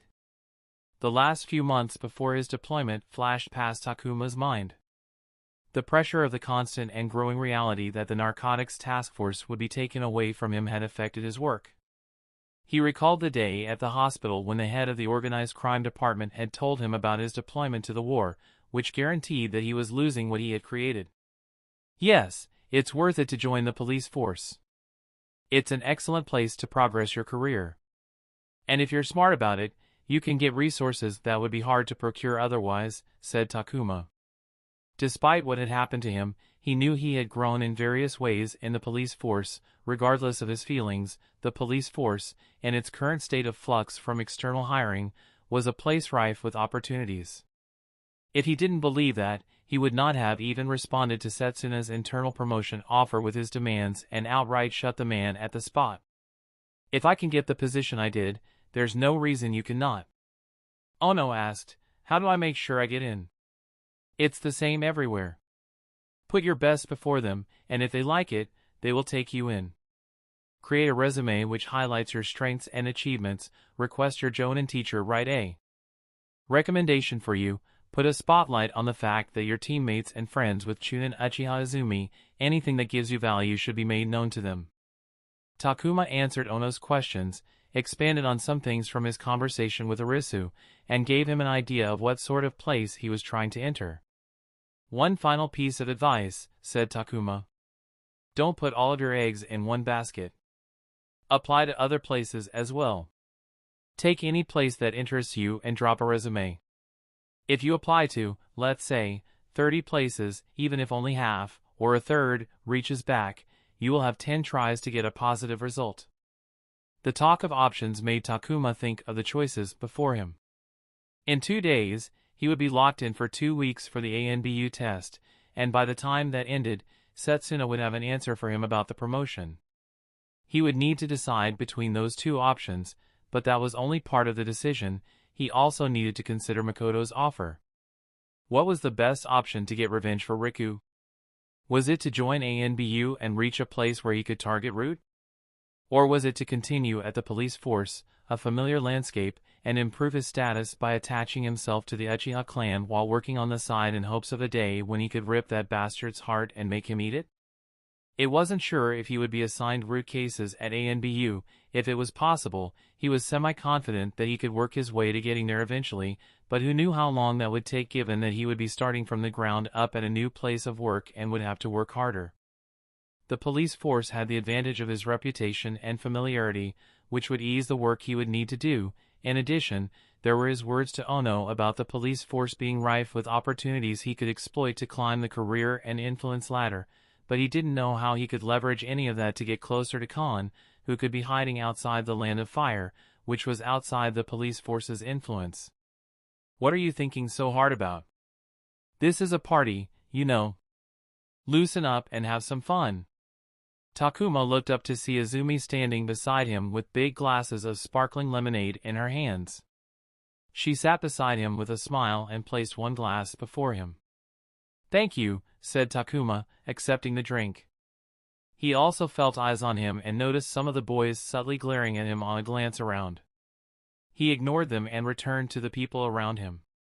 "Takuma was telling me about the police force," said Ono. "That was kind of you to do, Takuma." Izumi smiled brightly. "I hope it was all positive, though. You need to make up your mind quickly this time, Ono." "There's still a year, there's no need to rush," said Takuma, surprised. He could understand Izumi wanting to lock in her teammate for her clan's police force, but he would rather have Ono consider and weigh his options now over regretting his choices later on. "No, you don't understand. If it were anyone else, I wouldn't be worried, but he's terribly indecisive. He will procrastinate months away if you let him be," Izumi said, staring pointedly at Ono, who turned his head away but failed to deny the accusation. "He once took an entire month to replace a pair of worn-out sandals. Do you know what happened? The old one snapped during a mission inside a forest. Sensei had to carry him for an hour." Ono got red in the face from getting his fault pointed out so directly. "Oh yeah, you're not so perfect yourself, Missy," he said. Izumi crossed her arms and looked down at him as if challenging him to come up with one thing. Ono narrowed his eyes before looking at Izumi. "She regularly falls for scam products." Izumi gasped, her face reddening this time. "Okay, knock it off. I get it. It would be one thing if they were well made, but she falls for the most obvious ones. One time, she burned through half of her monthly base stipend on the very first day. Oh no. All in one single shop."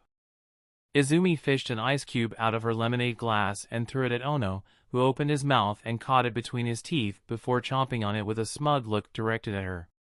Takuma watched the two teammates squabble. It was quite a wholesome moment. This world was cruel and tough, but it needed joy and bliss for it to be worth living in. He was glad that shinobi still had the capability of smiling and laughing from the bottom of their hearts. They were perhaps the people who needed it the most. With all the death, destruction, and chaos they would inevitably experience during their lives, it was important to balance it with something that would soothe their hearts before they became rigid and uncaring and lost the spark of life. And yet, the emotion he felt as he watched them was not joy, it was envy. Even though they were arguing, it looked like so much fun, but he knew if he tried something like that with Taro, Arisu, or Kimiko right now, it wouldn't be the same. It wasn't like he forgot what it felt like. he had simply lost his capability to feel joy. He wondered if it was too late for him, if he would ever get it back again, if his world would continue to feel empty and gray until the day he died. It scared him tremendously. Chapter 295, Do you like your life now or when you were back at the academy? Izumi considered the question from the boy sitting beside her. Even though she had sat beside him 5 minutes ago, they had only been part of the same conversation instead of actually talking with each other. She was just about to start thinking that he wasn't interested in talking to her. I most definitely like my life right now, Izumi answered Takuma's question. Why? Asked Takuma, shifting his body to face her. My dad died during the Nine-Tails attack. I'm sorry for your loss, said Takuma with an earnest light in his eyes. Izumi nodded. Thank you. Well, after that, Mom started working to support both of us. It was tough on her, but she made sure I never felt that I didn't feel it. I have fond memories of the academy, but I like my life now infinitely more because I can support her so she doesn't have to bear it all alone. When she was in the academy, she was a burden on her mother. Being part of the Uchiha clan helped as everything from household commodities to monthly utility bills was subsidized by the clan, and the academy itself was tuition-free, but it was nevertheless hard on her mother. But when Izumi became a shinobi, she could contribute to the household instead of just taking from it. My proudest moment is still the day when I gave my first paycheck to Mom, Izumi smiled, remembering how surprised her mother looked when she grabbed her rough hands and placed the envelope in them. They had cried in each other's arms for a good while before just staying there. It was a warm memory that she would never forget. If I have a complaint, it's that she insists on continuing to work, Izumi sighed. She wanted her to enjoy her life, but her mother said she enjoyed her work because it kept her busy. She's taking less work now, but still. I'm sure she recognizes how much you love her, said Takuma. It's probably that she's worried that you won't have any savings if you give her money when you lose so much to scam products. Hey! Izumi glared at him before softly chuckling. What about you? I assume that you like your life now more? She knew that Takuma's time at the academy hadn't been very fun. He had no friends, was terrible at all things shinobi, and was given a really hard time by Hige. But now, he had friends like Taro, Risu, and even Kamiko, which was a surprise given their personalities, and had managed to make more than something out of himself. Perhaps out of everyone in the class, he was the one to improve the most. Who knows, both parts of my life have their good and bad. Takuma looked like he was in thought before he was in thought. You're right, all things considered, I think being a shinobi has been better than being a student. However, I have to say, the feeling of covering my answer in the test with my hand so the teacher couldn't see how stupid I was, even though I knew he would be grading it later, that feeling is unmatched. Izumi patted his shoulder as she covered her mouth to hide her laughter. She understood the appeal of returning to the simpler times of when they were in the academy. It was a glass house that kept them safe from the realities of the world of a shinobi. May I ask you a question? Asked Takuma. Sure, what is it? She smiled. What does it feel like to use B-rank ninjutsu? Izumi paused as the question changed the topic of conversation to something very separate from what they were talking about, requiring her to think about the question before she could answer. She had 2 B-rank ninjutsu in her arsenal, one of which she had a decent mastery over as it was a fire-release jutsu, which was her primary affinity, but the second, wind-release jutsu, was taking some time as her talent with the wind affinity didn't match that of her talent over fire. The clan head once said this to us, she started. Uchiha Fugaku? He said that if D-rank ninjutsu feels like training toys and C-rank ninjutsu are akin to tools of the trade, then B-rank ninjutsu are the manifestation of power. Izumi closed her eyes and recalled the feeling. Using B-rank ninjutsu makes it feel like you've ascended, the feeling of chakra coursing through the body, transforming into pure power all under my control, free for me to unleash. The first time I cast one correctly, my heart beat with such intensity that it refused to come down for a long time, and I was on a power high for the rest of the day. She was well aware that she was talking about a weapon of serious destruction which shouldn't be used lightly in any circumstances, but she couldn't deny that using a B-rank jutsu was an experience like no other, and perhaps that was exactly why it was dangerous. I guess that's why he was being so annoyingly loud, Takuma muttered. Pardon? I have this asshole acquaintance who turned more annoying when he was using a B-rank jutsu. Don't worry about it. Takuma looked at another table. Though I must say Momo didn't look power-hungry when she used a B-rank jutsu on me. She did what? Asked Izumi, looking surprised at Momo. It was a spar a long time ago under the watchful eye of her sensei, and knowing what I know now, she must be been very good at it back then. I see. I was just surprised. But it's good that there was a jonin overlooking it. A mischievous smile perked on her face. Everyone has their own unique experience. Momo values control over a lot of things, so maybe she didn't show it, or perhaps she didn't feel like it. Momo is like an old granny. It's not a surprise that she's a boring stiff. She said the last part a bit loudly. Izumi snatched a wooden skewer aimed at her head out of the air and stuck out her tongue at a glaring Momo. It's not just the feeling of power. Depending on if you chose a jutsu that gels well with your fighting style, they're excellent on a cost-value scale. There are plenty of C-rank jutsu that can scale up along with a shinobi, but most of them would fall into not being used as a shinobi grows, but a B-rank jutsu would always stay with you regardless of how much you grow. A lot of it had to do with the fact that shinobi thought carefully about B-rank jutsu because of the amount of effort it took to learn and master one. A wrong choice could lead to a waste of not only effort but also time that could have put in another option. She had taken a full 3 weeks of near-daily visit to her clan's jutsu archives before she decided on the jutsu she wanted to pursue. If B-rank is like that, I wonder how A-rank jutsu would feel, Takuma thought aloud. They don't feel good, Izumi replied. I have no experience, but from what I've been told, A-rank jutsu puts a lot of stress on the body. They take too much chakra, which makes their usage limited and more risky, but there's no doubt that they're utterly devastating, which can be a detriment. So B-rank jutsu lies in a sweet spot where you can have a profound effect with a reasonable trade-off. Precisely. He has changed. Izumi didn't know Takuma very well in the academy. She still didn't know much about him, but she had an impression that he was withdrawn and cautious. She had caught him silently looking around the class, observing everything without ever participating. But as she sat beside him, it felt like he had become comfortable in his skin, which wasn't the case before. There was also self-assuredness and confidence when he was talking about his experience at the war with Momo. Coming into his own as a shinobi had made him grow as a person. She couldn't help but wonder what journey he had been on since leaving the academy. I must admit, I'm curious about your relationship with Lady Makoto, asked Izumi. She's my Jinjutsu teacher. I wanted to learn Jinjutsu, so someone in the police force introduced us. She was free and liked me enough to show me the ropes. But I have relied on her a lot more than just Jinjutsu lessons. She was immensely helpful when I was trying to wrap my head around being deployed to war. A look of gratitude appeared on Takuma's face as he sat up a bit straighter. Meeting someone as genuine as Makoto-sensei has been one of the most fortunate occurrences in my life. That's very nice to hear, Izumi smiled because she could sense that he meant every word of it. But I'm surprised that you're learning Jinjutsu from her. Lady Makoto is famed for her taijutsu rather than Jinjutsu. Takuma shrugged. She's an exemplary Jinjutsu teacher. He looked at her.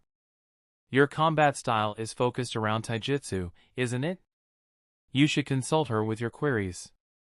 Even if it's one sparring session, she has the sheer experience to open your worldview. I can't disturb her with something like that, said Izumi. Even though she was retired, Makoto was a jonin, and she was the matriarch of the Uchiha clan with responsibilities. Moreover, Izumi had her jonin teacher, who she could consult on her queries. Not only that, the clan itself had provided her with a mentor she could reach out to, which she had done, but they weren't compatible. The advice she was given didn't suit her. Going to Makoto would be insulting to her clan mentor, and she didn't want to offend someone who had been trying to help her. She's resuming the Jinjutsu lessons with me, said Takuma. She really does like you, huh? Izumi wondered if the reason Makoto liked Takuma was because he resembled her son. They were both the dark, brooding type who didn't speak a lot. They both had a mature vibe to them and seemed to have various thoughts and questions always churning in their mind. She hadn't seen Itachi in months, and the amount of times they had met this year could be counted on one hand. He had withdrawn himself since Shirsue's death and pushed himself into work. That was yet another similarity because Arisu said that Takuma was a workaholic. Takuma continued, if she's willing to do that for someone outside the clan, what makes you think she won't entertain one of her own clan's rising stars? Our rising star. I'm not that, and it's not like you're just anyone. You're close to her son, Itachi. If I'm not wrong, that's one connection you can use. And you know me, that's the second one. I could ask her for you. No, you don't have to do that. You want your mother to be happy, right? Huh? Izumi looked up and saw Takuma staring down at her with his dull black eyes that were suddenly so deep she couldn't see the bottom. You're a chunin, but the reason your mother is being so considerate is probably that she doesn't want to waste her daughter's money. Waste? Helping my mom is not wasting money. I agree, but a good parent like her might think differently. You are young, and she probably wants to save your money for the future or spend it on yourself rather than her. She probably knows that you wanted to become a shinobi to support her, which would obviously make her feel proud but also make her think that she's tying her daughter down. That's rubbish, she's doing nothing like that, Izumi said, but for some reason, she couldn't help but worry that her mother, given her personality, might think like that. There's a simple solution to resolve everything, said Takuma. You become a jonin. Izumi was dumbfounded. It had barely been half a year since she had become a chunin, and he was talking about becoming a jonin.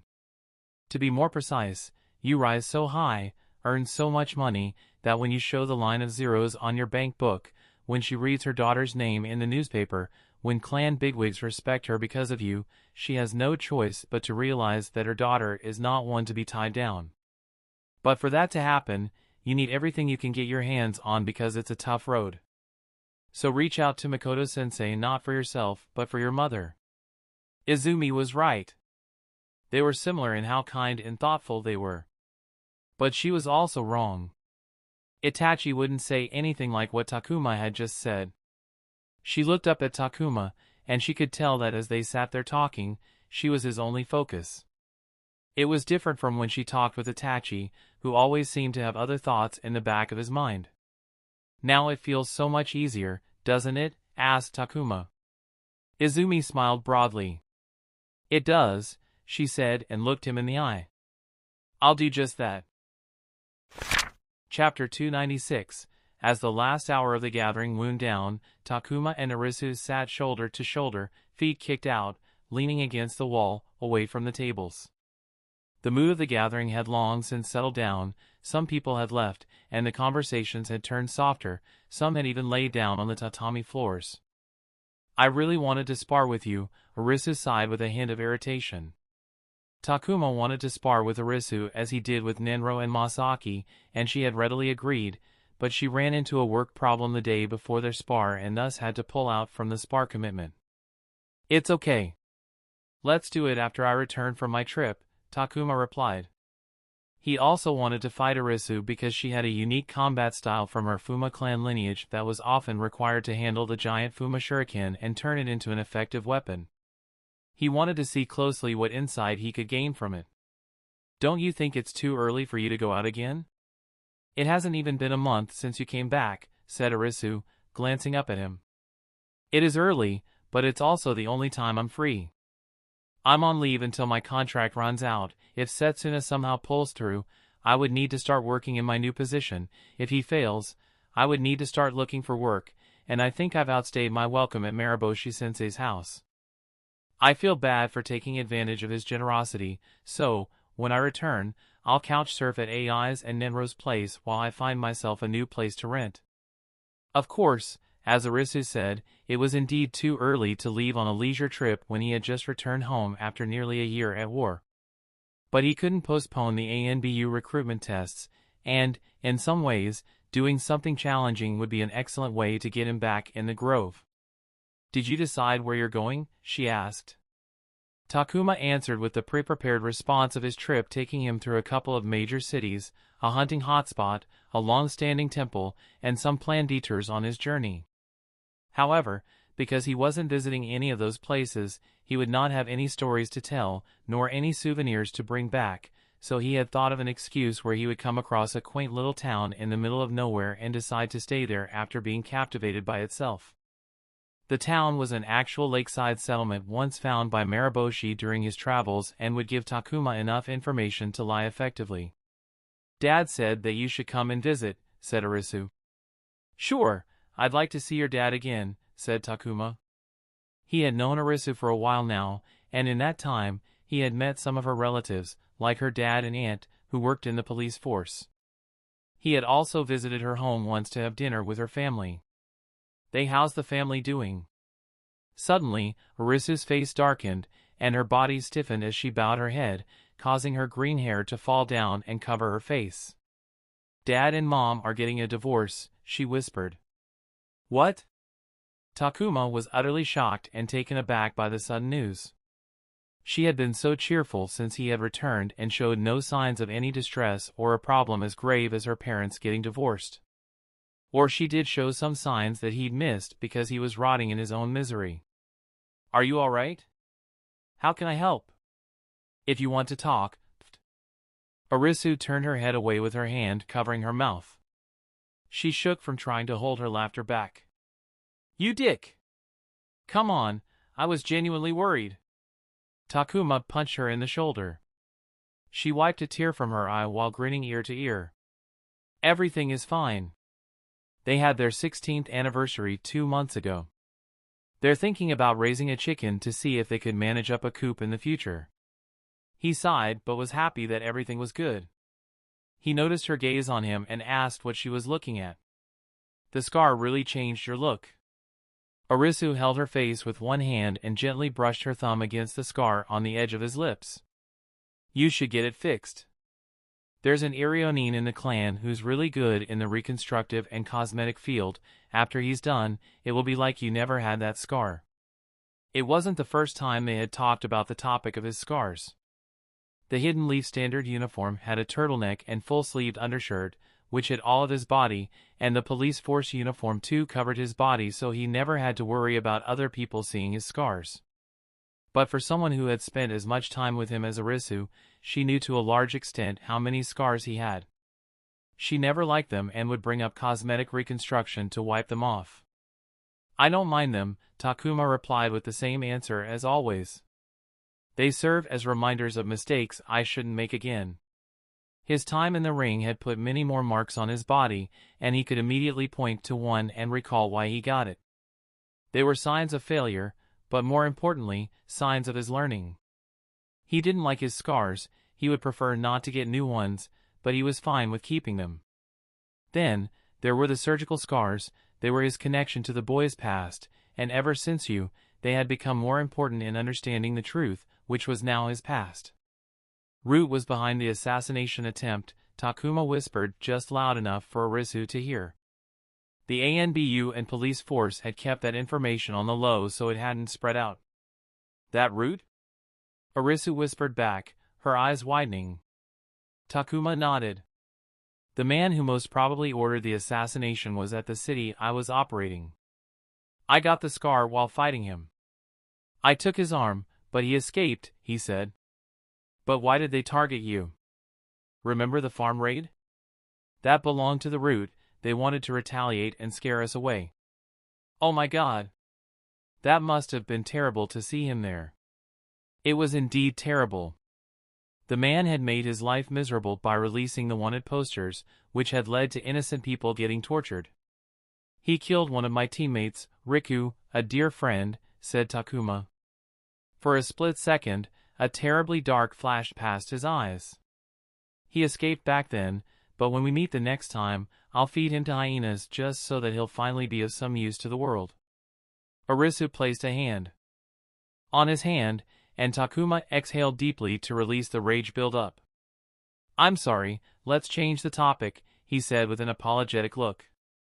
There are rumors that you are getting promoted, said Arisu, surprising him. Seriously, he asked because he lacked confidence in Setsuna. I didn't talk about our conversation with anyone, and if you only shared the promotion talk with me, then it must be from Chunin Setsuna. I heard that he has been meeting with department heads recently, and seeing that no higher up has stopped him must mean that they don't mind it, which means that they're seriously considering your promotion. Since meeting with Makoto and her offer to swear allegiance to the Uchiha clan, Takuma saw two paths before him. Assuming he got the police force promotion, if he went that route, then he was thinking of taking up the offer, becoming affiliated, and hitching his ride with the Uchiha clan. He would be working on the clan's home field, but unlike before, he would concretely be on their side, and he would have Jonin Uchiha Makoto, the Uchiha matriarch, as his backer. Not only would he have stable power in the police force, but he would also have a clan's resource. He wasn't delusional to think he would get the clan member treatment, but as long as he got anything comparable, that would be a huge boon. The second route was joining Anbu, if he passed. The moment they had put the Jutsu archive access on the table, Takuma had almost made up his mind to the point nothing would change it. His initial aim had been to survive, getting unfettered access to a C-rank archive and favorable access to a B-rank archive based on performance fulfilled that aim. However, he was no longer comfortable aligning himself with the Uchiha clan if he wasn't working in the police force. The moment he revealed his position in the ANBU, he would undoubtedly be turned into an insider, and the moment the ANBU found his affiliation with the Uchiha, he could see them pressuring him to be their insider. Takuma didn't want to get stuck between them, and hiding one from the other was impossible as it would inevitably be revealed. Another of his concerns with ANBU was that one of his long-term goals was to become a Jonin. He had lived in the world long enough to understand that rank promotions, especially Jonin promotion, were deeply political affairs. While the ANBU was an optimal place to rack achievements by handling matters of national security and had all the power one could ask for, they weren't as politically influential as one of the two founder clans of the Hidden Leaf. Having the Uchiha as his backers would raise his chances like almost no one else could. While he could be incorrect, he also guessed that getting promoted inside ANBU itself would be more difficult when the average skill of their members, along with their achievement, would be higher, which meant harsher competition leading to lower chances of getting promoted. Rank promotions were inherently essential to getting stronger for someone like him who didn't have a clan's deep shinobi culture to pull from. Without becoming a Chunin, he wouldn't be able to do higher-level missions, would earn fewer mission points and money, limiting his purchasing power, and wouldn't have access to the B-rank archives, limiting him to weaker jutsu, thus stifling his growth. And because of that, becoming a Jonin was absolutely necessary if he wanted to become someone truly strong. Without that promotion, the only way to get stronger was to take drastic measures requiring him to uproot his life, which wasn't something he wanted to do. There was no doubt that both paths before him were excellent, and he would be fortunate to go either way, but he didn't know what the future had in store for him, and didn't want to regret taking one path only to realize then that he would have done better if he went the other way. Ugh, I don't want to think about it. It just makes me anxious, said Takuma, rubbing his arm. Well, you're lucky that you're going away, Arisu replied. Let's go on a trip somewhere together someday, even if it's only one day, said Takuma. Really? I would like that actually very much, said Arisu with a bright blooming on her face. Let's gather some of our friends and go somewhere relaxing, Takuma said. He hadn't ever been on a trip with friends other than school excursions and wanted that experience at least once. Arisu's smile turned into a grimace, and she kicked him in the shin so hard that he yelped. Ouch, what the fuck? Takuma yelled as he briskly rubbed his leg to ease the pain. What was that for? Your ugly face irritated me. That makes no sense. That's the end of this tale for now. Thank you for watching, and I'll see you in part 16. Peace.